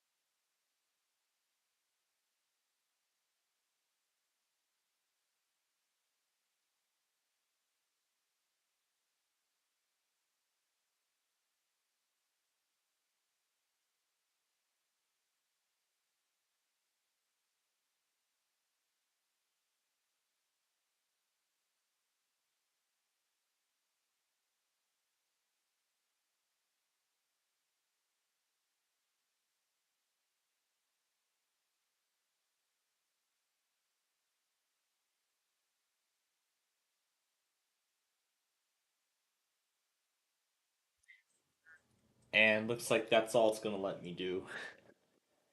Oh well, it was fun while it lasted. Alright.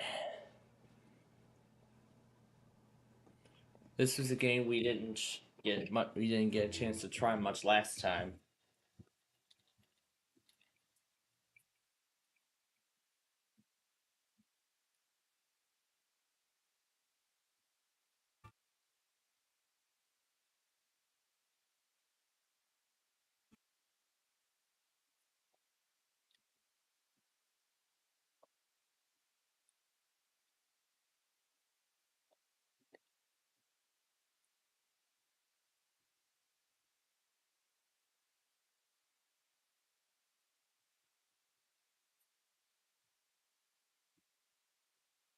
Doesn't look like much is happening.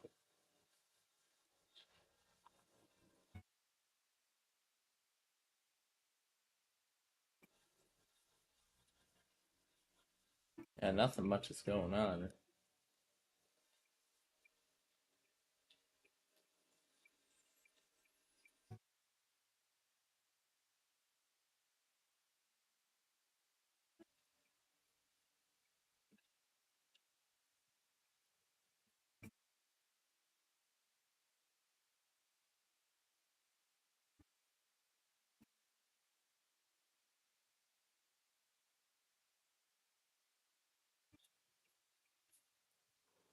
Yeah, it doesn't look to be working right.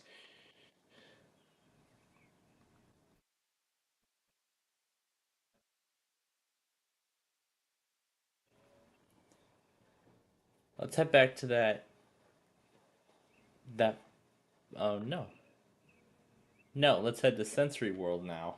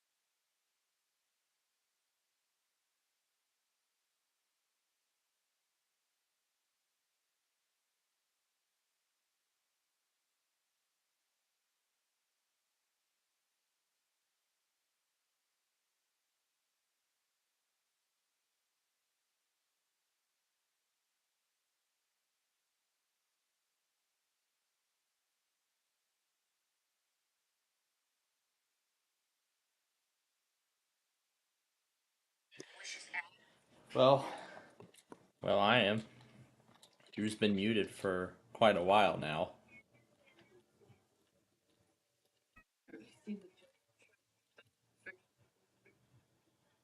The fictional thing?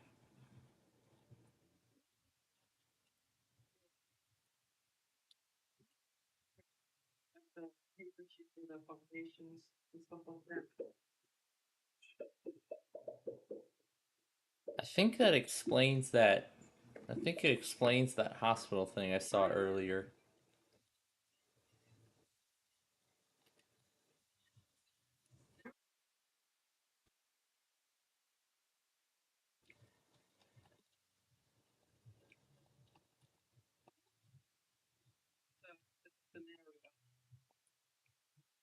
Yeah, one of his newest scenarios.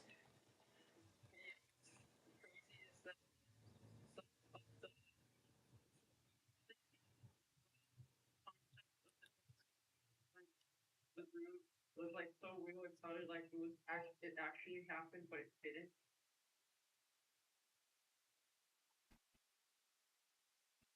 Well, this is gonna be. It's gonna be quite a scenario when it's finished.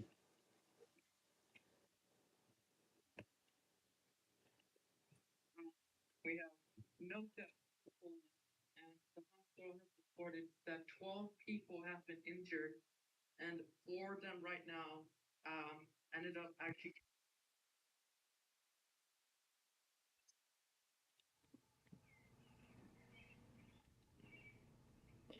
Yeah, I didn't know if that was actually real data from a severe weather outbreak or not. But Yeah. But now I know the true extent of. But now I know what that truly is.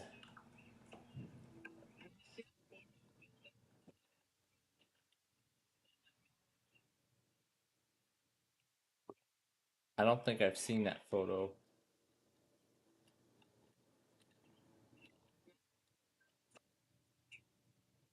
Yeah, at least from what I remember.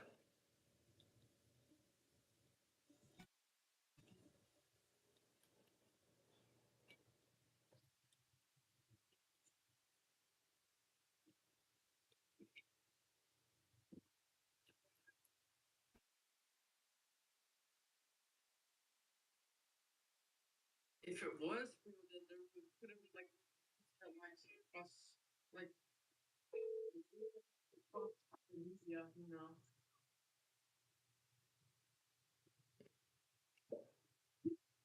Yeah, if it was real.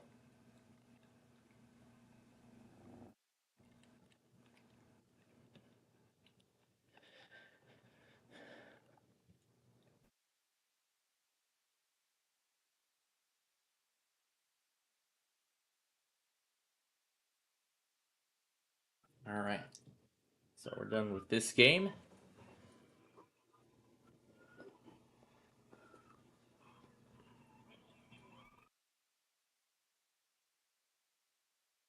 Let's head to the EAS testing map next.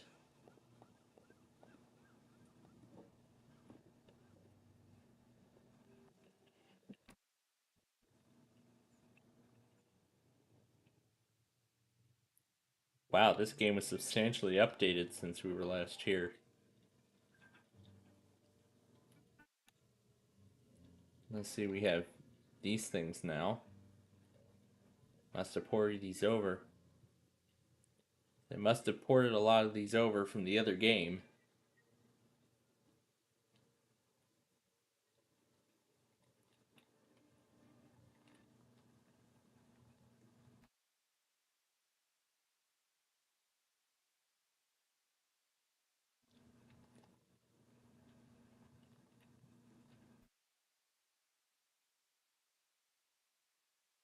Doesn't work in this experience as conflict would arise with the other one.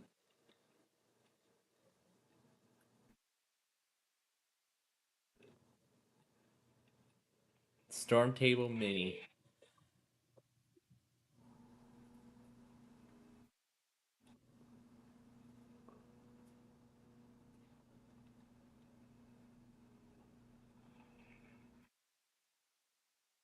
No module connected.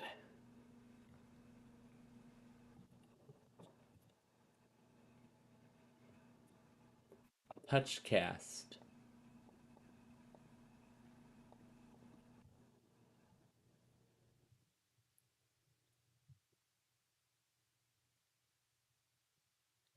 And that's the end of the line there. And so here's some more of the other familiar files on the other side. So wow, they must have added a lot of new stuff here, and they actually ported them over. Ported them all over from the other game.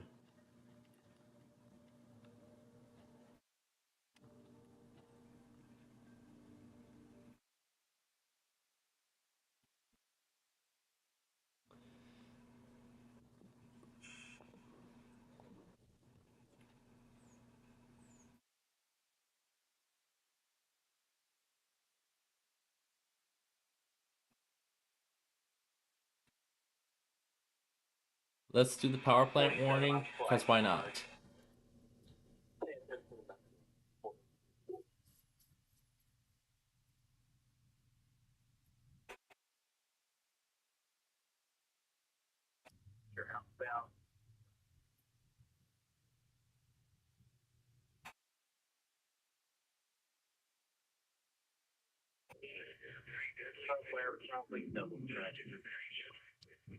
There's the CL100.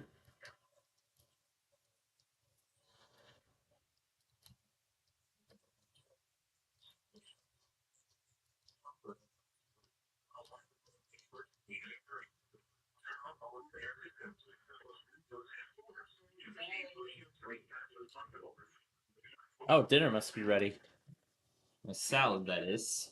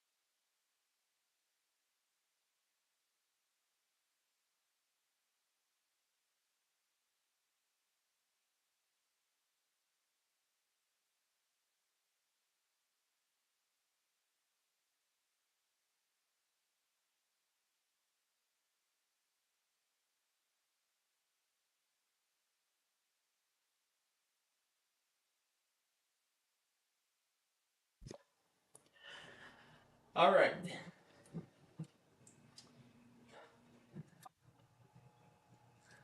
Oh, man. All right. So,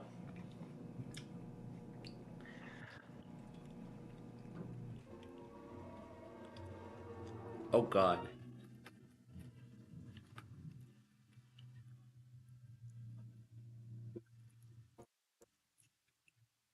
Let's do a tornado warning now.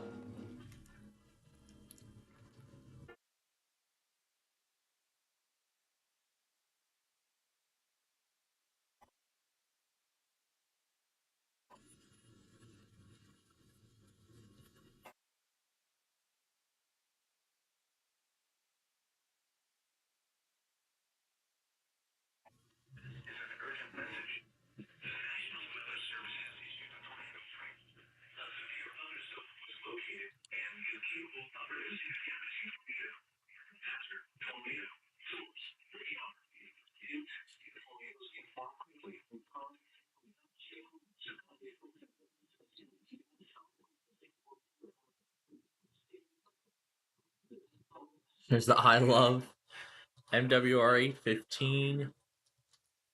Whatever this thing is. Mini Sangians. The recon's a little out of place.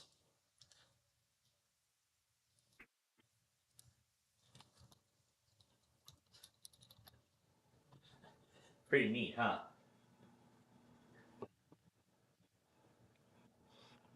Where do we want to go to next?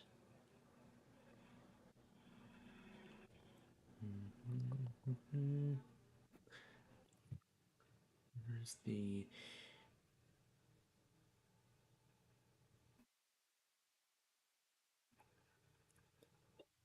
Huh.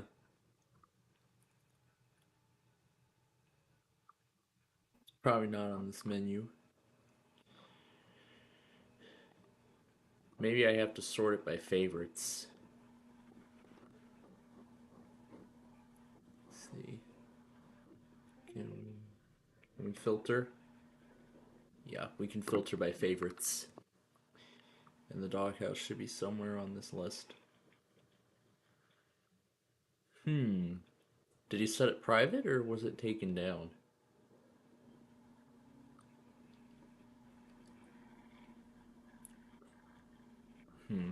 Yeah, I don't think I see it.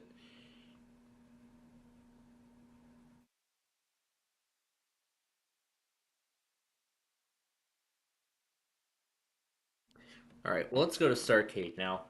And while we go there, while we're on our way there, I actually do have some changes that I would like to announce. The original place that we were going to go to this coming Monday, we actually found out that they're closed on Mondays. So now my father's letting me choose the place. So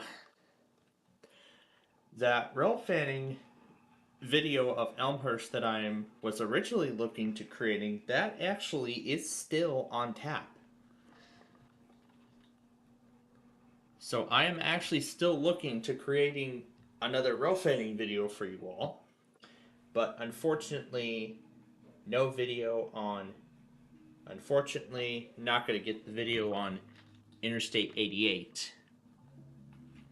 Unless he picks a different restaurant somewhere. But the question is, do I do Elmhurst or 88? I can only choose one or the other. So it's either I do Elmhurst or Interstate 88. So, well, I could do both. Except without 88. Because if you remember a few years ago, I did, actually for like 3 months, I did a series of videos where I showed updates on the construction, on the Central Tri-State Reconstruction Project, particularly the southbound section. and I believe I did 3 of them. I did one in November of 2021, then I did one in February 22, and then another in April 22, and then October 22 was like the last update. So I was kind of thinking maybe doing it again, because I covered it in December 24, the northern section. So maybe it's time for another video of the northern section.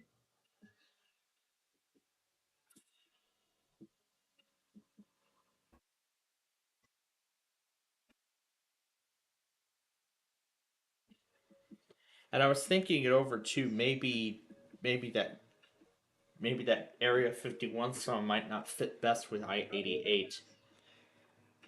So I'll probably wait. I'll probably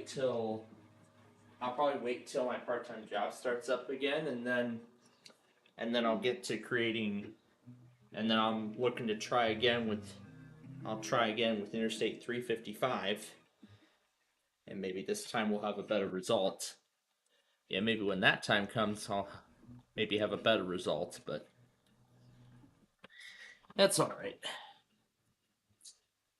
I was looking, either way.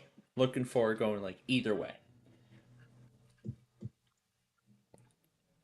Whether I was gonna make a Street View video or another real fading compilation,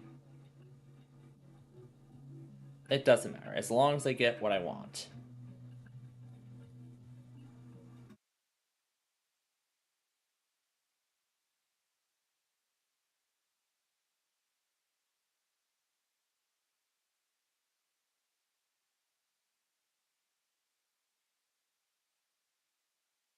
Because out of all the towns in Illinois I've been to, I've never been to Elmhurst before, so this will be my first time actually in Elmhurst if this goes to plan. But now with this in mind, I'm excited. I'm excited to finally bring you a Rofane video out of Elmhurst.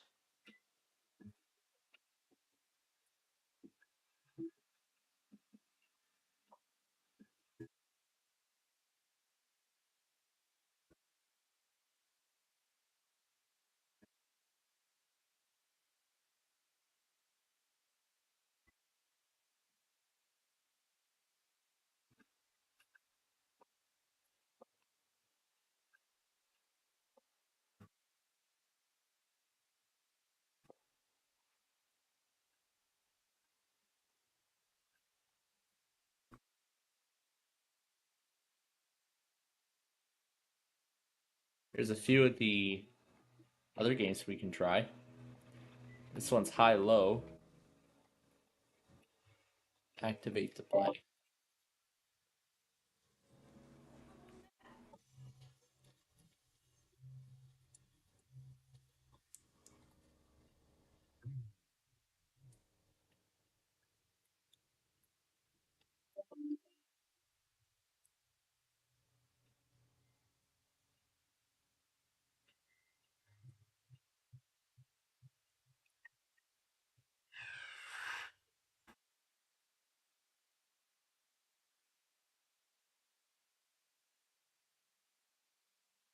Keep going.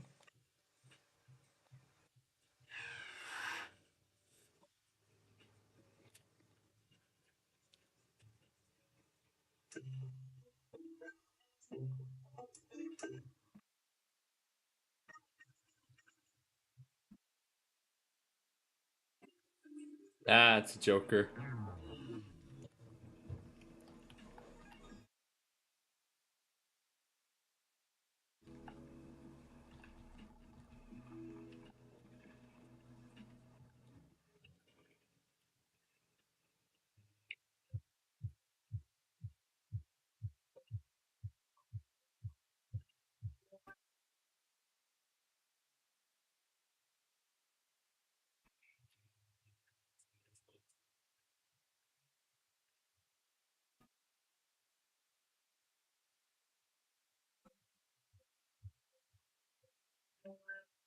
Too bad. I got the high score.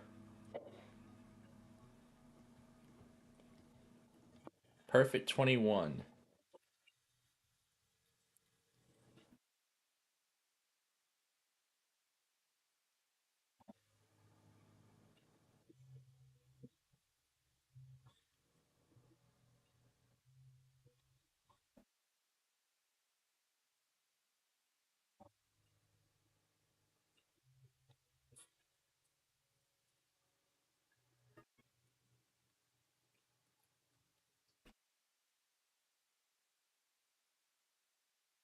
Try this one. Overdraw. First pick is guaranteed.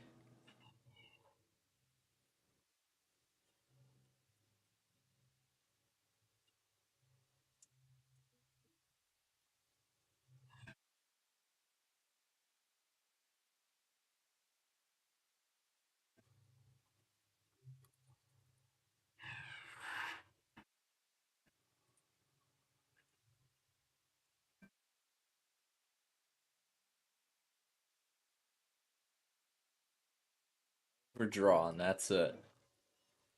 So this is just like the other game with the cases. You have to stop it before it goes over. So that's what it is. So this is the same idea. You have to hit stop before the overdraw comes up. So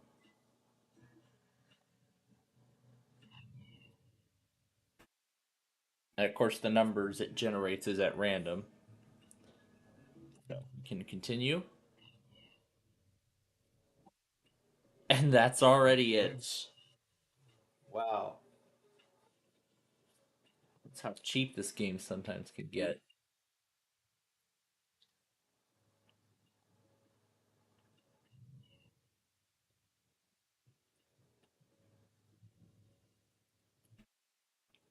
Let's go again. What kind of generators in that game? I have no idea. But wow.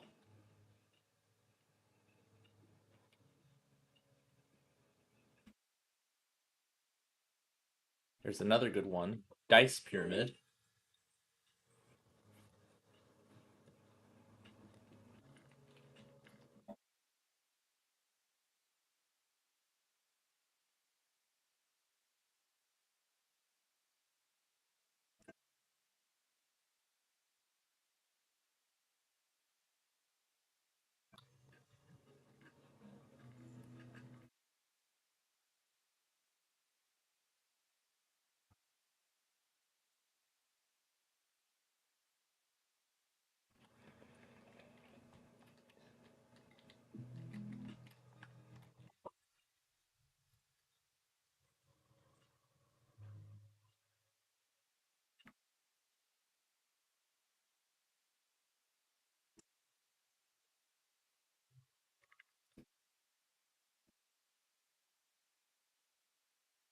There's a 3.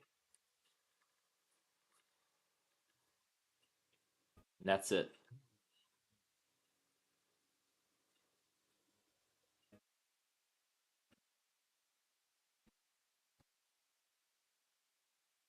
There's the Bingo Blitz game.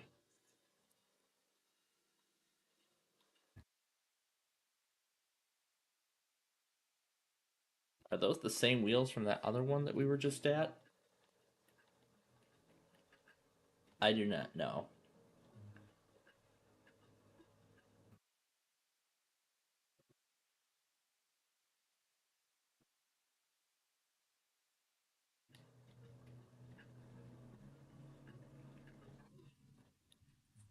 Oh, now the main course is ready. Great. Let's see.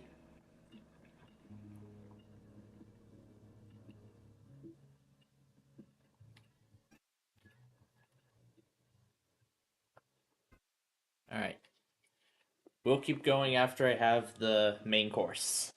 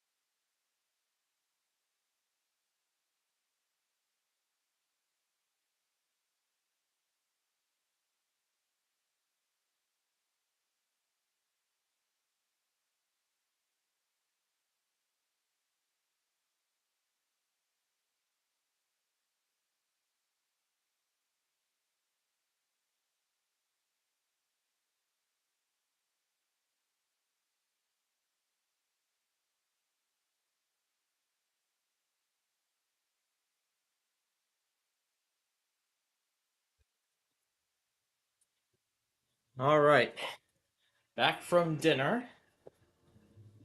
Wheel of Fortune will be on in just a few minutes.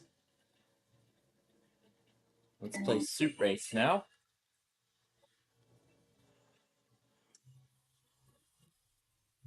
The logic on this game is terrible.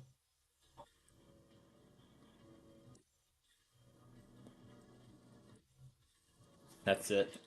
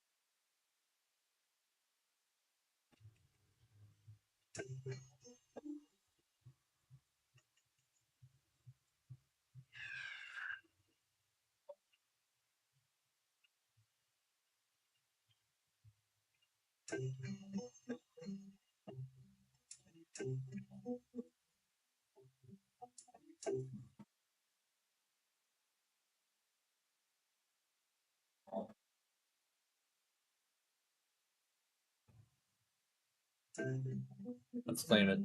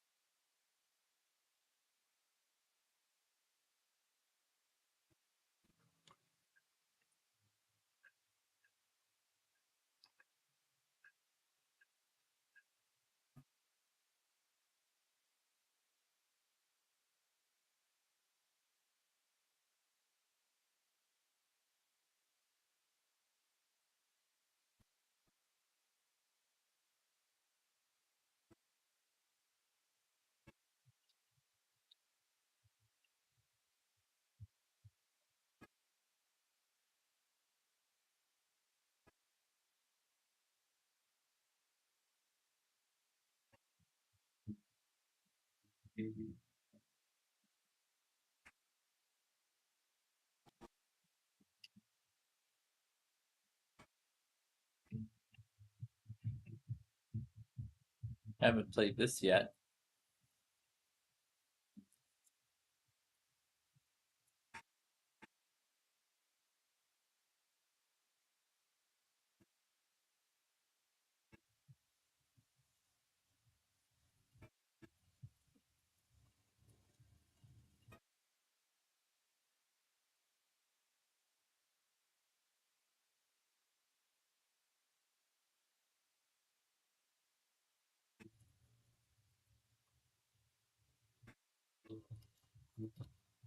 Ten and over.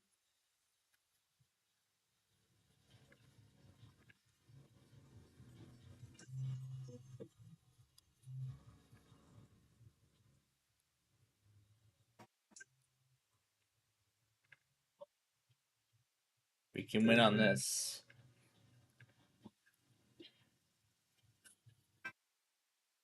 So next.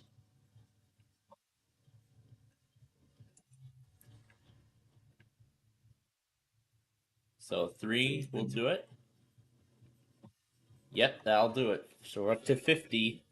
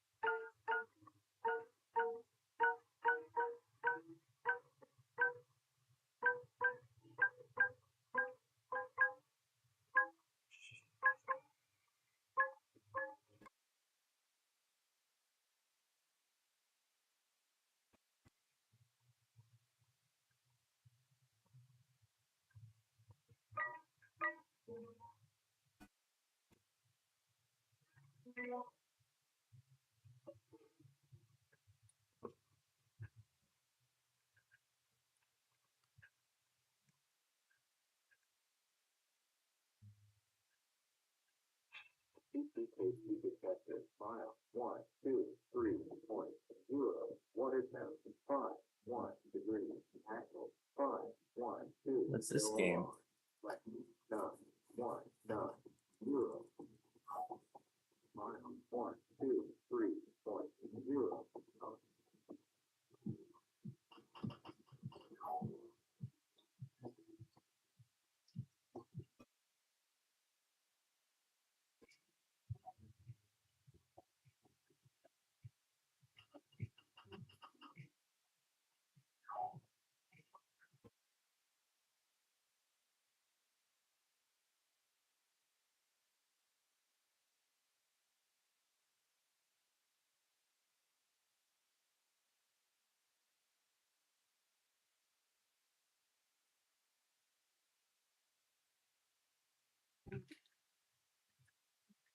Huh, interesting.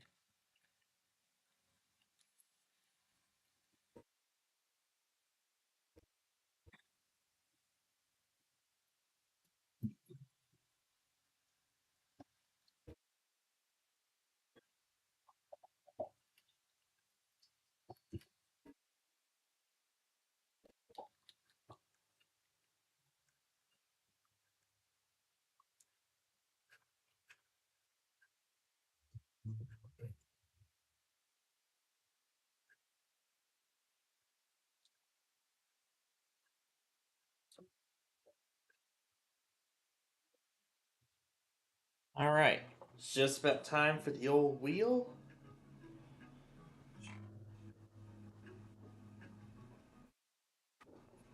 All right. So it's time for the old Wheel of Fortune.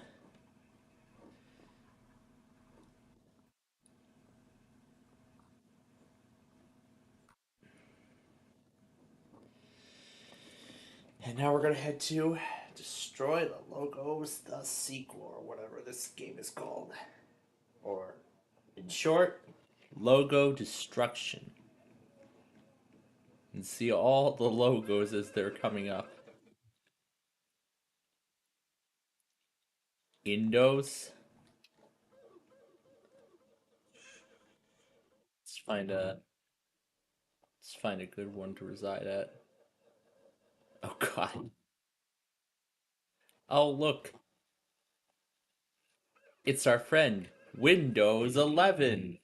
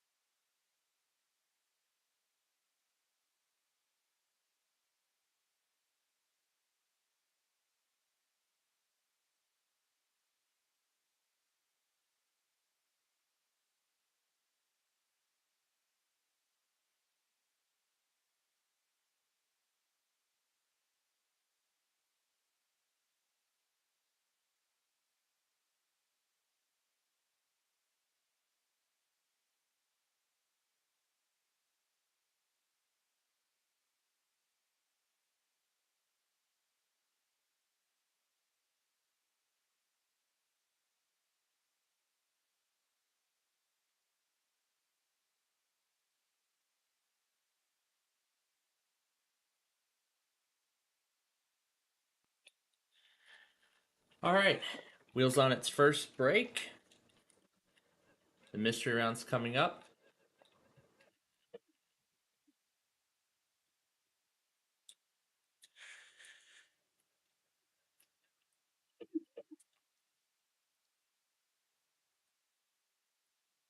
I don't know where our evening borealis is at, or is that the only one today?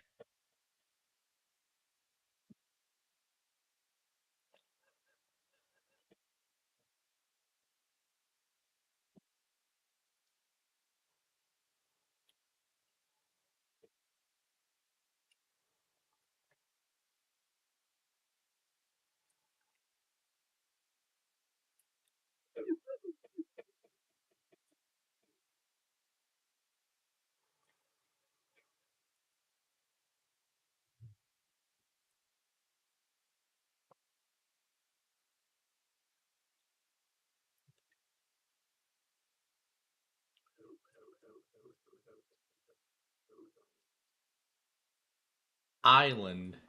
The Island. TGI Fridays.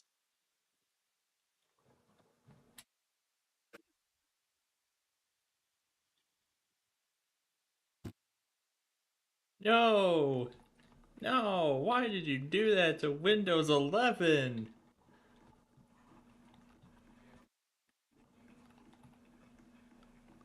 Or is that Windows 10? Well, one of them's Windows 10. Paramount. Well, it's not just known as Paramount, and now it's known as Paramount Global. Alright, back to the Windows 11 logo for the mystery round.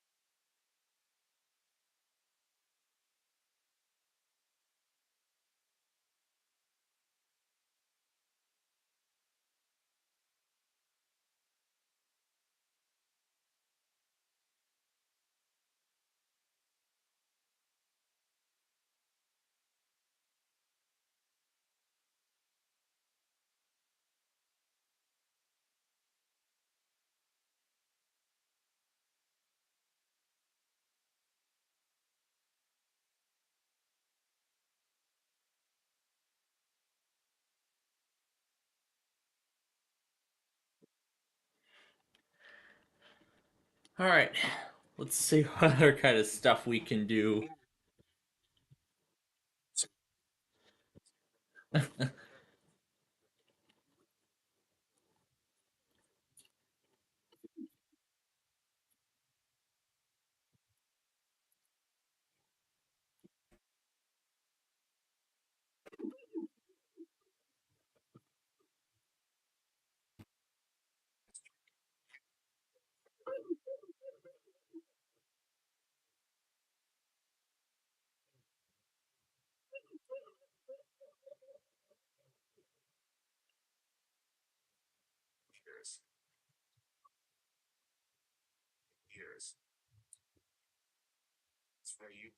This is Windows 10. Window. Window. If it's not plain and simple enough, just window.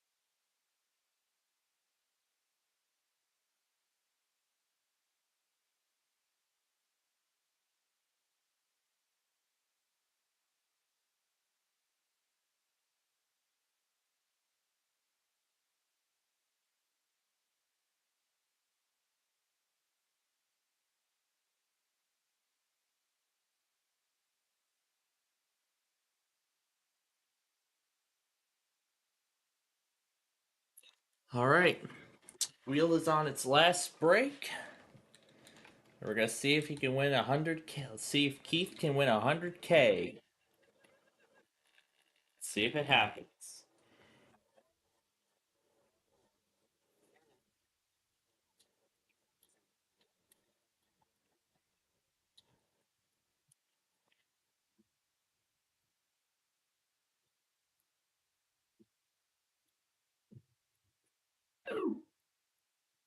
VI.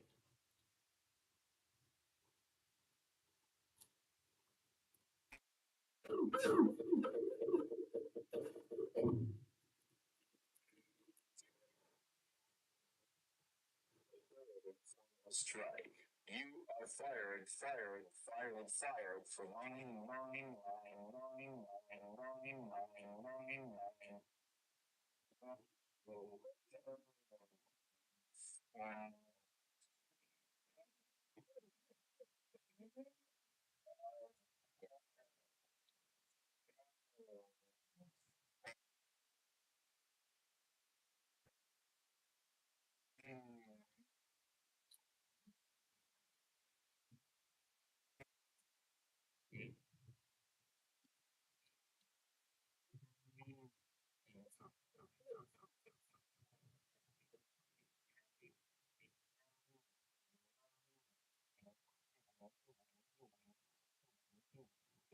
Strike. You are fired for 99999.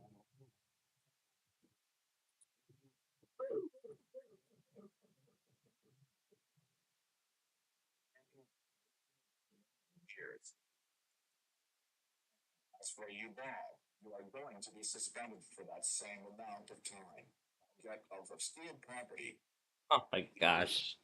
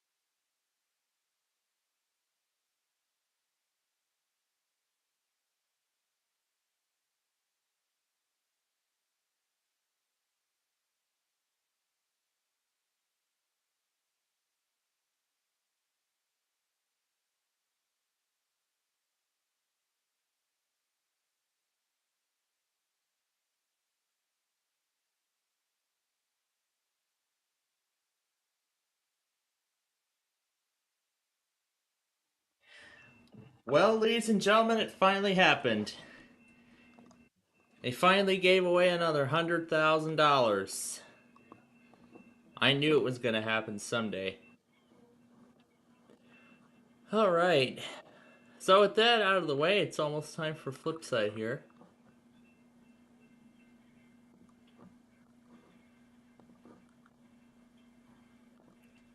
And we're gonna pick an interstate to drive during each commercial break of Flipside. Where's Interstate 80? Here we go. Let's do I-80 this time. Interstate 57. I believe when we did I-80 previously, we went from west to east.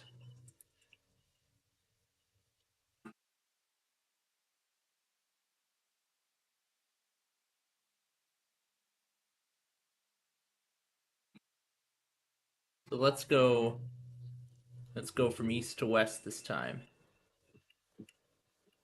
First, let's turn the music off.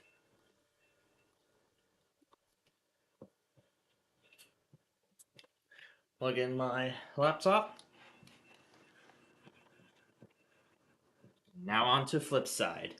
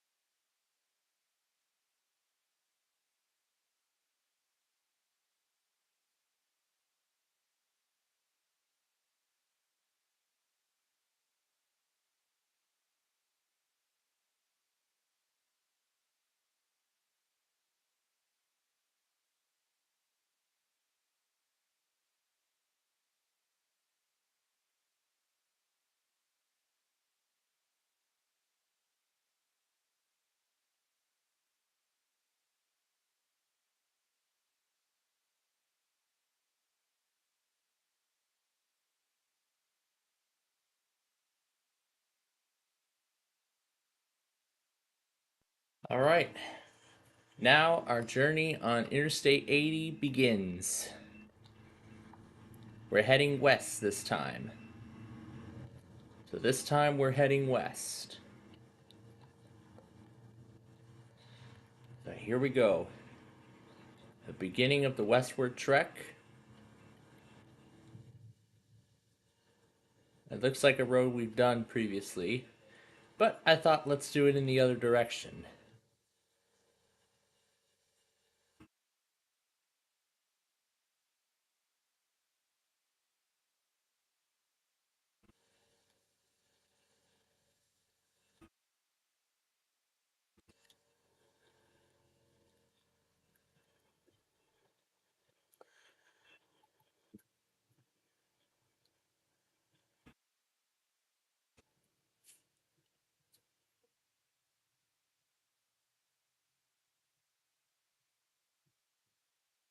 I-280.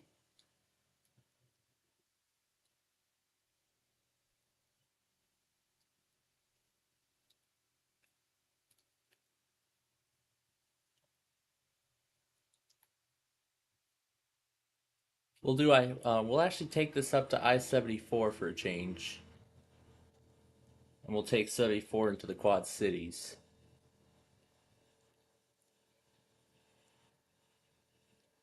That's a welcome sign, I believe. Over the water. And we're in Pennsylvania.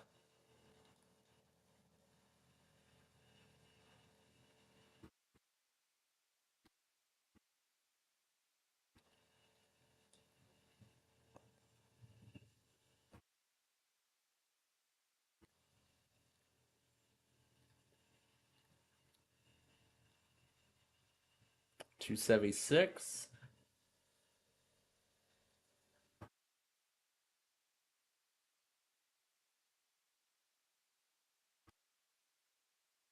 And I-81.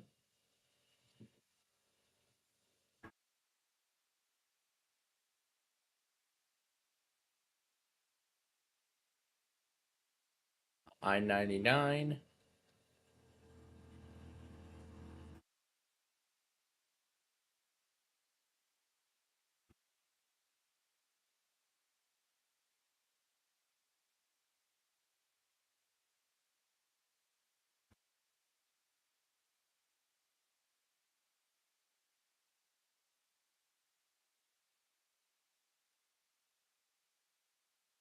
Okay, let's find the closest exit and get off. Or pull over, in fact.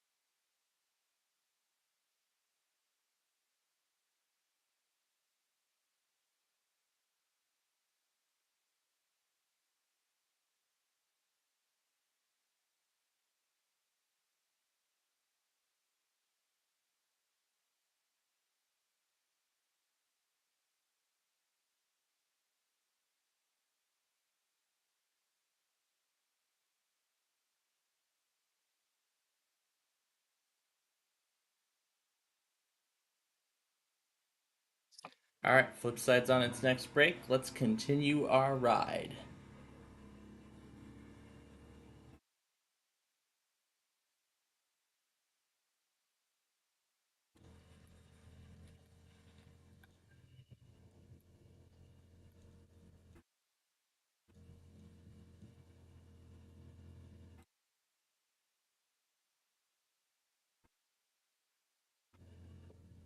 '79 to Pittsburgh.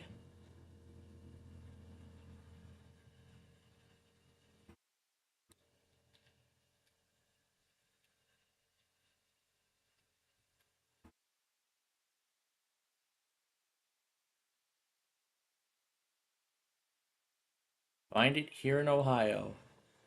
But Ashley, let's turn around and take I-79.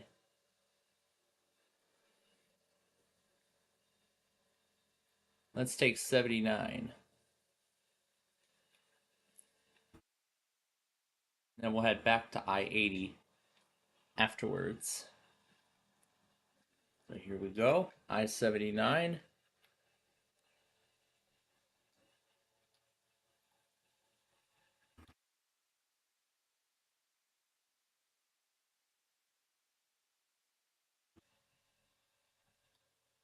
Here's 76.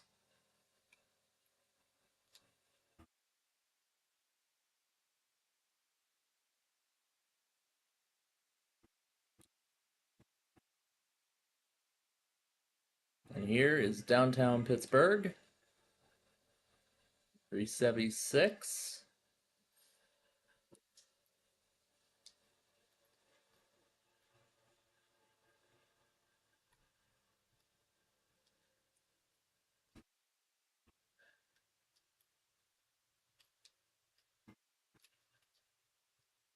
And then what do we have?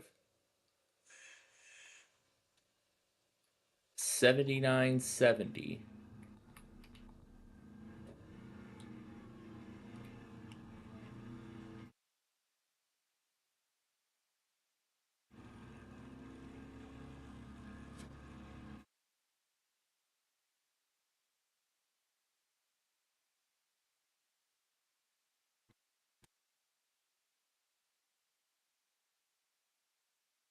And 79 to Morgantown.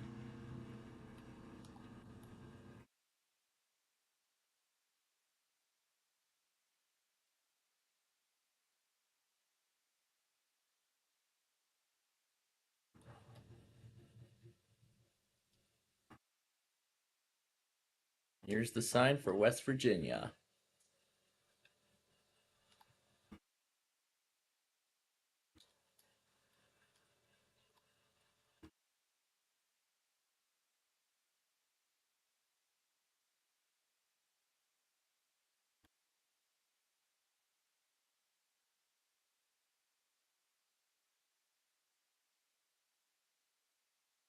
'68, which we've covered already.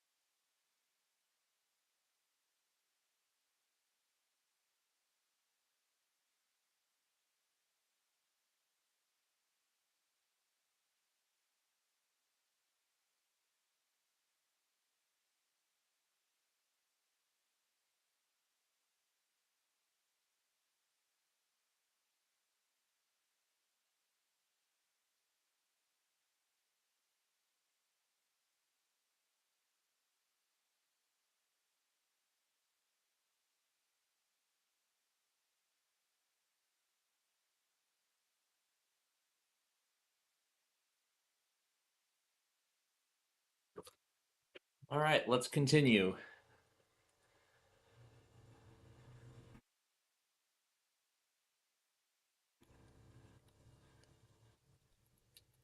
That's an end sign.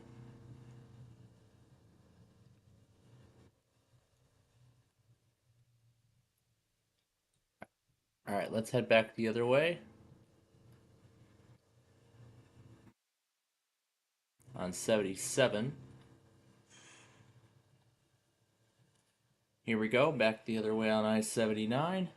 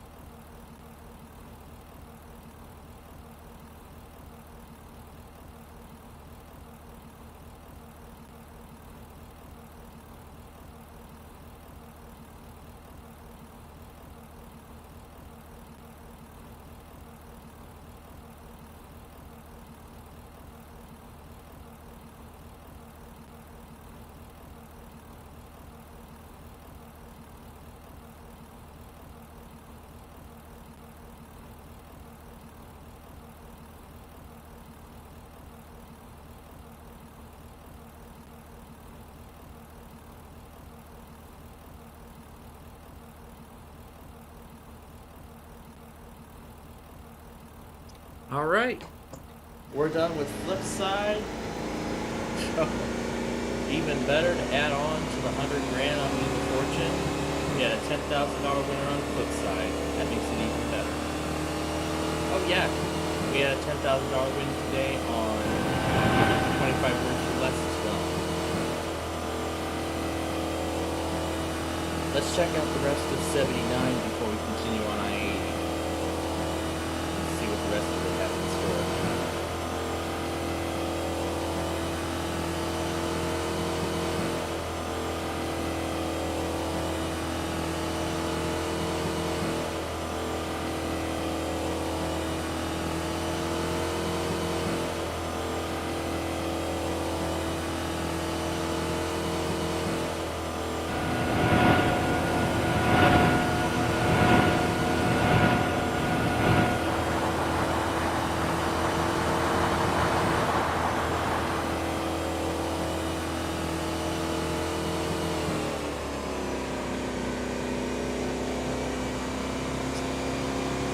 That's as far as I-79 goes, to Erie, Pennsylvania. Alright, let's head back the other way. And let's head back to I-80 and continue our journey. I-90. And of course, we'll be seeing the two be together later on our journey. There's a lot of catching up we have to do before we go any further. So yeah, we'll stop at 8 so I can do that, and then we'll go get my popcorn afterward. It should take us a minute. Alright, here's Interstate 80. Now let's head into Ohio.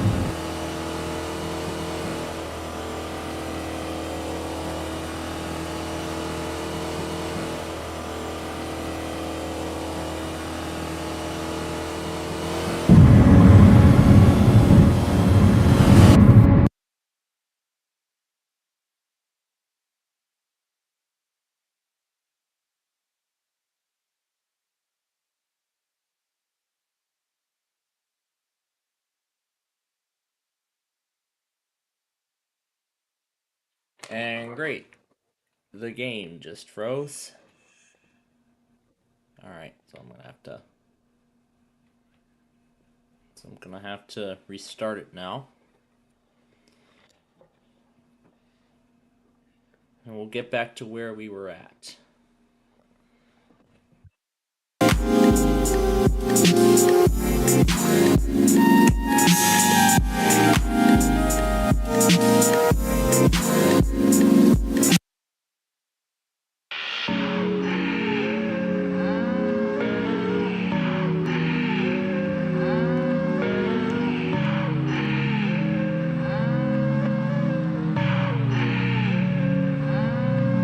Look at his little nose, it's blue. Oh, I don't know, I'm doing good, wasn't it? A bit of fresh air. I don't like fresh air, it's not good for the skin. No, they reckon it's very good air where there's trees. There's more oxygen, because they breathe out oxygen like we breathe out the other.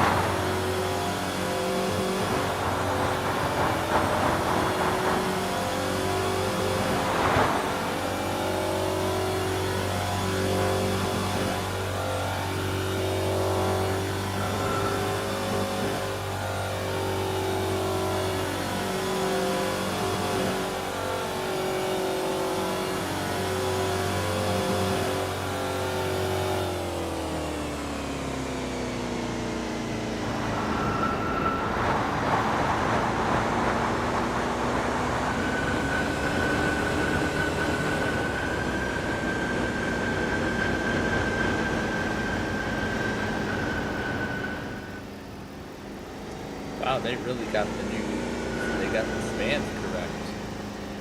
Alright, let's continue west on 80 now.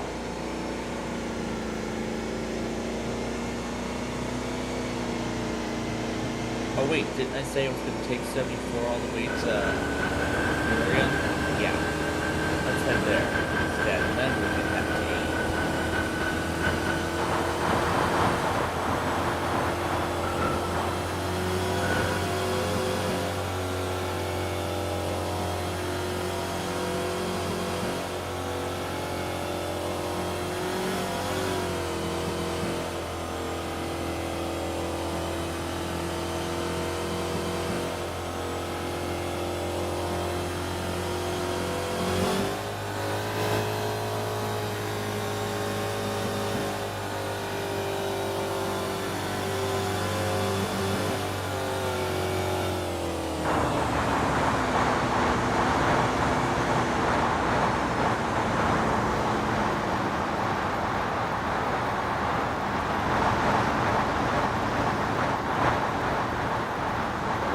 Wasn't a long wait at all. That's really all that bridge is.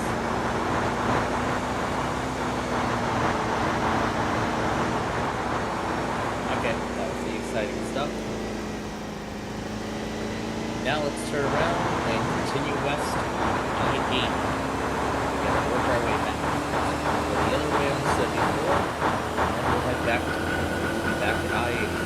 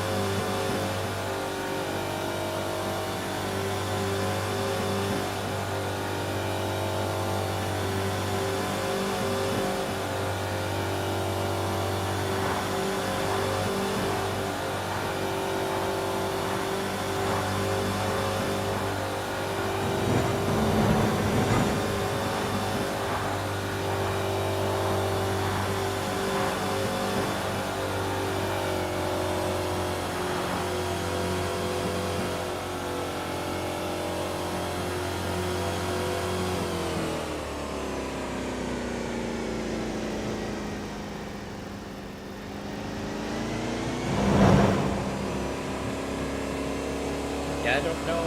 I don't think Chicago's going to be issuing anything tonight. There's no severe weather forecast. Why would they do it? Nothing. Forecast.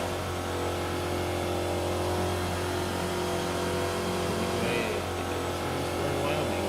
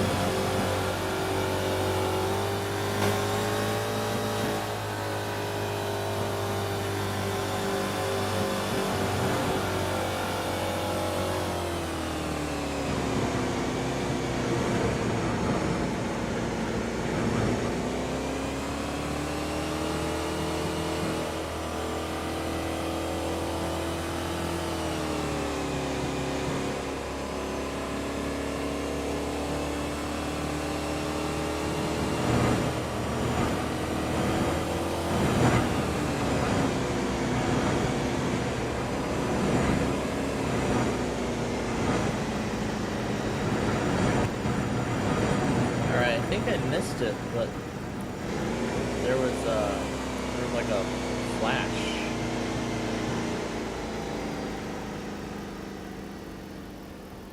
I'm gonna stop for a moment and see where it came from.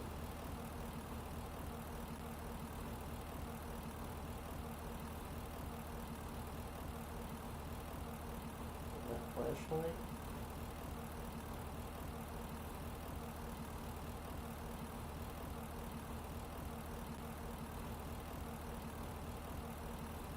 Maybe it was, maybe it wasn't. I didn't see in time. I think that probably is what it was.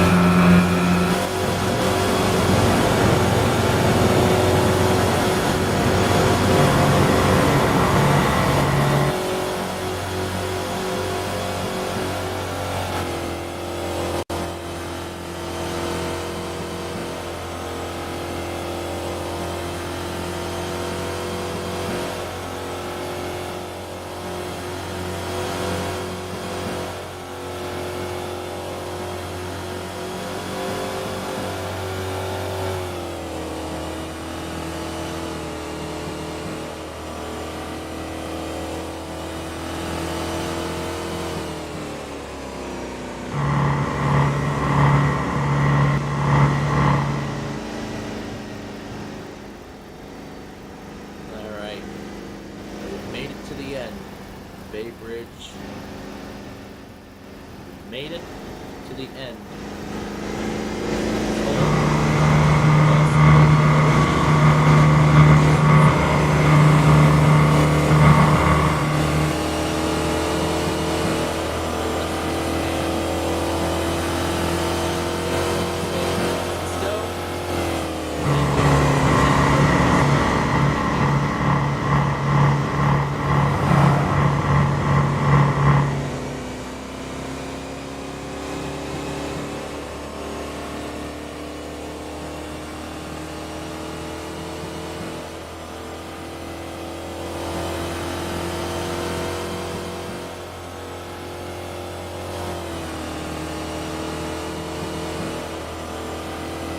See how much farther we can go before we get comfortable.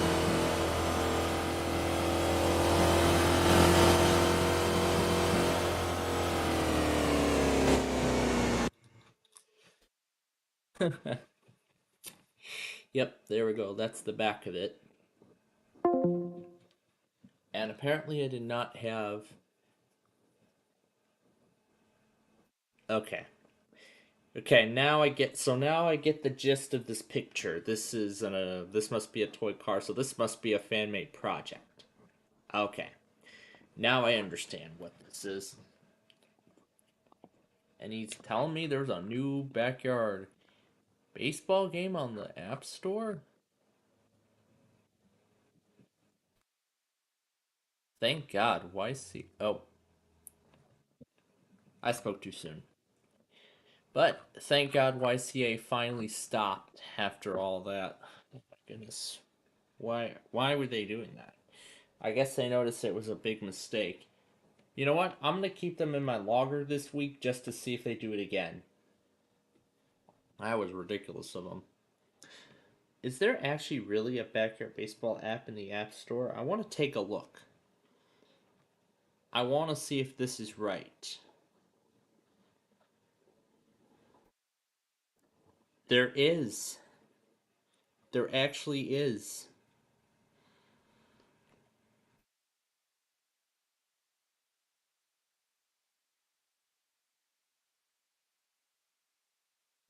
This is exactly like the PC game back in the day.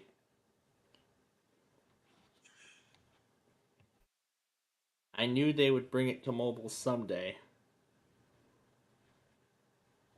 And it even has a copyright date too of 2025.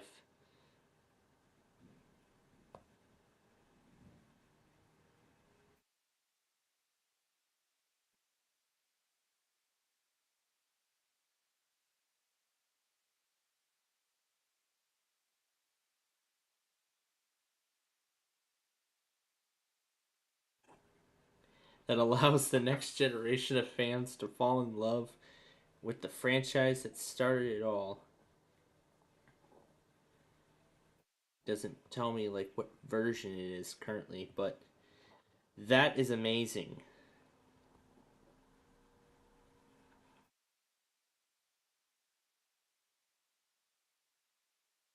But that's amazing. There's an official backyard baseball app for iOS.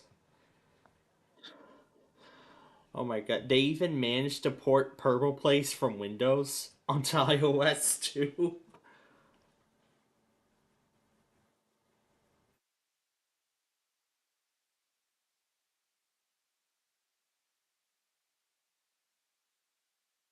And this one is a date of 2021. So, somebody ported Backyard Baseball to iOS. And now we have Turbo Place on iOS? What is all this here? Alright, now to start the catch-up.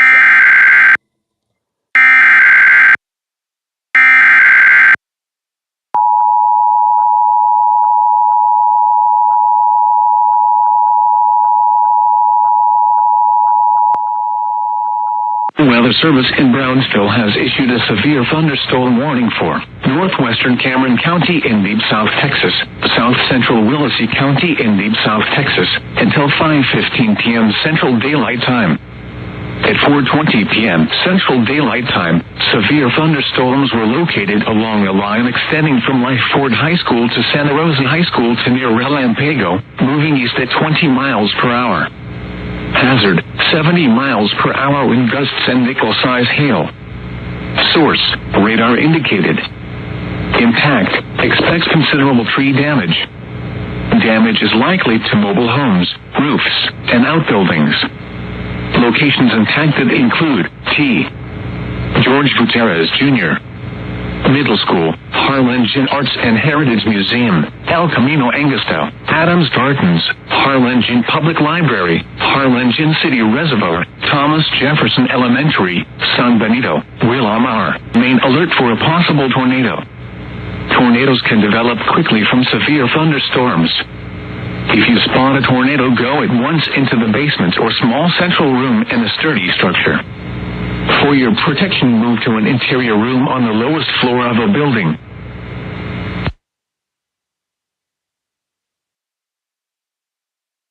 And I just realized I forgot to turn the desktop audio off before we started.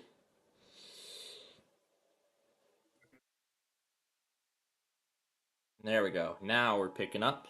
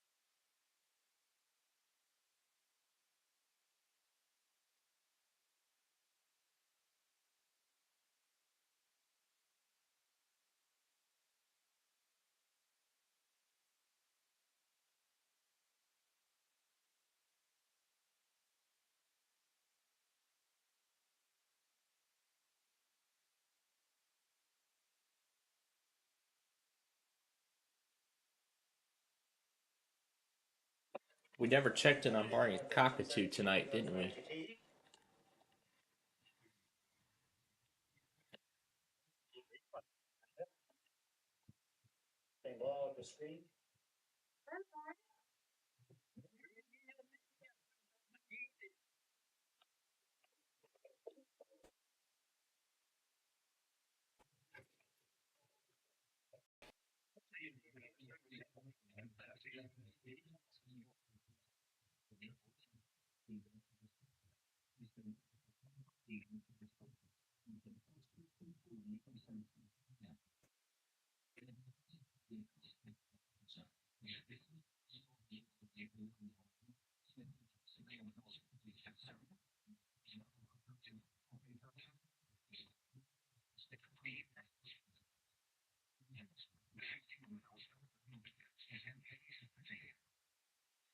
There it goes.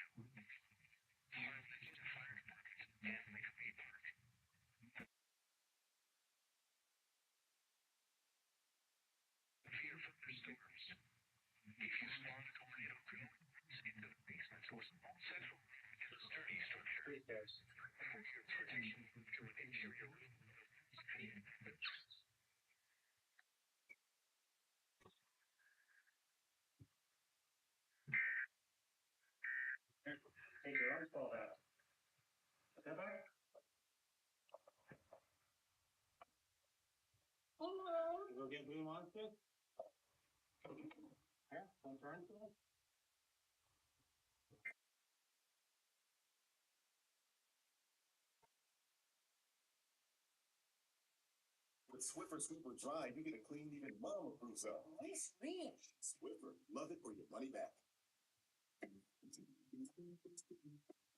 Flu season's here. You got questions?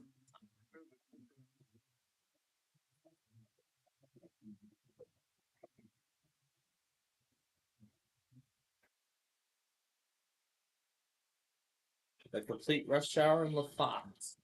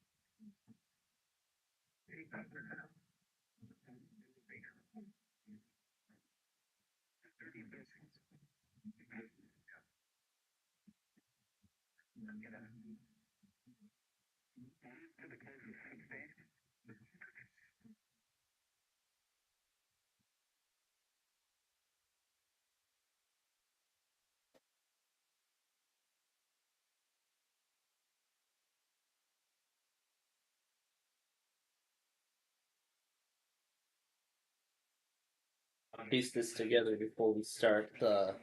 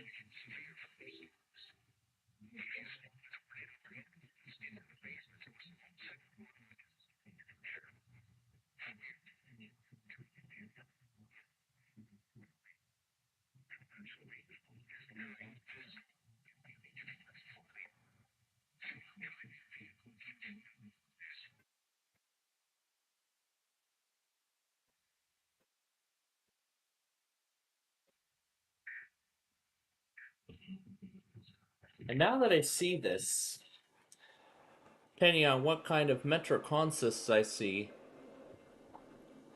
this could actually be the first time I get to see an F-59 PHI in person.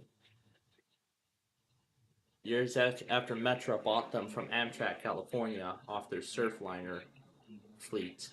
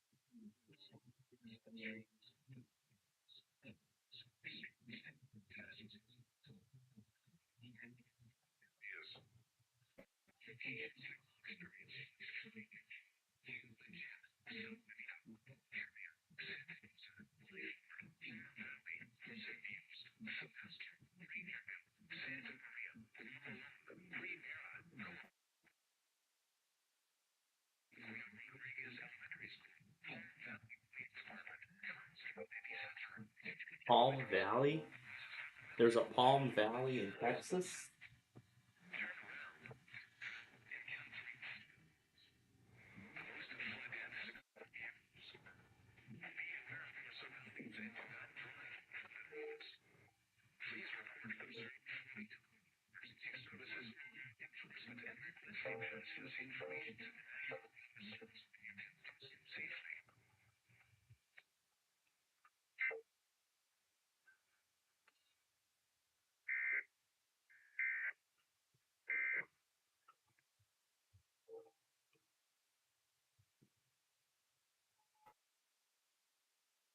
Yeah, we're gonna keep going with this until we reach the end.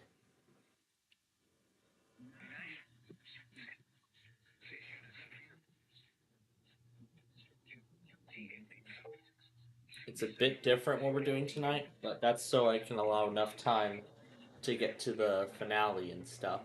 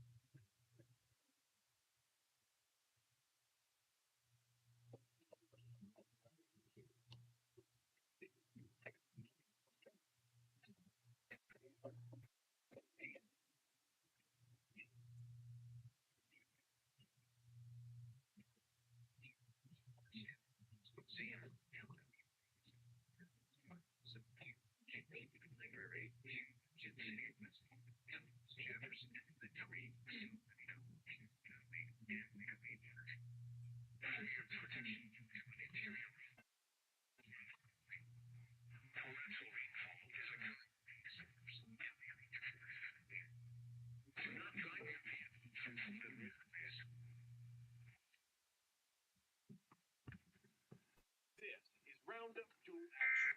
This stuff doesn't just kill existing weeds down to the root. It keeps working for up to 4 months from the first.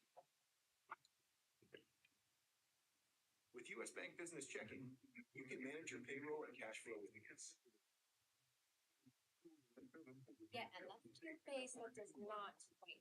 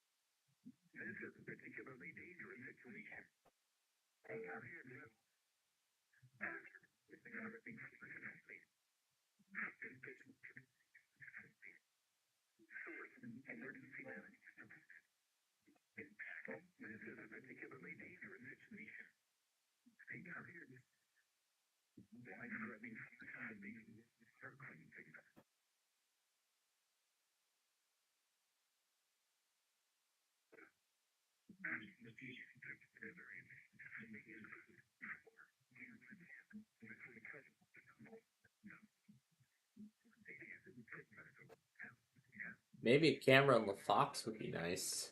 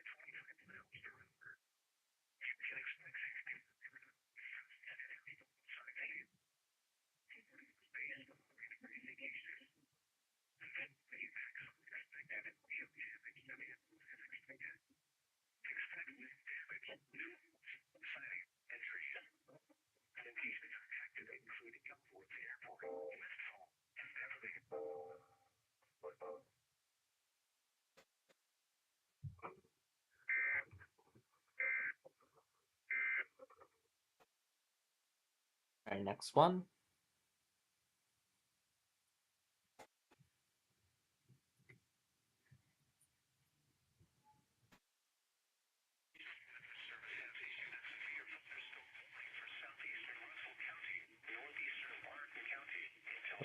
What's this one?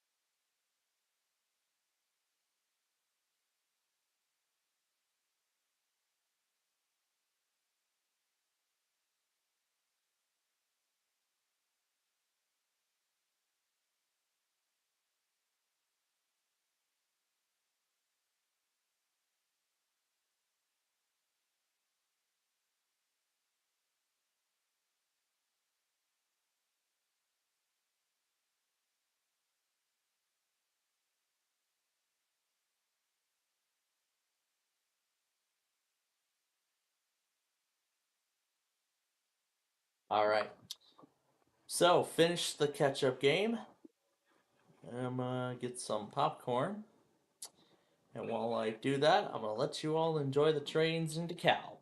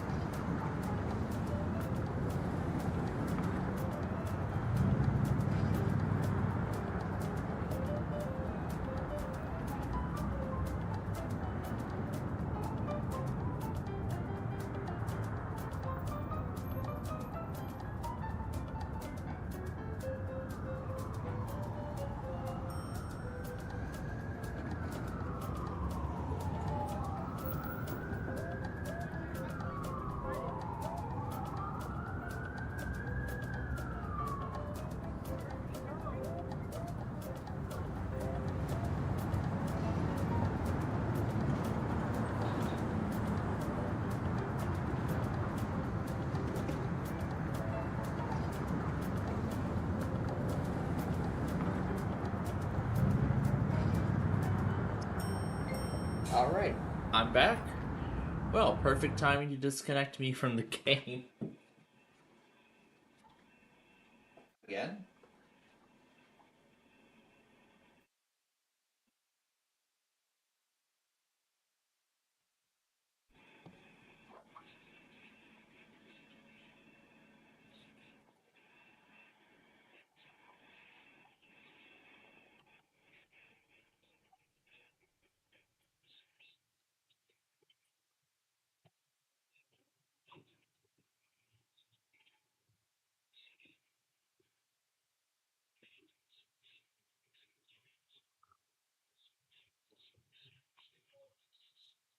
Alright. I'll actually play the catch-up game while we're on that other game later. Alright, before I get started with catch-up game part 2.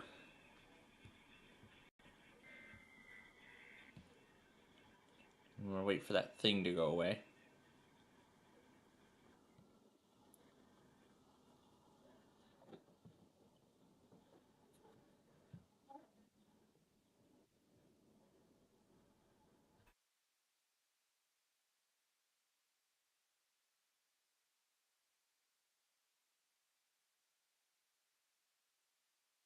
Hey KVHR, didn't you test already? KHBR. Or was that a different station?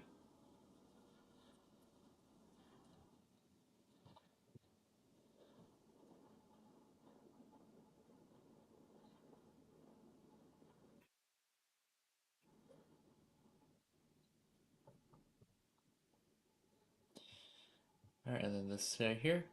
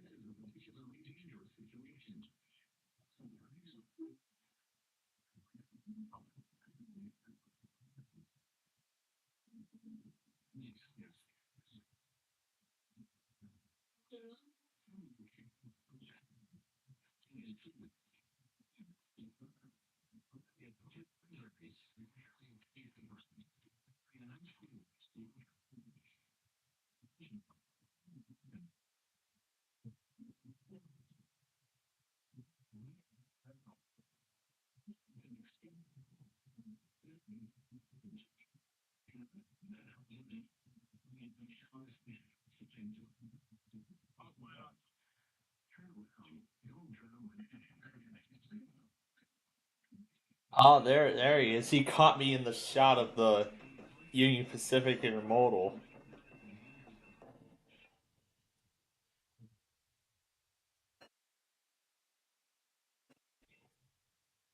And I don't think CJ Compton's in the shot either.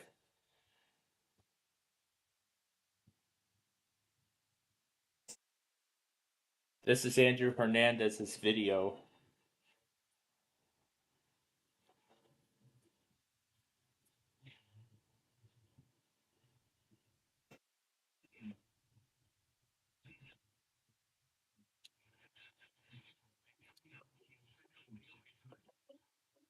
Now, of course, I go over to the same side and watch the rest of it.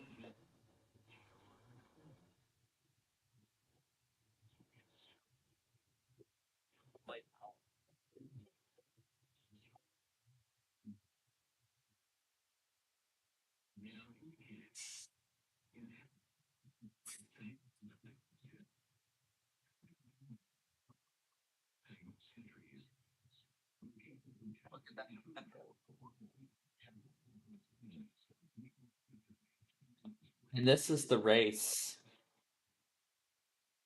This one was the race.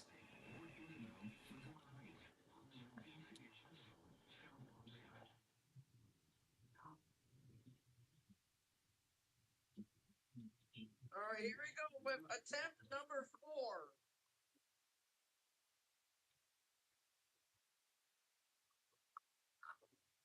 Hello, everybody. CJ Compton here in Rochelle, Illinois. I haven't been here for about 3 months.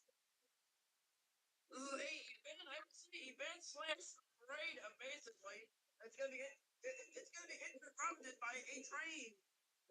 Interrupted by event. I would say event slash parade, basically. It's gonna be interrupted by a train. Said that to get across. And like, oh no, no, there better not.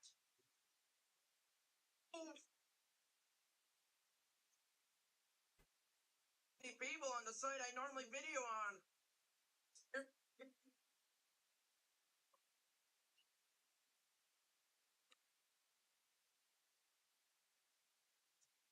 Property, how smart.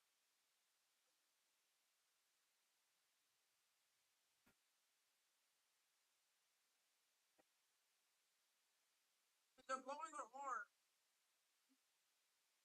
Oh no. Yeah, this is one of the many trains he caught when he was there. Unfortunately, I didn't get to see too much, but at least I had a great time when I was there, to be honest.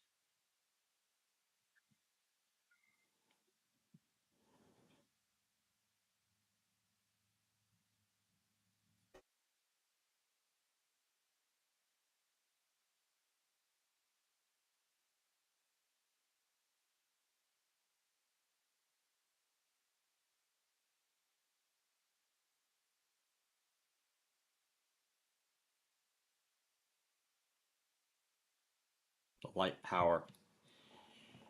Alright. Let's move on to destroy a city now, and I have to keep the desktop audio off because of the music it plays.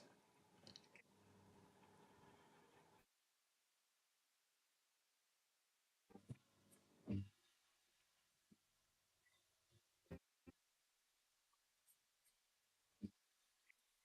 going to start the editing.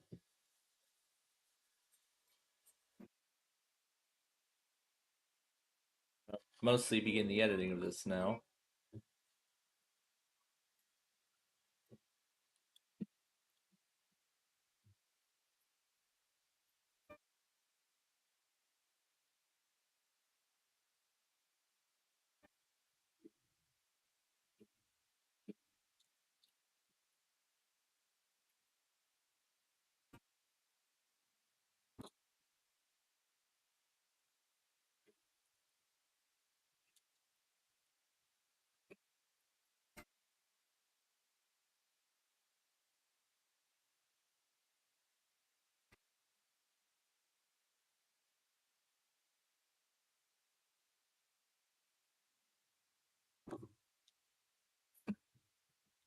Gotta be careful so I don't cut the towers.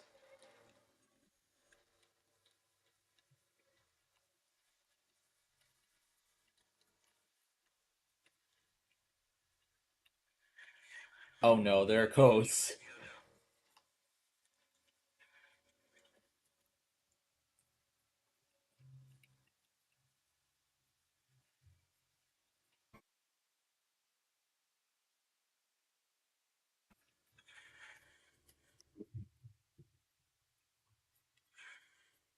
Oh my god.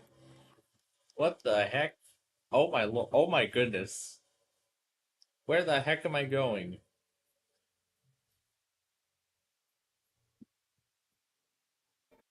How did I get bumped to like the opposite side of the frickin' map? Oh my god. Oh my god. Oh my god.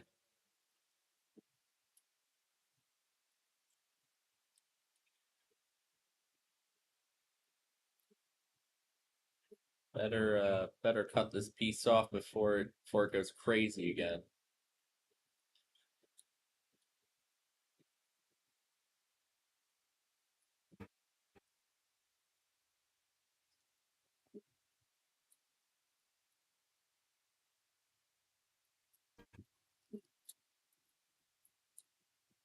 Will it ever stop?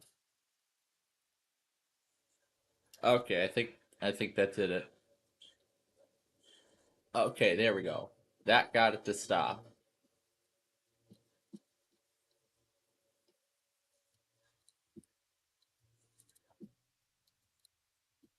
Now almost. Because now we got the tower going crazy over here.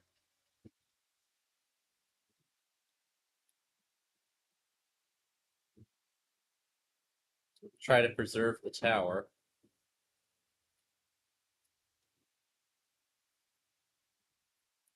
There we go. One part split.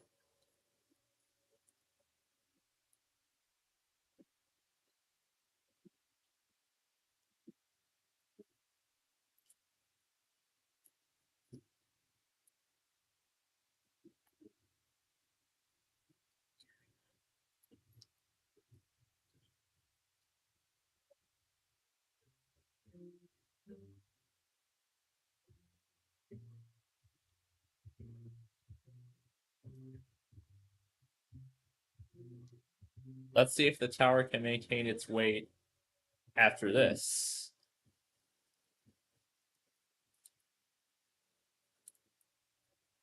After we split the other side. I think I missed it. Got it this time.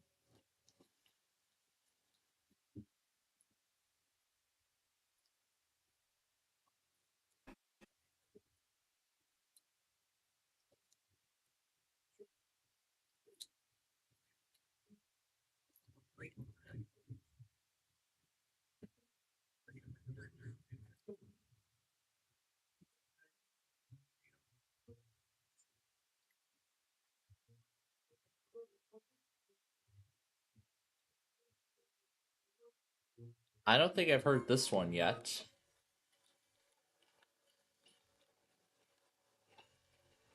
So I don't know what track it's actually choosing.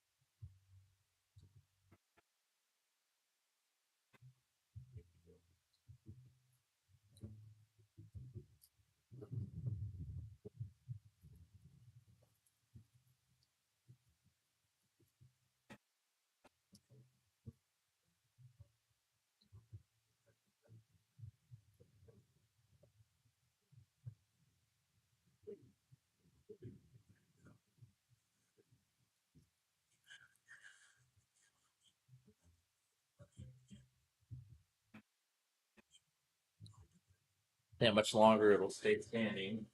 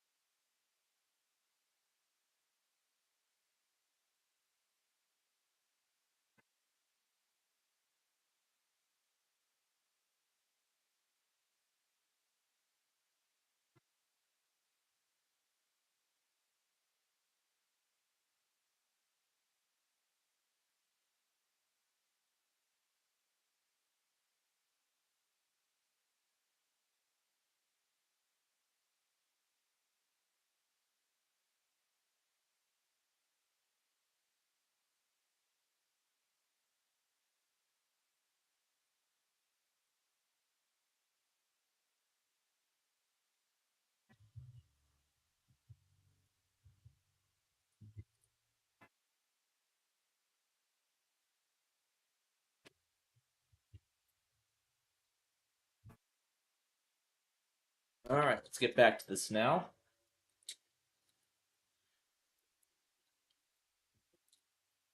Ah, yay, Edge is telling me to update again. No, I'm gonna wait till after we're done.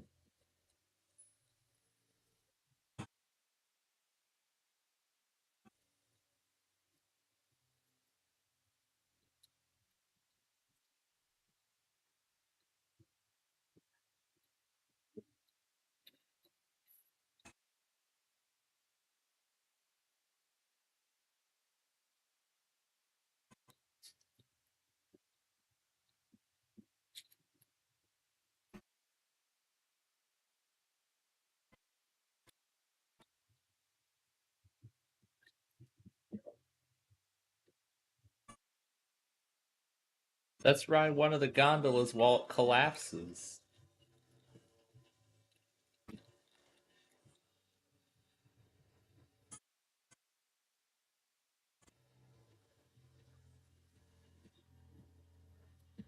Yay! Oh my god. Oh my gosh. How do we get out? What? What the heck? We're like floating and everything, and I can't get out. I know a way. There we go. I'm free. I'm free. I've broken free.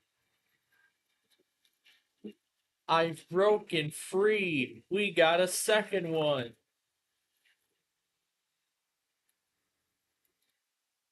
Bring the rest of that pier down, why don't you? Woo!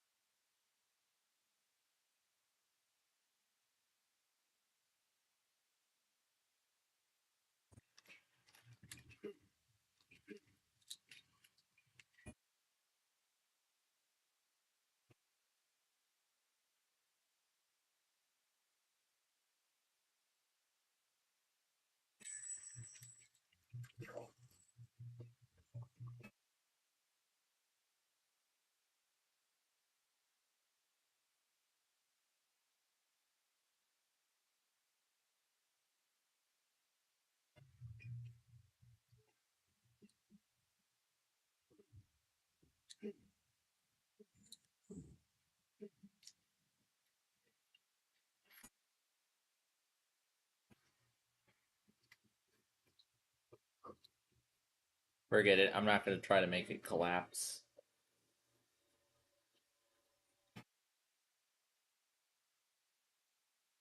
Probably almost impossible anyway. So, to the power plant.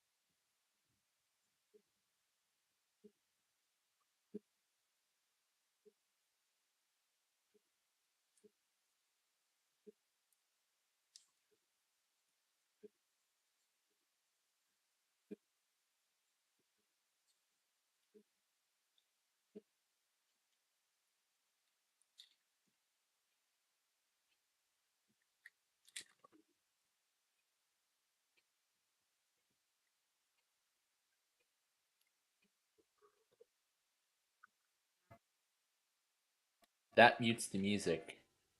I've got better music than that. Here we go.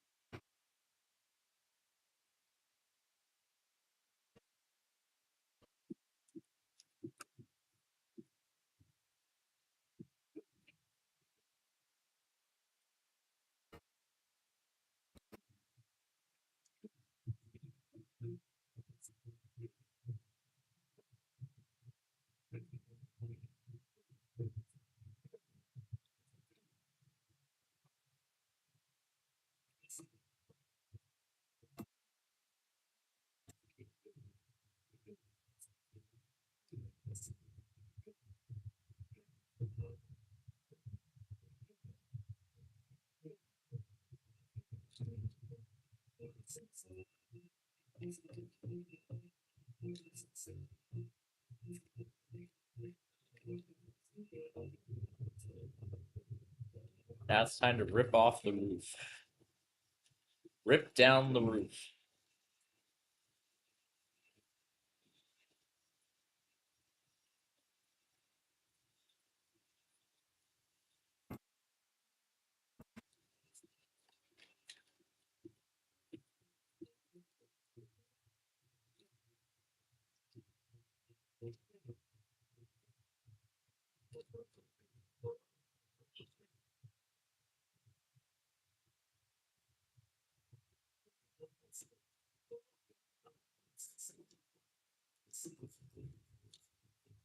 That's one roof coming down.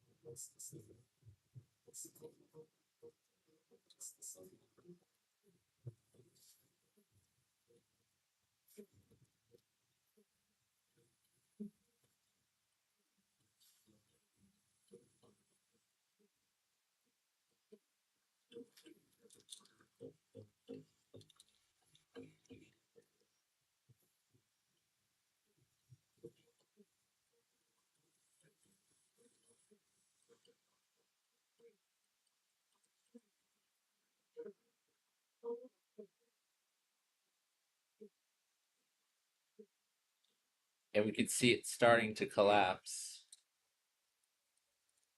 Yeah, we can start to see on both sides it's starting to collapse. Now a little bit, that's kind of loud.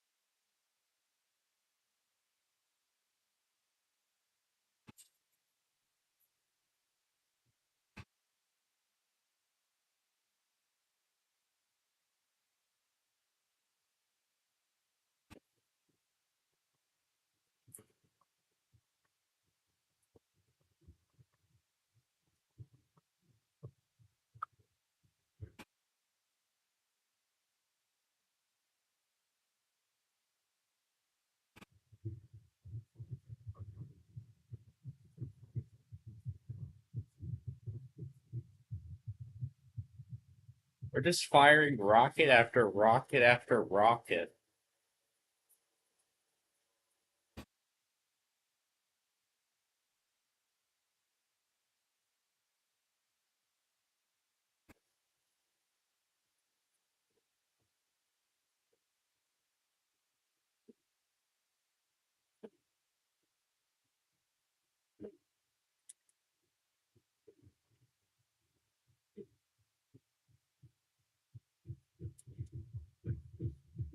Seeing some of them making impact.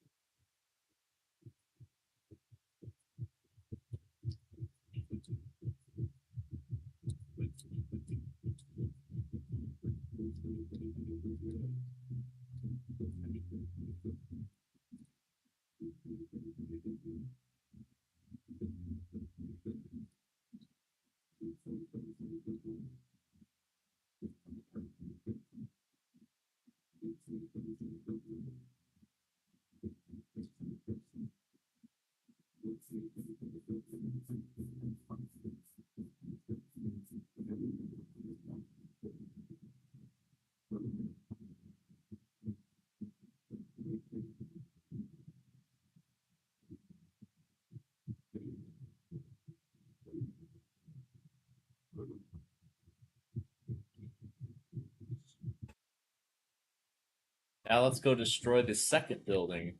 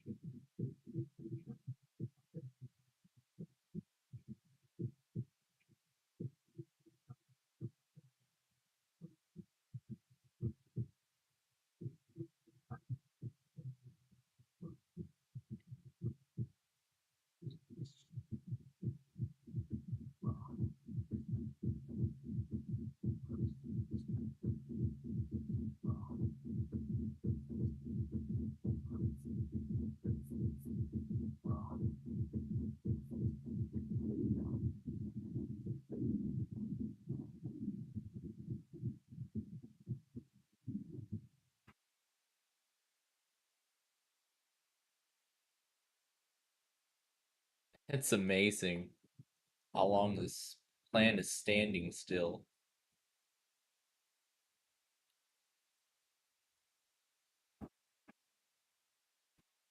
We cannot let this plant live.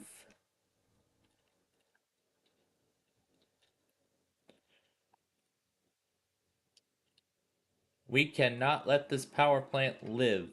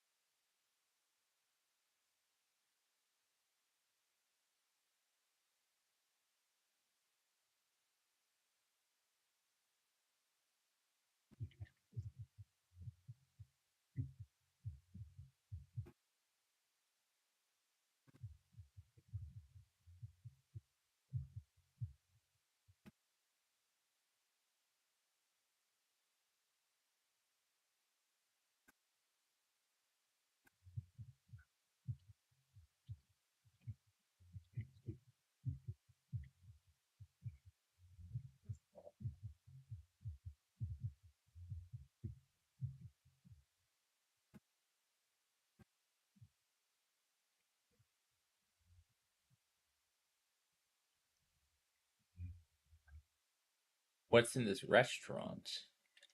Don't forget the pickles. No thank you.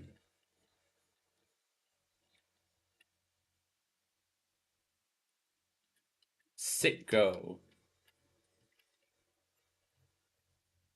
Let's destroy this market.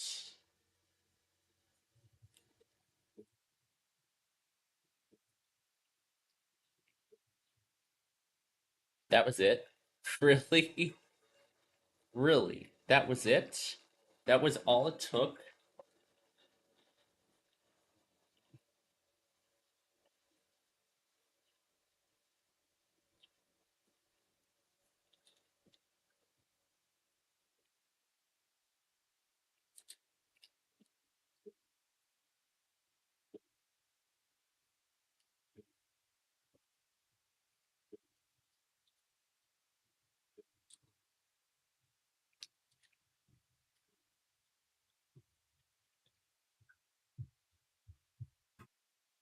There it goes. The roof is caving in on itself. Now back to the ruins of this power station. Back to the ruins of this power plant.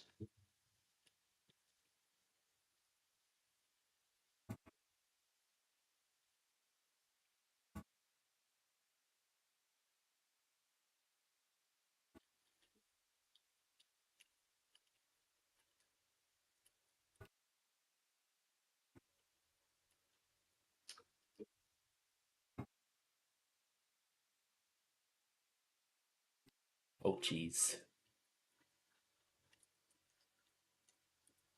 Ooh, an area we haven't wrecked yet. Why don't we do it? Can we ride one of these things?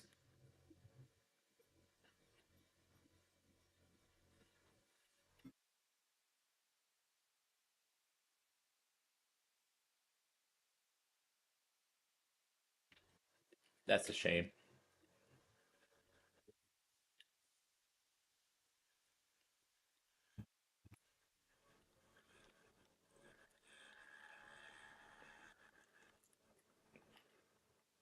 Can we even ride an airplane?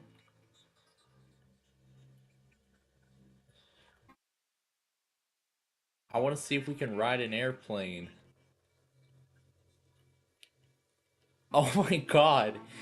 I could actually ride a freaking airplane. Well, not for long.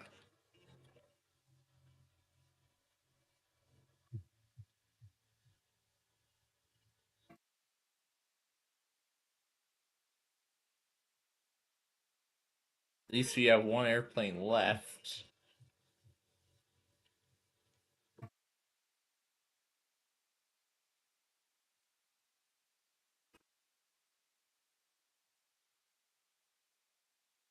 Let's try to be careful.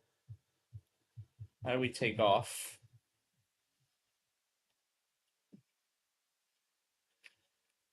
Oh no, I'm stuck. How the heck do we take off on this aircraft?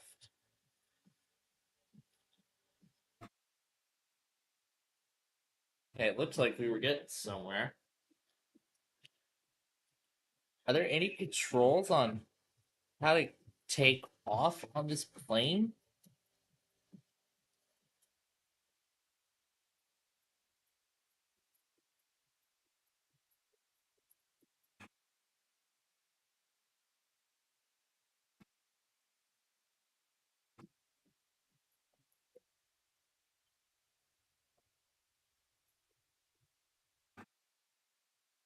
Essentially, it feels like I'm steering the aircraft now.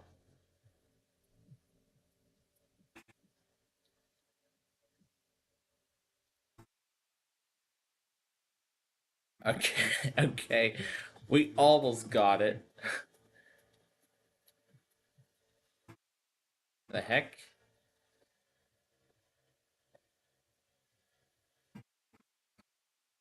Trying to take off on this airplane.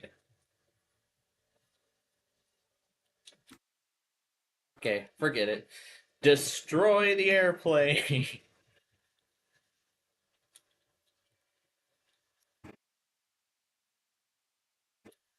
See if we destroy this curved roof.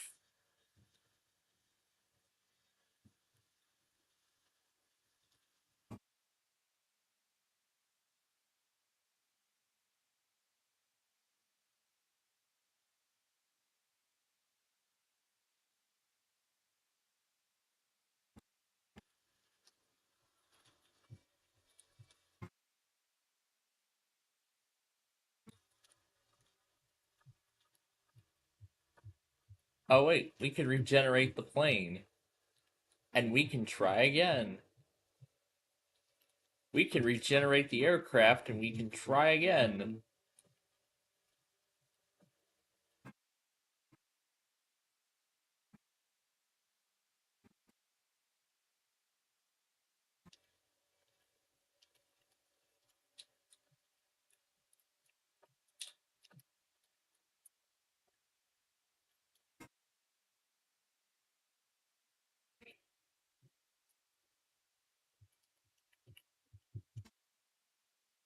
Alright. Let's try this again. Oh, there we go. Holding down the right click button and pointing up. Now we've taken off.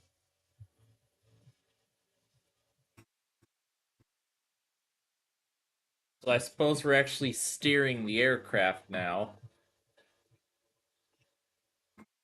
So now we're steering the aircraft.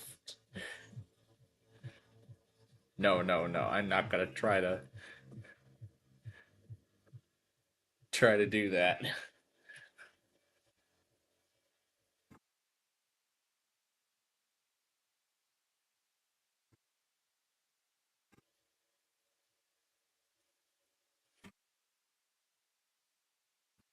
So at least the good thing is I can actually fly this. I can actually fly an airplane. As long as I keep the cursor in the window the whole time, or else it'll.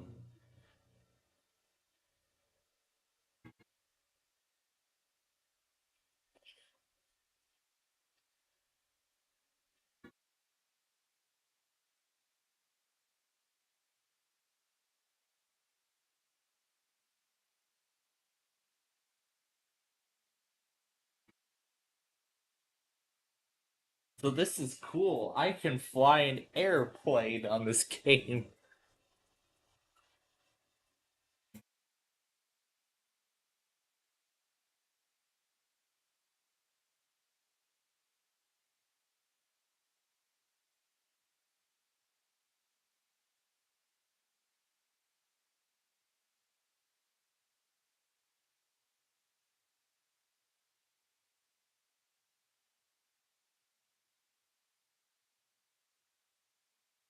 I wonder how far I can fly this aircraft.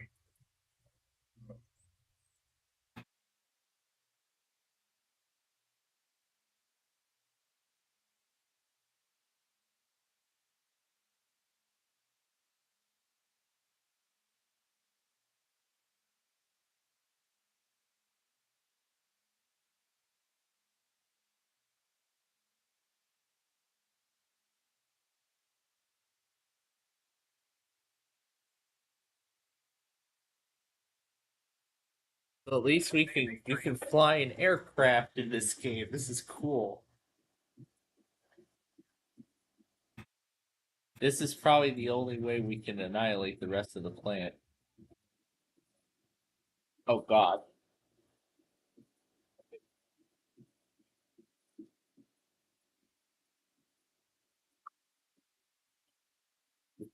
I couldn't get rid of it in time. Well, that was fun. That was fun. Riding an aircraft in this game.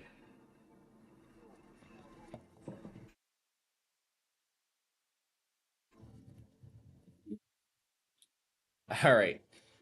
No, no, I probably shouldn't do that. Well, let's get back to the destruction of this power station, I guess. And this song is a bit too quiet. Let's pump it up a bit.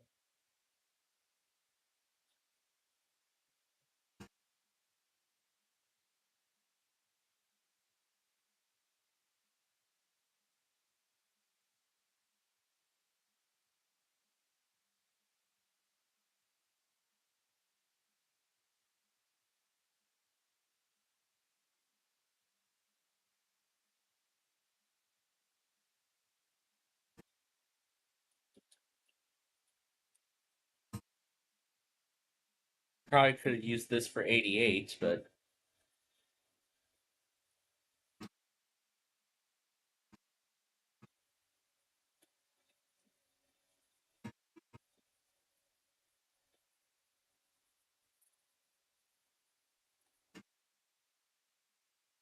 There goes one support beam.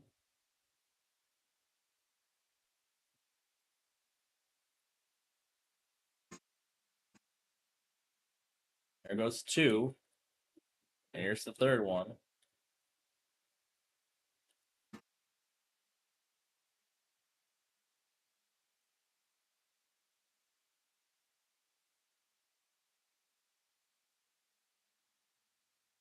We still haven't accomplished our mission yet. Destroy the rest of this power plant.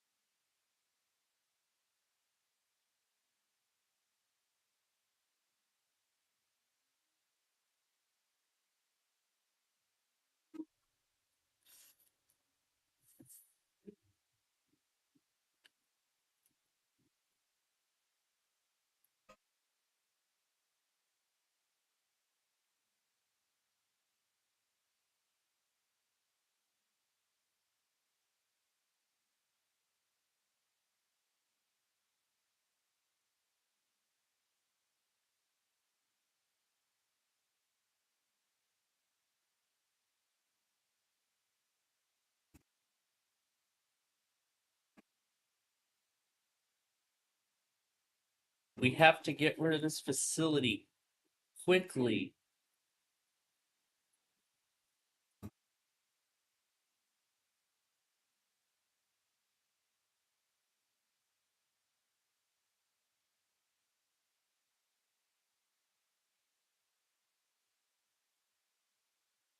Is it destabilizing the tower? No, it didn't. It didn't do stuff yet.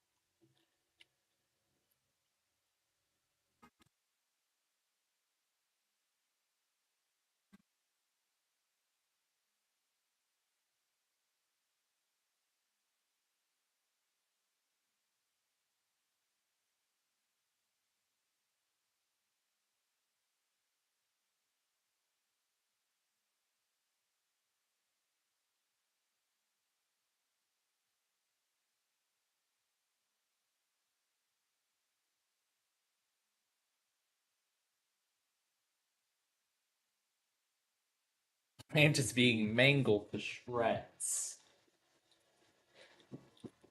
And this is what's left of it. Wait a minute, how did these yellow blocks get in the mix? Was it because they were exposed to radioactive chemicals or something? Is it just me or is the pitch of the song getting higher now? I don't know if it's getting higher. Probably.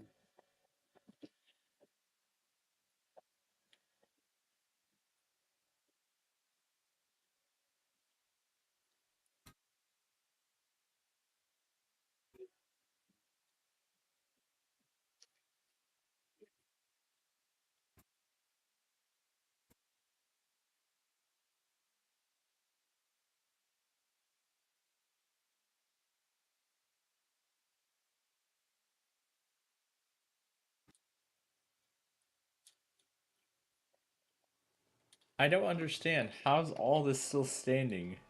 Look at this. All this debris flying in the air.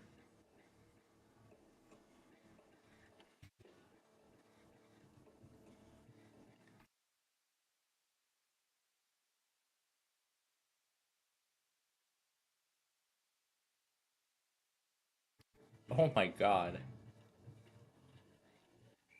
We're not gonna stop until this plant is completely gone.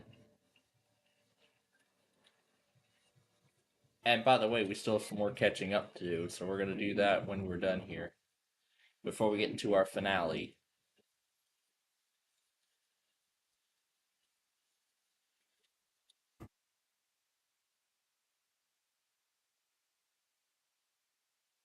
Well, at least we destabilized it to some degree.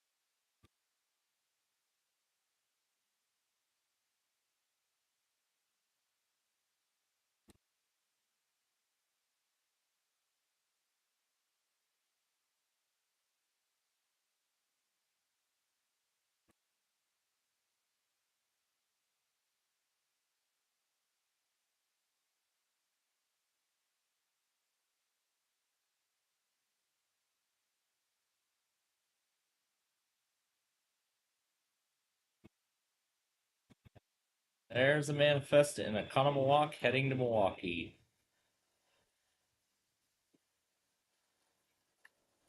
I didn't see the moment the gates went down, but I just saw the locomotive. And no, we're not stopping until this plant is gone. Completely gone. None of it left. I don't want any of it left standing.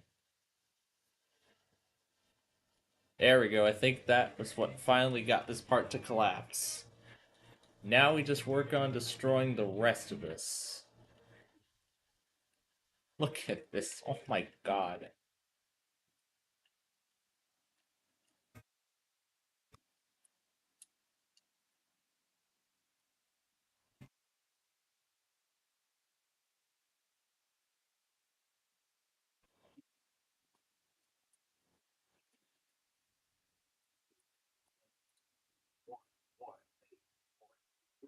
Water down.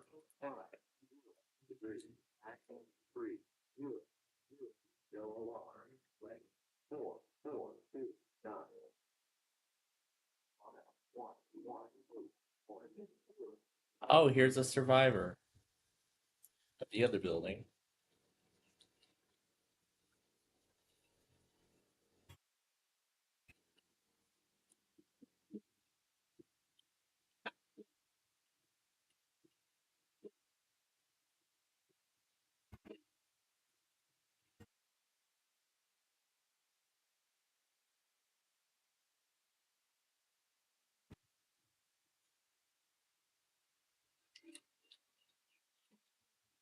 And final step.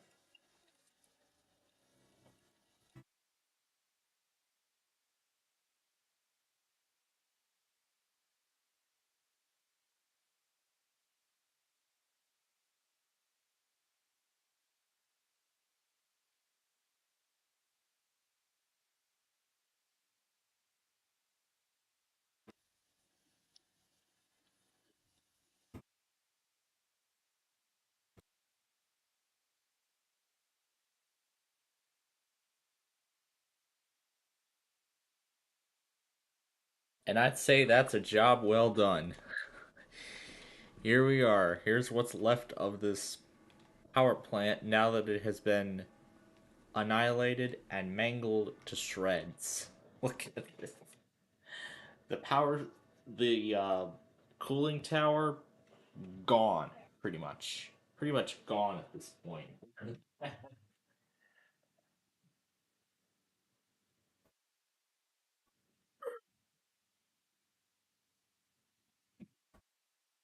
Wow. Absolutely mangled. Absolutely mangled, shredded, and destroyed.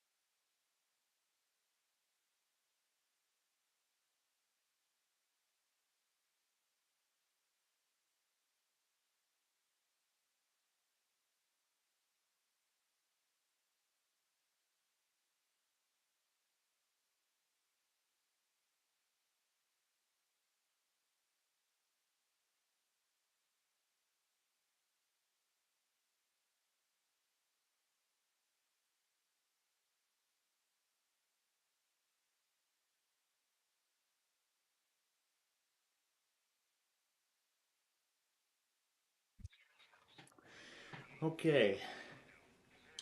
So, one more catch-up game to play, and then we will get to our finale. Ooh, you're eligible to trade in,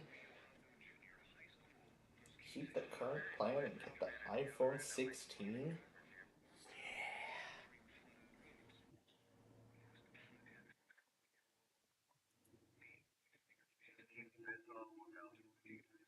Oh, this is gonna be good. Back up, bro. Oh no. Oh, this is gonna be good. Oh no. Oh no, it's gonna hit us. Oh no. Yeah, I was over on the others.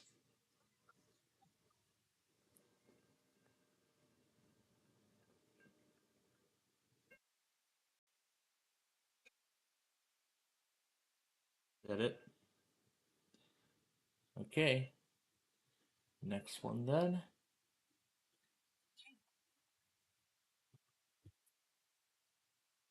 I'm the one that is videoing this.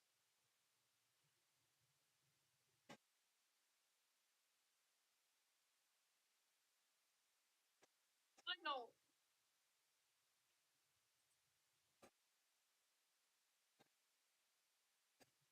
Yes.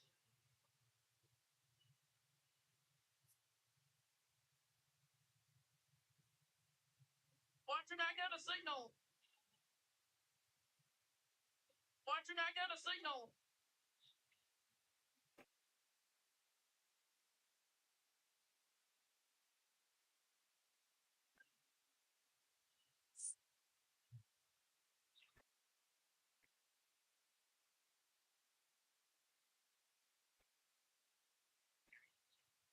Since there were two of them. Since there were two of them. Engine number 5402. Engine number.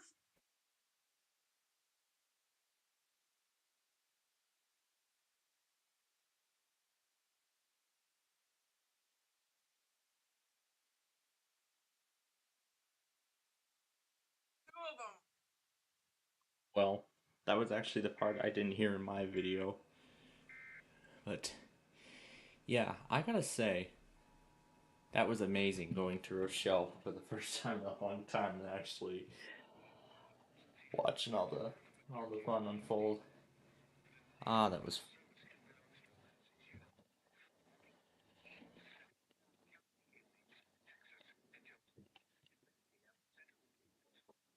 My goodness, Brownsville's going nuts.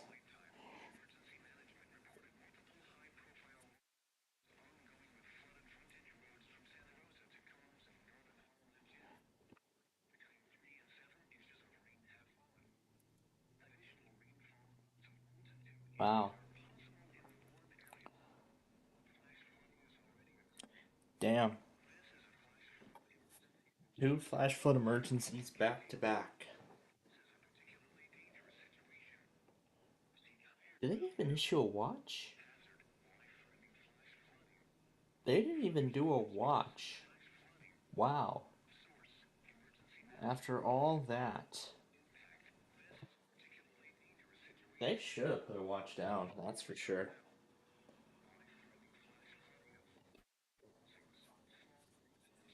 But you know what? With how crazy this event is, I'm going ahead and making this the 9th installment.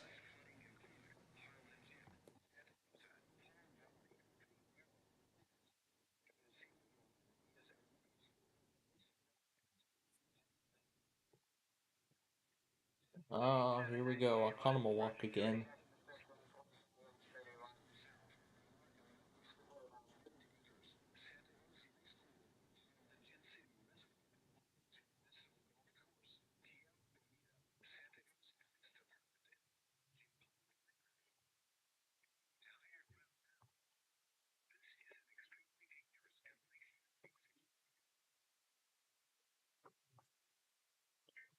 And there's that same manifest we saw in Wauwatosa earlier.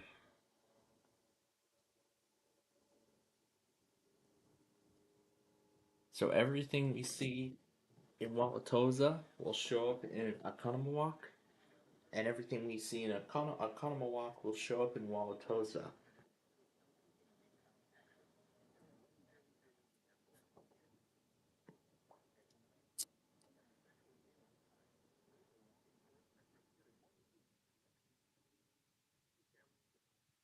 I didn't know there was also a Palm Valley, Texas.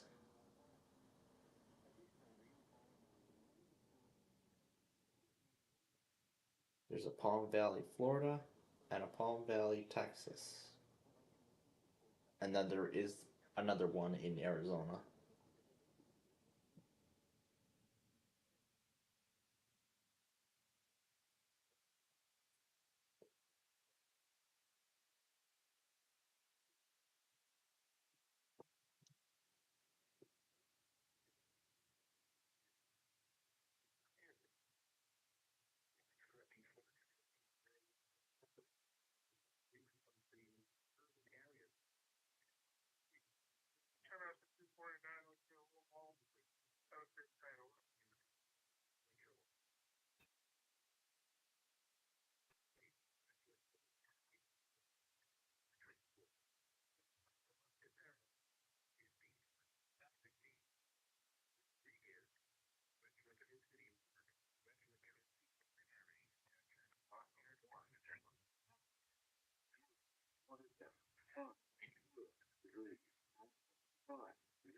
And when we're all caught up with this, we will start again. We'll start the finale.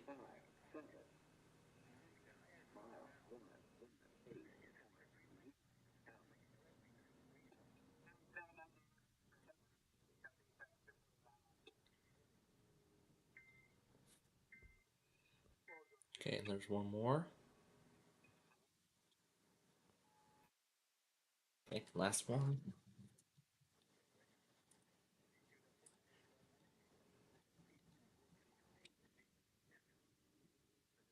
Nope.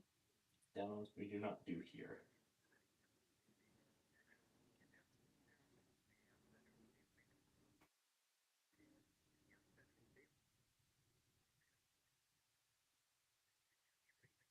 Alright, we just need to do WTMA.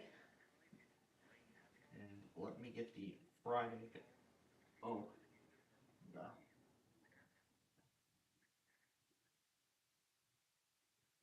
Okay. Let me get the Friday stuff ready here.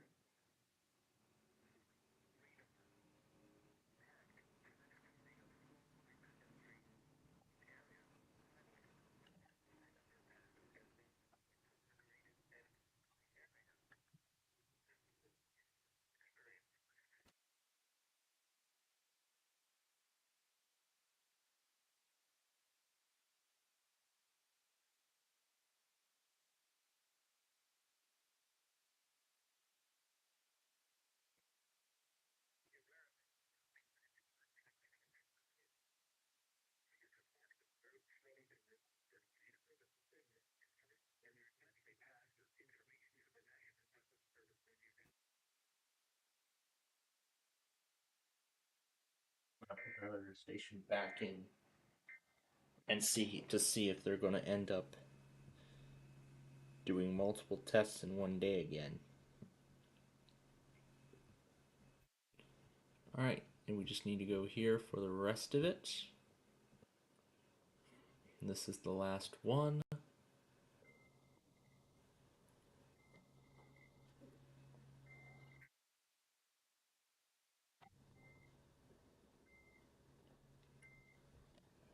Alright. Okay. Disconnect the device from the computer. And now, let's see how much time we'll get to play this before the Enright Cup starts.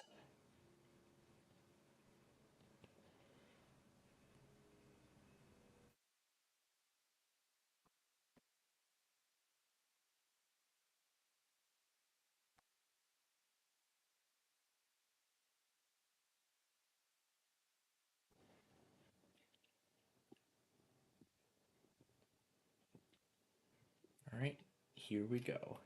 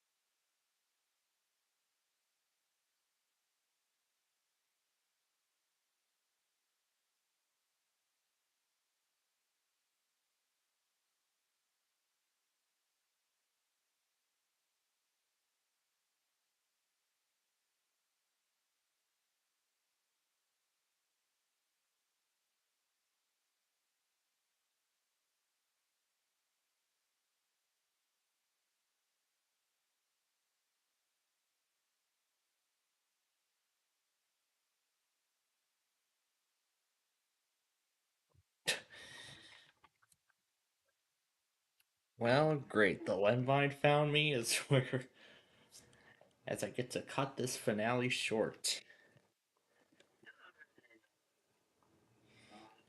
Yeah, darn.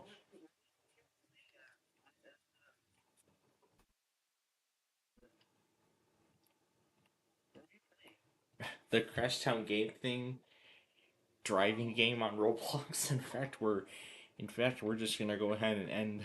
We're just gonna go ahead and end this finale now.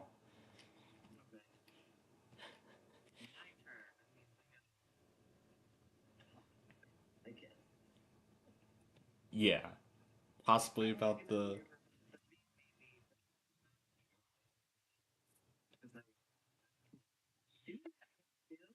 Yep, but of course he has to. All right, check your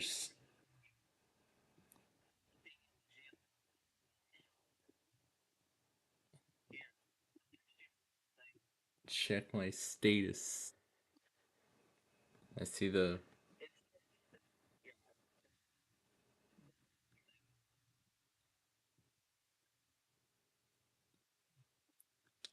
Looks like this is behind the scenes of his new song or something. Yeah, not.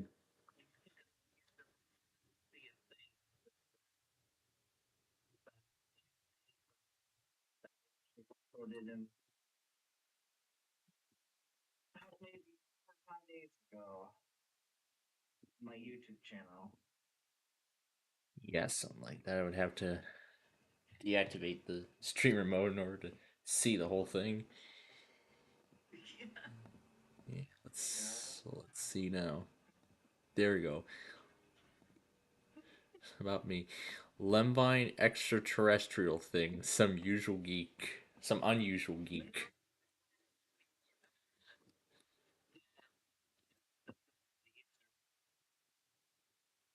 That mentions the status. The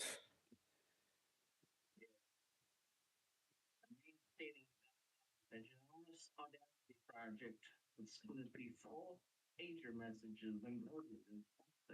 Oh, well. Well, that's gonna be something.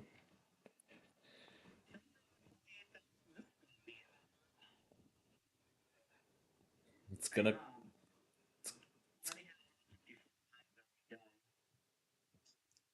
Of that thing, and still more to go. Lots more to go, in fact.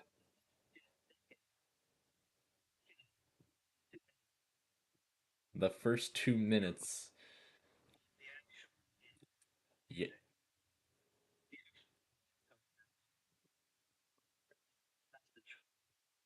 Page messages are recited. Mm-hmm. First 2 minutes, yeah, it's Yeah, it's a. Yep. All right. Then I guess we can also get along to editing the severe weather event while we're here as well. Yep. Yep. A nice selection of products brought to you by Brownsville.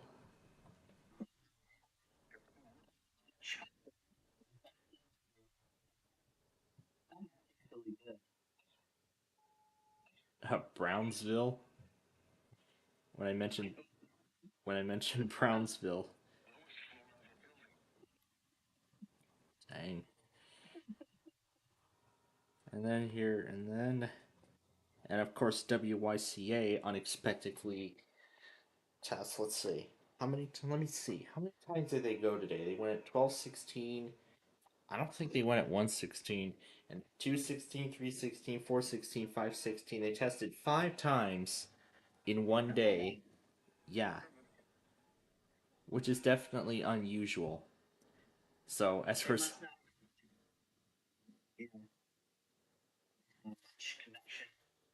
and I think there was some other station that did that. Oh yeah, it must have been that public. Oh yeah, I was thinking now it's that public radio station out of Tulsa. They test like so many times in one day, and I don't know, I don't know why they do that. Yeah, I mean there's just so lots of there's just a whole lot of mysteries in regards to that. But then again, I guess in the meanwhile we can see what has changed with these listings of Dell laptops on eBay. Here's one I have right now. The exact same Dell XPS on a 5th generation i5 that's running Windows 11. Ooh, if this guy was able to put Windows 11 on this XPS, so can I. I could put Windows 11 on a 5th generation i5 processor. And I'll probably do that on a 7th generation Intel once my father's school gets rid of that.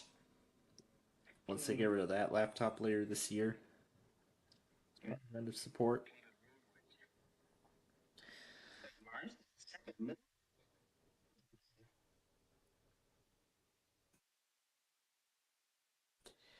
So let's see. Now we're on 601.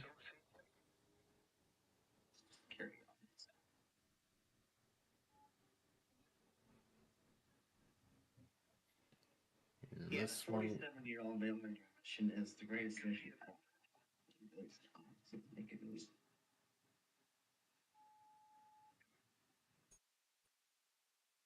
Then the Philadelphia test and that.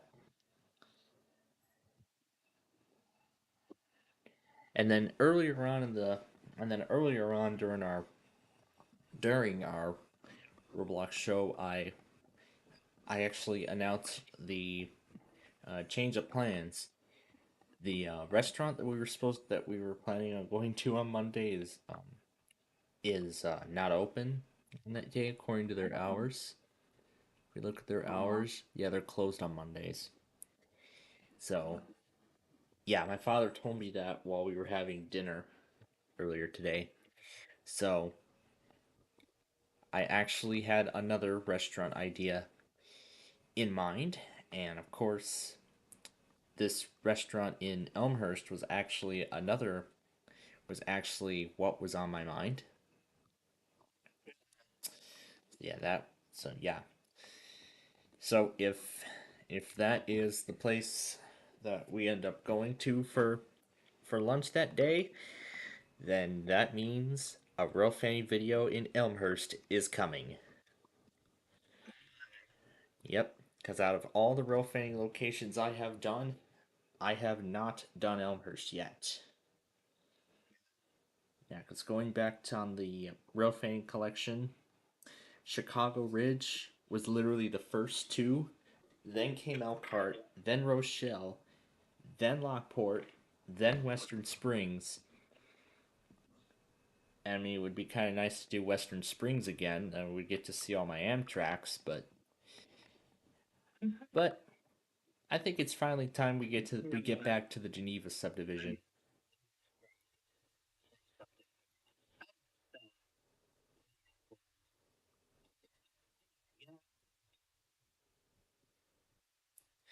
A chance to generate some more AI lendines. Oh, great. Yep. But yeah. So so again, if all goes to plan, Elmhurst will be the seventh episode will be the seventh installment of the Real Fanny Chicagoland series. And not only that, but this will also be my first. I have never I have never stepped foot in Elmhurst before, so this will be my first time. So this will be my first time. This will be my first time in Elmhurst, downtown to be more exact. And too bad won't get to hear that e-bell because it's gone. But this e-bell I will. So so we're gonna get some action on the Geneva subdivision, I don't think it's as busy as the racetrack, but I guess we'll see. Maybe this is Union Pacific's version of the racetrack, but who knows? We'll see what happens. I would hope that. Well, we'll see if it actually even generates that. We'll see what happens with we'll see what happens with the trains while we're we're gonna see what happens with the trains while we're there. They're not gonna be quite fast. I know that for sure. So Okay, so now we got some funny characteristics. What the? Okay, now here we go. There's one of the and then depending on how well it goes, I might get to hear these things for the first time. For the first time since Union Pacific installed these over a decade ago. These black box yeah, yeah these yeah these bl- yeah these black boxes on the gates, on the pedestrian gates.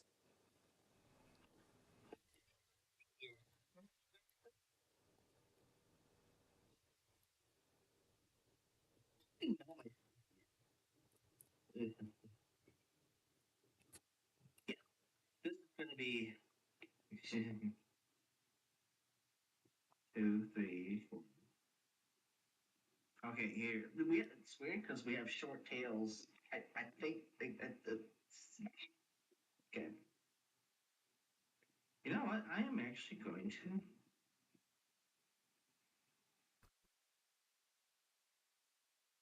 I don't know why we look like that. That's just.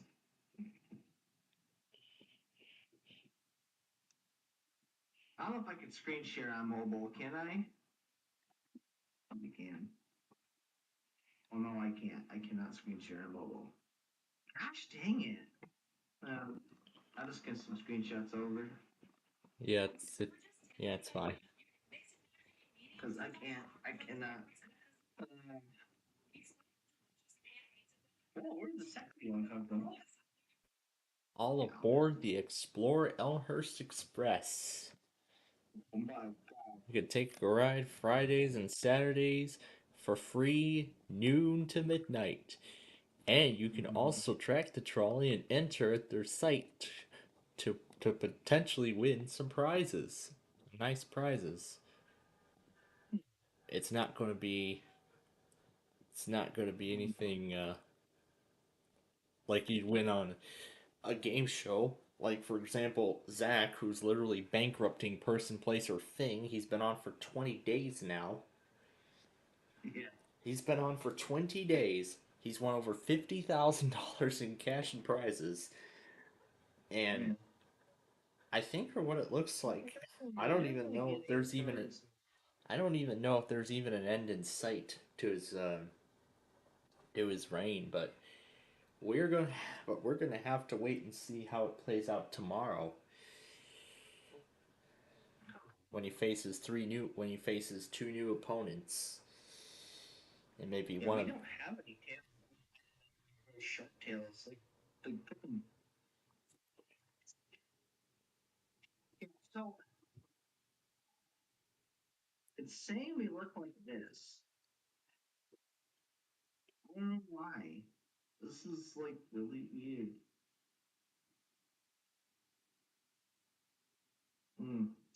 Try it again. Try it again. Take some more screenshots. How does it know that though? Look at this.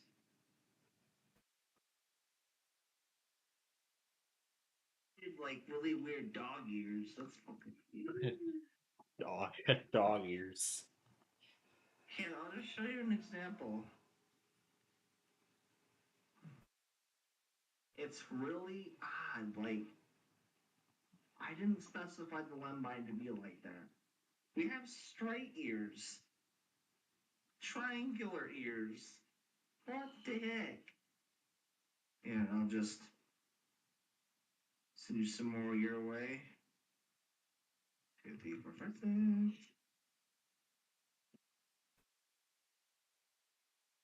Yeah, so. I don't know.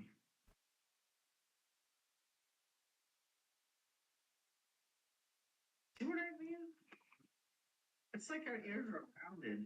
Yeah, I can tell from the pictures. That face is accurate.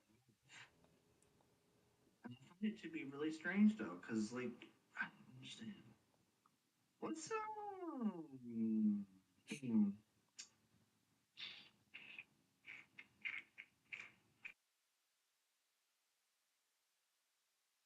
Tried to sing Mario there, but I'm not even doing that.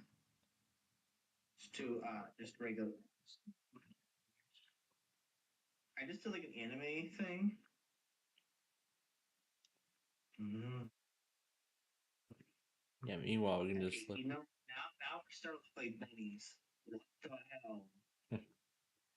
yeah, here's one of the few crossings in Elmhurst that don't have that warning device. Actually, that's the only. In fact, it's only those two crossings that have that warning device. The other crossings do not. Yeah, the other crossings do not have that. Yeah, the only ones are the crossings in immediate downtown.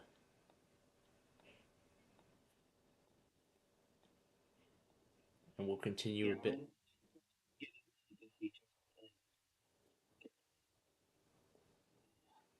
And this is a rare combination, a GS Type 1 and a Western Holnhay Z-Bell.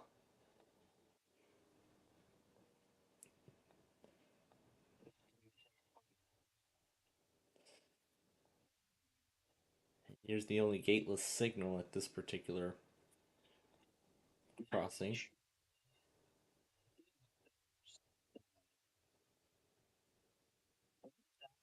Really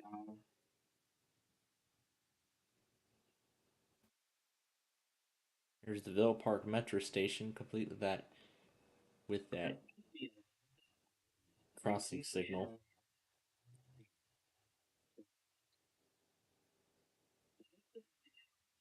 That doesn't make any sense.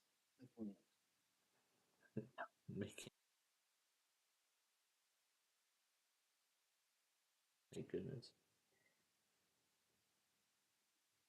Here.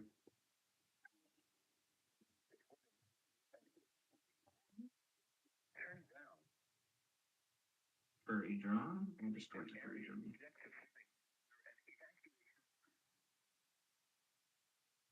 All I'm seeing is freaking. But we do get accurate results like with furry drawn. See, like when we do furry drawn, it gets the features out pretty accurately. Like seriously, it does. I'm kidding. I actually like the furry. I mean, I just do.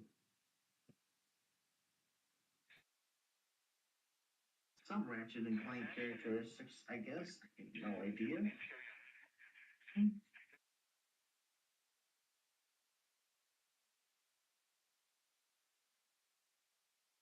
Discord.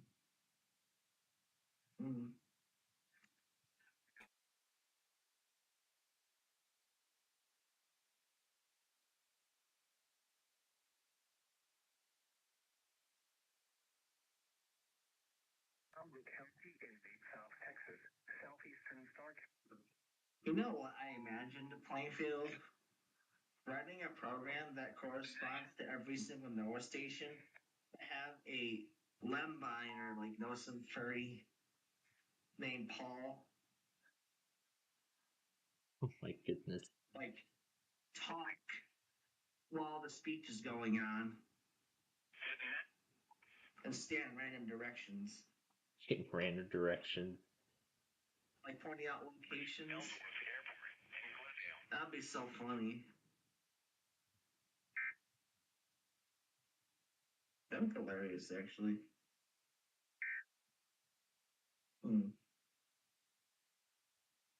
Yeah. Anyways, this is I think the painted version ends up being a lot more accurate. Or very drawn anime shit. I don't know. I gotta see it now.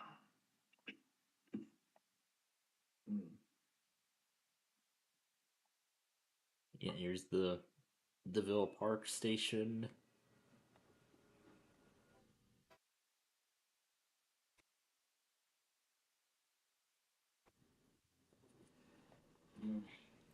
Unassigned AI only in Jalen County. Here's the Armour Avenue crossing. Wow. Look at those vintage cantilevers. Too bad they don't exist anymore. What a shame. What a shame.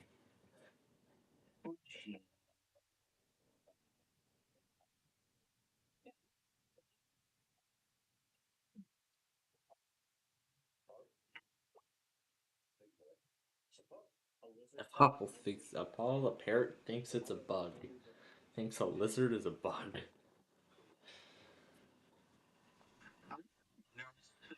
Get out the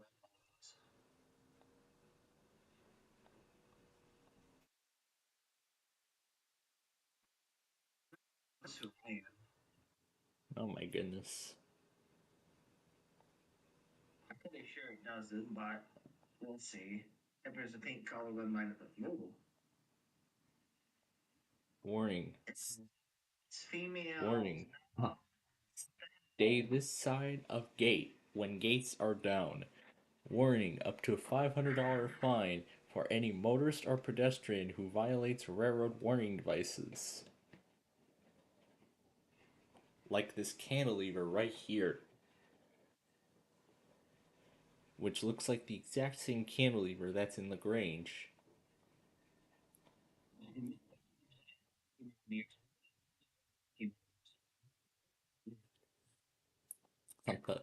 On the Pokemon creatures.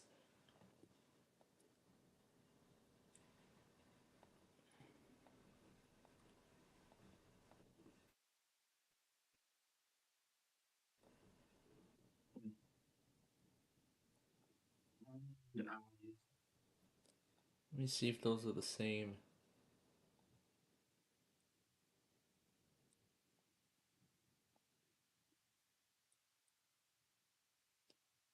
That looks almost like the same cantilever design, except there are some additions to it.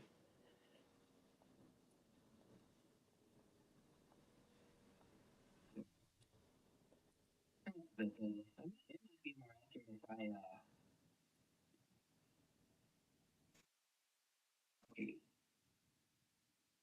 Where the hell is the bunny rabbit shit coming from? Bunnies! Ain't bunnies! Piece of shit. Almond eyes. I'll just do this. There we go. Ooh. Interesting. Except the almond eyes aren't coming out the way I wanted them to. Whatever.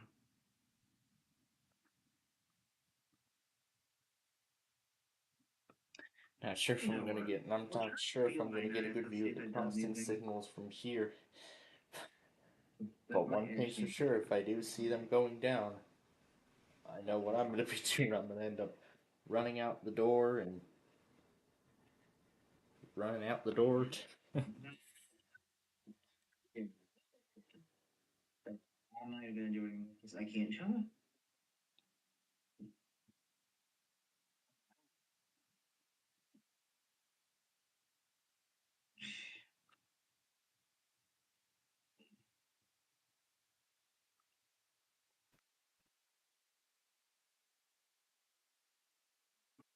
For my friend Kenny, because he just needs to know. Lots of examples of that.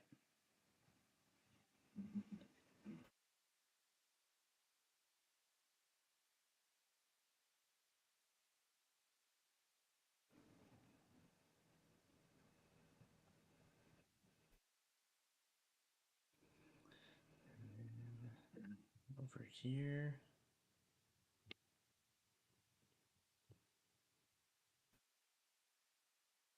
That's where WQZK will go.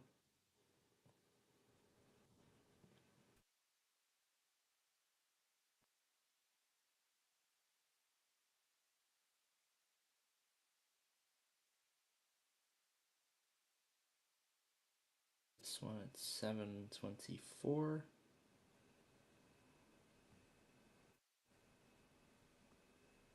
I'm gonna keep pinging Dene because he's.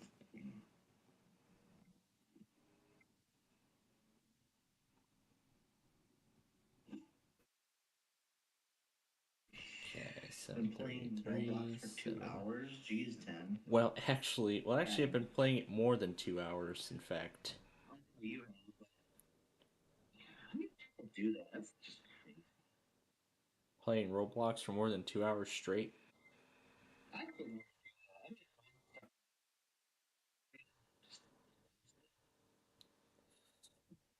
Well, not for me in this case.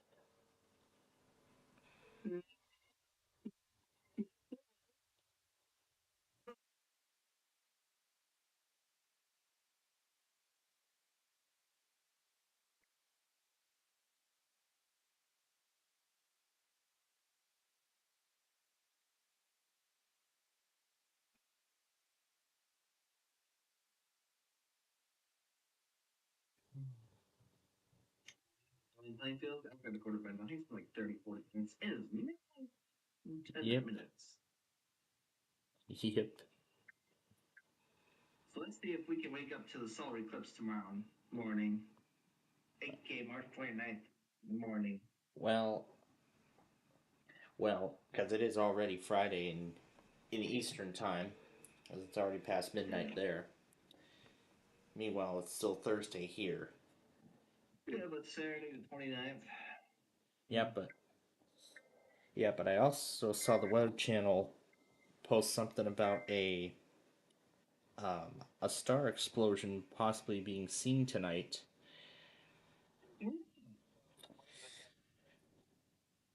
It's no, it's supposed to be the Borealis star. From what the video from what the video described. So let's see, 24.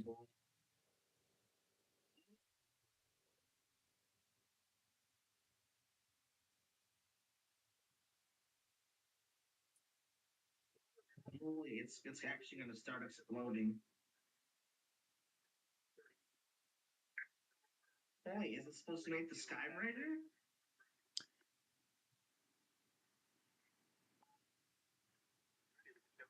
Okay. No, it's supposed to be a bit brighter in the sky than it normally is.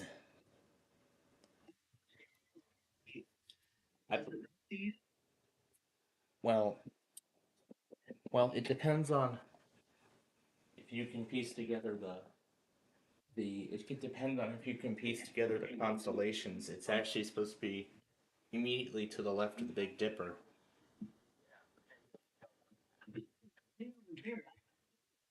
Shaped like Northwestern. Okay.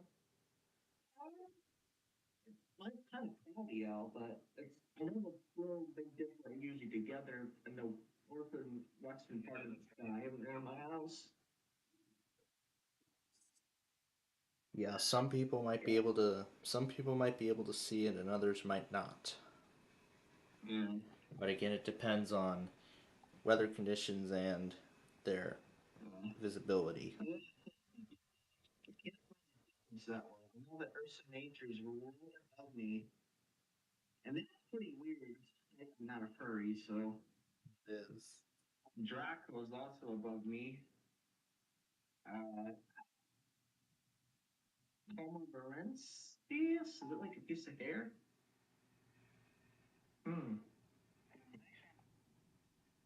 Butas, yep, that's where Arcturus is. Oh, that's right near me. Where else is it based?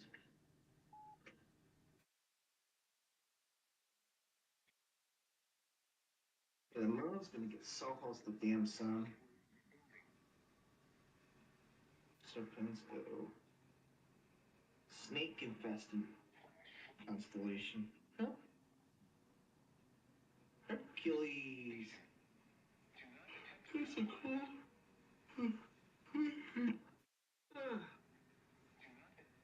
How is it? Yeah, the Matrix right above me. Mars, Procyon, Betelgeuse, Jupiter. Wow, Jupiter's like right over there, and it's like fucking.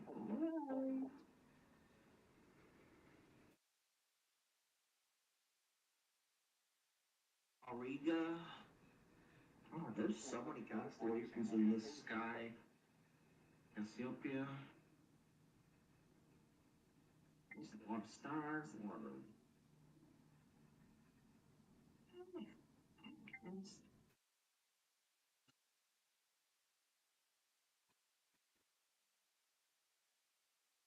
Little bear. Aw, he's not even by his daddy. Aw, and mommy, or whatever. Whatever. I can't find it. I don't know where the hell it's supposed to be. I don't even know where the dippers are. Should be around here somewhere. Usually it's in the northwest part of the damn state.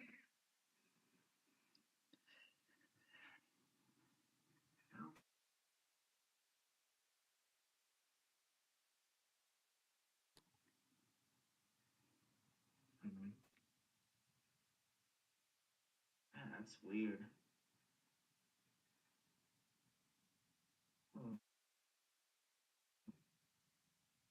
By the way, this app actually does satellites too. So, like, I can get like the Orcom and the Starlink satellites. It also shows like layers of satellites. I can skip grids of mind, atmosphere, light mode. Alright, but I'm gonna now be going now because it's like 16 times the hour. Let's see what it's Yeah, like 16 times. Yeah, 16 times in a row. But yeah, with my part-time job, I am lucky to actually not be going on a Friday. Yeah, unlike him. Okay, so I've got some more catching up to do here. So let's get to that right now.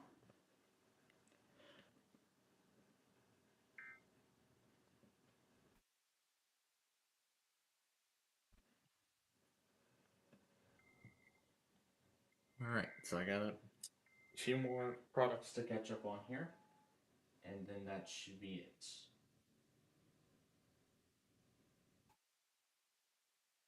Yep, these are the last ones.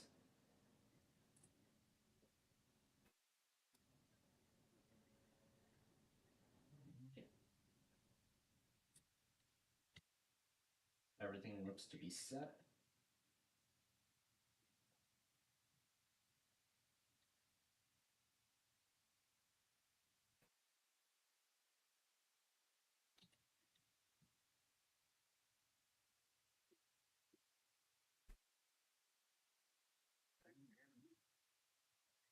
Alright, let me get this ready.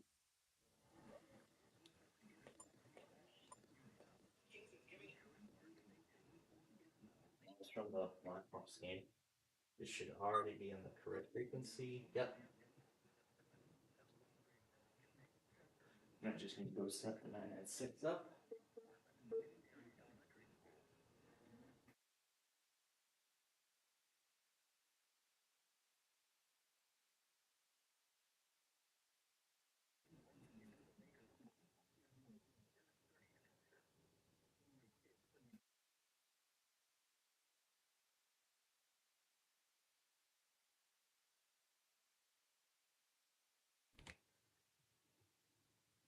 Alright.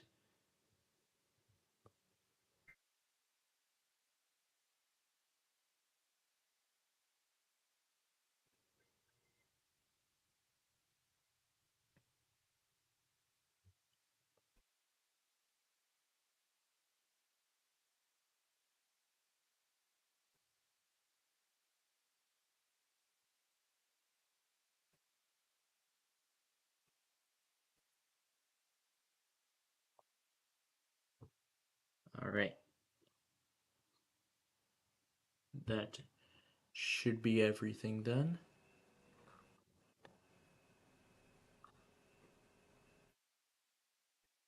Alb and Fulton, thank you. That's exactly how it should be done. You should only do it once a week, not 50 million times.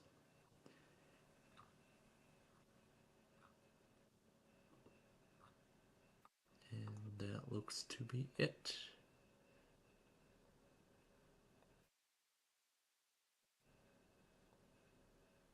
Yep, that is everything. Alright, I have just went ahead and restarted my station. And yes, while there is still stuff going on in Brownsville as of right now, yep, as expected, we're seeing the flash flood emergency or emergencies being extended for quite some time. Alright, so I'm not sure what's up with these Verizons. I was expecting VH09 to test. I was expecting all 4 of these to test last night, and they did not happen at all for some odd reason. So now it seems like we may have to put these on Monday. We might have to put them all on Mondays now. Well, because it doesn't seem like this is the way it should be. So I'm going to keep them going. So I'm going to have them on tonight. See if they do it. If they do not do it, then they must have went. Then they must have went on Monday, or they must have went over the weekend, or they're choosing not to test on purpose. But we'll see.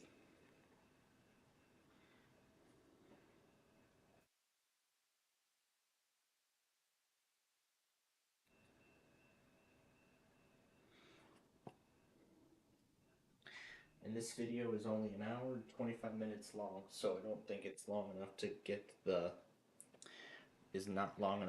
weekend test designation as of yet.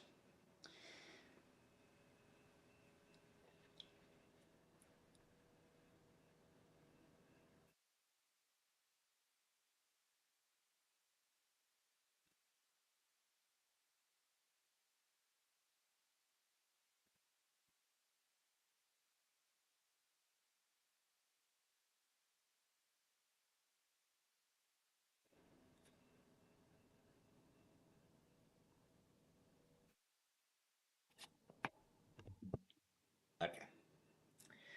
I'm not even going to talk about it then.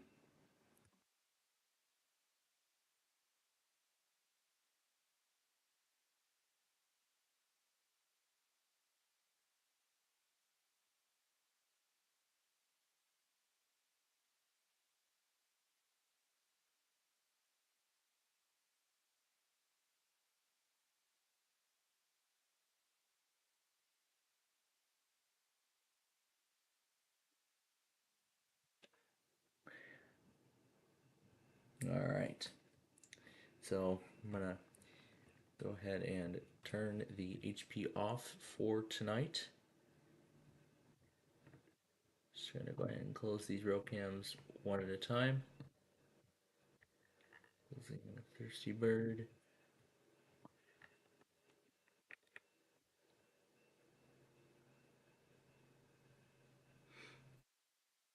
They're going to put a new row cam up in Aiken, Minnesota. Ooh, that's nice. And yep, they gotta wait for a second train. It's lovely, isn't it?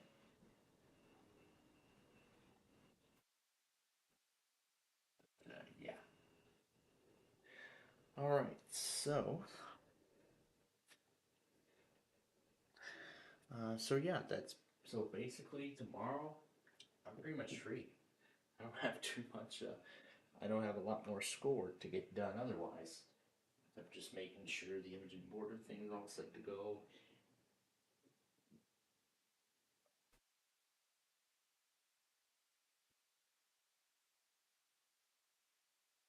I want to be able to get to that other assignment before its due date passes, but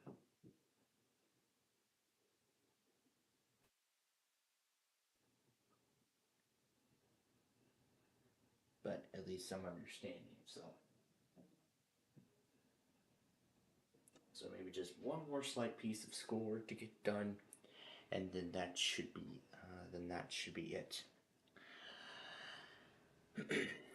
So with the plans being considered for tomorrow, not for tomorrow, for Saturday.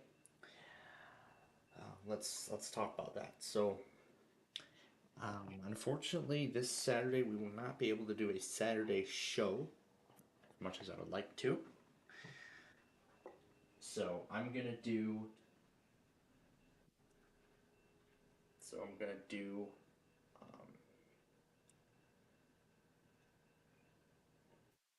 There's no Blackhawks game to deal with on Saturday, so that's actually mostly good. So I won't be missing any Blackhawks action. But for the White Sox, now that they started, it's a whole different story.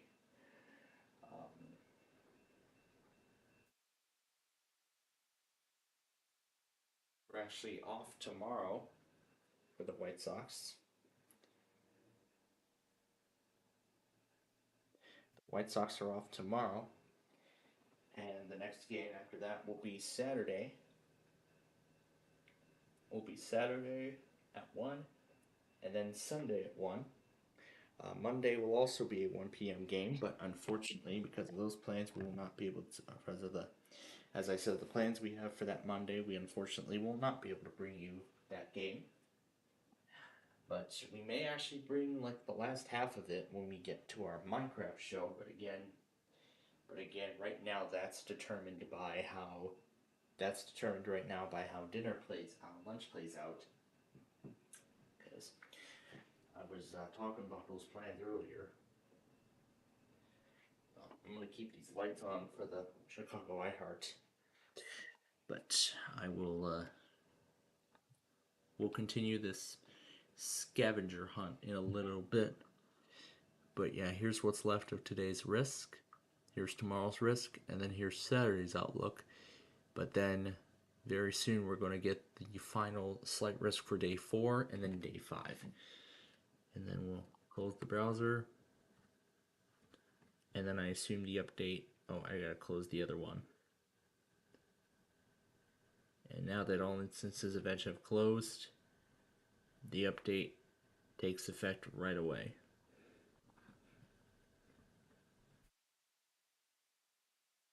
So I'll go ahead and turn this off because I do not need it on anymore. Now that we're done with all these row cams and we're starting to see the marine warnings expire.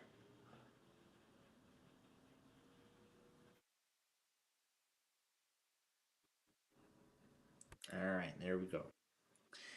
It is off now. I'm going to keep it on the charger until that light goes white, which is how HP normally does their computers. So this again is the day 4 light, and here's day 5. So Saturday is going to be mostly quiet, but Sunday we will be pretty active. It's going to be pretty active. Now, what about those games? I mean, a lot of you might be asking, what about those games on Saturday? Now that we've canceled our Saturday, well, actually, I wouldn't say our Saturday show is like canceled completely, but we're still going to get some of it done. So we'll be on for we'll kind of still do our Saturday show, but it'll kind of be disrupted a little bit, but it's no big deal. So we'll still do so here's what's going to happen. We're still going to do the NWR streams and county requests that we normally do. But as for the Street View video, if I don't see any votes by tomorrow afternoon, then after those Dino Bone shows are done, or sometime during it, I will just choose from the list and create the video, and then I will have it scheduled to go public at 3 o'clock sharp in the afternoon. Have it go public at 3 o'clock sharp in the afternoon. and that'll probably be most likely the time that I'm away. And then when I get back, and after we have dinner, we'll then continue. So we'll kind of split this into two parts.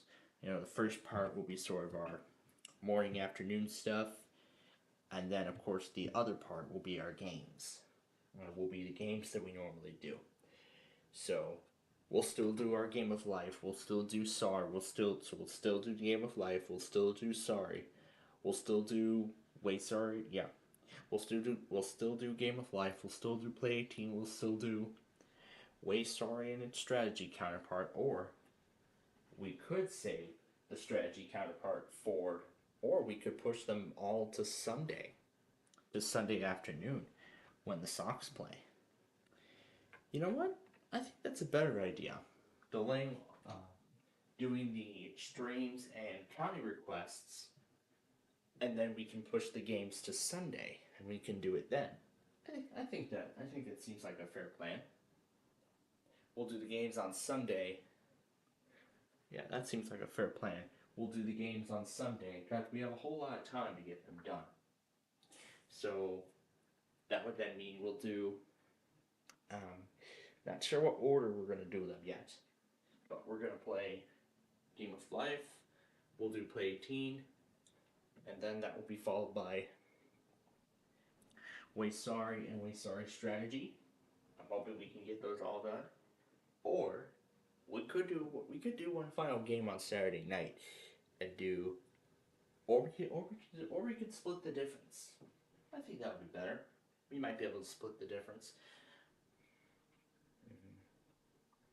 I mean, my mind is kind of jumbled on these times right now, but again, once I have a full, clear plan in place, of course, then I'll tell you all otherwise. So, but right now, the current plan is to split the Saturday stream up into an afternoon, into a morning portion and an evening portion. So, the first part will be our usual NWR streams and county requests, and then of course part 2 will be in the evening after I have dinner and whatnot, in which we'll do, I think we'll probably split the difference in terms of games. We'll probably do Play 18 and Way Sorry, probably push those to Sunday because those games take the longest to get done. Or we'll try to see how much we can get done before 10:30 on Saturday night. We'll try to see how much we can get done by then. If we can get a lot done, then great. Then there won't be much to do. Well, then I'm going to have to find some other games to play on Sunday. So, I got quite a lot of ideas in mind, so. But again, only one of them will come up on top. So, once again, here's the plan for this week. I did mention it last night after our Wednesday show. So, we'll do our Fun Night show as usual tomorrow. I will get to creating the Street View video tomorrow afternoon as well, just to get it over with and whatnot. Saturday we'll be having we'll be separating our Saturday show. So afternoon county requests and new streams on NWR, on those No Weather radio sites, and then the info center as usual, and then we'll try to, and then after I have dinner that night, immediately after, we'll try to see how many games we can do within let's say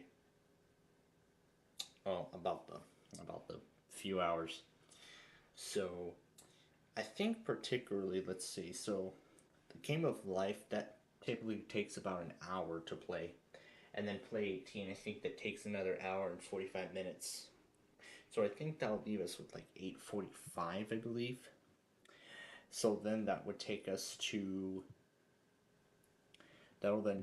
to Way Sorry. So just one game of Way Sorry. So then that would mean we would that means we will do Way Sorry Strategy on Sunday afternoon, following Wait Wait Don't Call Me, and that I think then will be the last of the games that we need to do. So, but again, it depends on how quick the first game goes, if we have enough time to start another one or not. But if we can, we'll try to get it all done by 11. But then on Sunday, of course, we'll have the White Sox. So we'll see what we've got. Well, we'll see what the official plans are. But then, of course, I'll revise these further. And then Monday, again, the details are still not yet clear as to when we have to be out on Monday and whatnot. But when we get those details, I will of course let you all know, and we may end up starting an hour and a half. An hour early. I think we'll probably start an hour earlier than we normally do. So 11 o'clock then a.m. would be when we would start that day, so we can accommodate for the ride. Now, I'm looking to hopefully get both a Street View video, another video of 294, and furthermore the next addition to the Chicago Rail Fanning series, particularly my very first visit to Elmhurst, which I have not been to before. So considering we're near the airport, I think this would be the perfect opportunity to check it out, since that restaurant is usually closed on Mondays. So I was looking forward to both of them. Either one, I was looking forward to them both. But 88, unfortunately, now is going to have to wait a little bit longer. But now, so I guess 88 is going back to the drawing board for the time being. But eventually, we'll eventually get that. We'll eventually get that off the drawing board and eventually onto the channel. So. But for now, at least we still have the Street View videos with Yalek's amazing music to enjoy for the time being until that happens. No. But who knows? If we end up going down 88 again, if we do end up going down 88 in its entirety someday, I'll be more than happy to make a video of it. Or I was just thinking now about, and I was earlier thinking about the Nani's Pizza. Yes, Nani, the pizza place named after you. Well, yeah. So, it kind of is still in the works, but we'll have to see how. We'll have to see how the restaurant plan for Monday plays out. We'll see how it plays out. So, from my guess right now, I should be able to be back here in time to start Minecraft at 4 p.m. And then Tuesday, I'm still waiting for details on whether I'm going to be. It's about classes for the next semester I'll be taking for fall 2025. Just still a long ways away, but we're planning ahead. So then Friday morning at 8, I can just hit the register button and go back to bed. So that'll be Friday morning, hit register, turn it off, and go back to bed. Yep, and go back to bed. It's that simple. The 11th, that is. So, and then everything else in the week should be as usual. Tuesday, of course, will be our usual backyard baseball game. Wednesday will be the weeklies. However, for Thursday, I was actually informed that we'll be having dinner at we'll be having dinner outing again. But the question is, what place we'll be going to? And furthermore, the question is, how is this going to affect our Roblox show that day? Because normally we do our Roblox show on Tuesdays, but we've been pushing it to Thursdays to accommodate for my evening class that I have, my wireless foundations class, and then the Cybit class they have the following day. So yeah, we've been accommodating for both of those. But we'll see what the plans are for Thursday, and we'll see how much we can do of our Roblox show, or we may have to cancel it altogether. We'll see. And then maybe we'll see if we can do a makeup show, perhaps. Then of course that Friday will be our fun night show again, and then Saturday we should be back to normal in terms of the usual stuff in that regards. So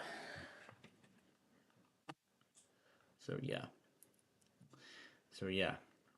So hopefully this works. What's this place?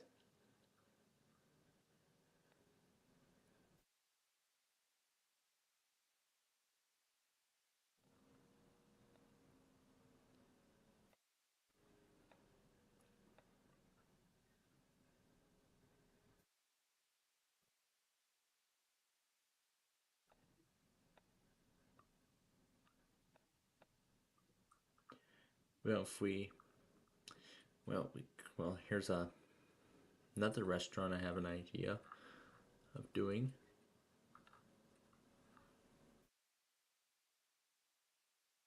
This one's actually another idea I have in mind.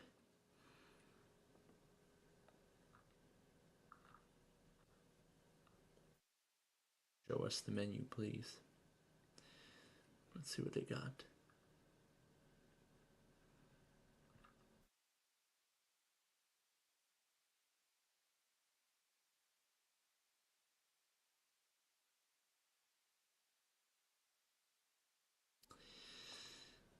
Yeah, I don't know if we're going to be up for pizza. Probably not, so at least just something good at least. But then again, so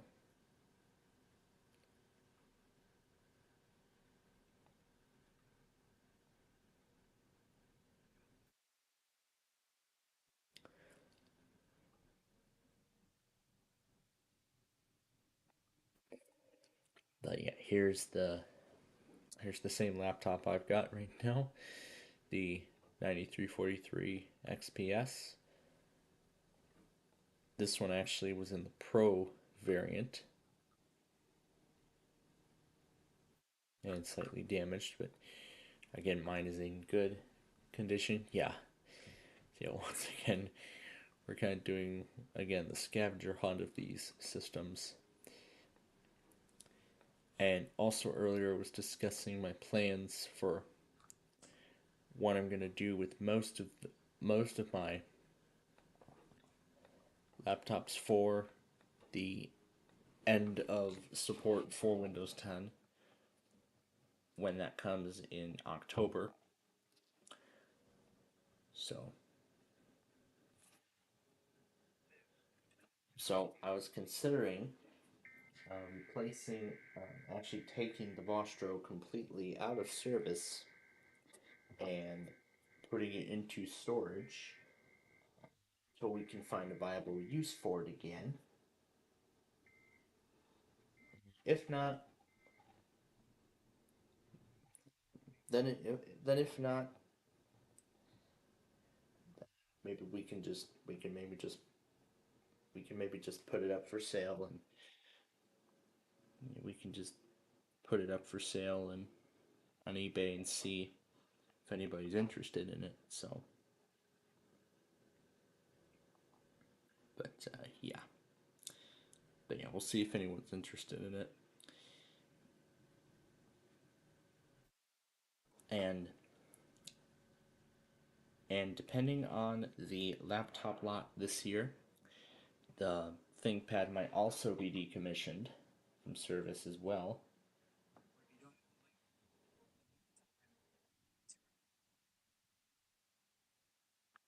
Yeah, I don't want to hear about TerraClear. I've heard the same thing 50 gazillion times. But yeah. So right now the current plan is to just take the Dell Vostro out of service,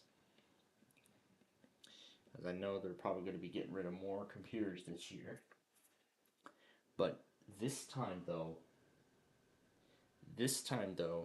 I do not want ones that are that shipped with Windows 7 or 8.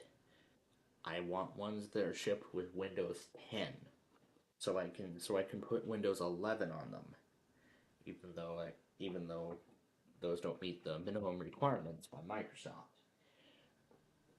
I mean, I've seen as even during that scavenger hunt, I've seen some of the eBay listings of those computers running Windows 11 on a 6th generation Intel processor, even though it's not capable.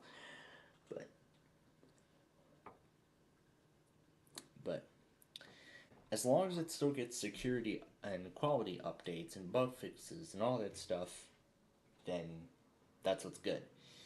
And that's actually the only listing right now of the XPS on Windows 11. And of course, before I upgrade my XPS to Windows 11, I'm going to do what I should have done with the Dell Vostro years ago. Should have created a backup of the recovery partition. Well, not just the recovery partition, but the entire drive. And I'm doing this because Windows 11 has is using a new, what do we say, code base or something? Well, whatever the case may be. Might be completely different from Windows 10. So, if that's going to be the case, then I might want to back up the recovery partition on the hard drive in case I'm not able to access it again. In case I'm not able to access it after the upgrade. This is just in case. Because then if I do want to end up reverting back to Windows 10, then at least I have the backup of the recovery partition of the system drive, so that I could just back it up like so and whatnot. But the only problem, I do actually have the disk for Acronis, but the only problem is that the XPS does not have a disk drive, like modern computers nowadays.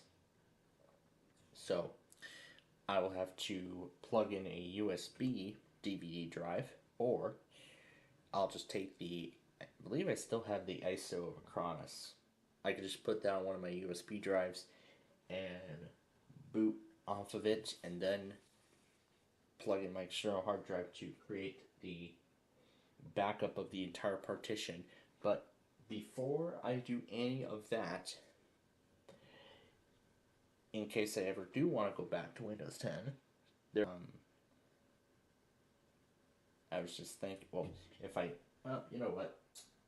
I'll keep a backup of the recovery partition, and it'll contain most of the college documents. Well, if I do end up creating a backup, I actually might want to move the college stuff off the system first before I make the backup, and then I can place all that back and then proceed with the upgrade. So that's what the plan is. So I don't know how well this is going to work, but I guess we'll find out in just a matter of months when I get around to that. So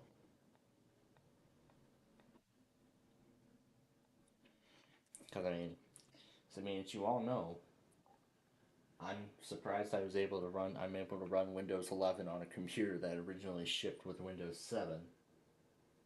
So it seems like that's the most I can get Windows 11 to run on right now. Computers that originally shipped with Windows 7. With XP, No, not possible. Not even Windows 10. Just insane. Yeah, I'm not even gonna try and torture. I can't even try to torture the Compact Presario that has XP on it. I could, well, I mean, I don't think I'd be able to torture it with Vista or even Windows 7, probably because it doesn't even meet the minimum requirements of both OSs, especially Windows 7. Not even 8 or 8.1. In respect of the 32-bit edition, I mean, it might be able to run Windows 10 in the 32-bit architecture, but if so, then it's going to be pretty freaking bad. I think it only requires at least a gigabyte of RAM for 32-bit. Yeah, at least 1 gigabyte of RAM for 32-bit. So, yeah, it would definitely not be able to run Windows 10. Even if I do that, I would not be able to run Windows 10, which is such a shame. But hey, at least this year I might get some new Windows 10 machines to replace the 2 Windows 7 computers that I've got. Like I said, those don't have Windows 7 on them. They were upgraded. The ThinkPad I have was upgraded from, well, I replaced the SSD and upgraded that to Windows 11. I'm probably going to leave that on 23H2 and just leave it as a spare laptop. And then if I ever do need to use it again, then I'll just update Windows 11 on there and I'll just replace the installation and put it on the latest version. But of course, before I even go any further, I'll need to deactivate both machines off the Bitdefender subscription before proceeding any further with the decommissioning. And then if I run through a scenario where I have to factory reset my desktop and then I need the email link to reactivate Bitdefender on there, then I'll just put those 2 laptops on Bitdefender as well. Especially the Inspiron, because the 5520 has been running pretty well, but at least the good thing is there's a way I can directly upgrade to the next version of Windows 11, or at least I should be able to. If I can't, then I'll just have to start from scratch, but yeah, that's alright. Because I mean, on that, there's not too many sensitive things on there, not many important stuff, because I mean, I have carbon copies of the files that I use on there. But pretty much what I'll just need to do is, if I have to reinstall Windows, then I'll just reset up the Linux subsystem and just copy over the files from the desktop and put them back on there, and it'll then be used like new again. So, and then the Vostro, I'll keep that on 10 until I find some use for it. But yeah, there's a lot of spare computers I've got in the basement. There's a lot of them, especially the 55 laptop. Yeah, that's really falling behind on Windows 10. So maybe if I want to keep it going, and in fact, that actually gave me another idea. Maybe put that laptop on, try to swap out the hard drive with a solid state and just put that on Windows 11. Ooh, that sounds like fun. Yeah, that'll sound like fun, putting that laptop on Microsoft's latest creation, seeing how well that processor from 2015 runs on there. And maybe I'll just move that 2 terabyte drive somewhere else. Maybe put it in another one of my computers. I don't know if it's going to behave well with the Dell drivers, but I'm sure Windows does a good job of detecting detecting hardware changes and then applying the correct drivers for and then applying the correct drivers for the OS. So I could do that.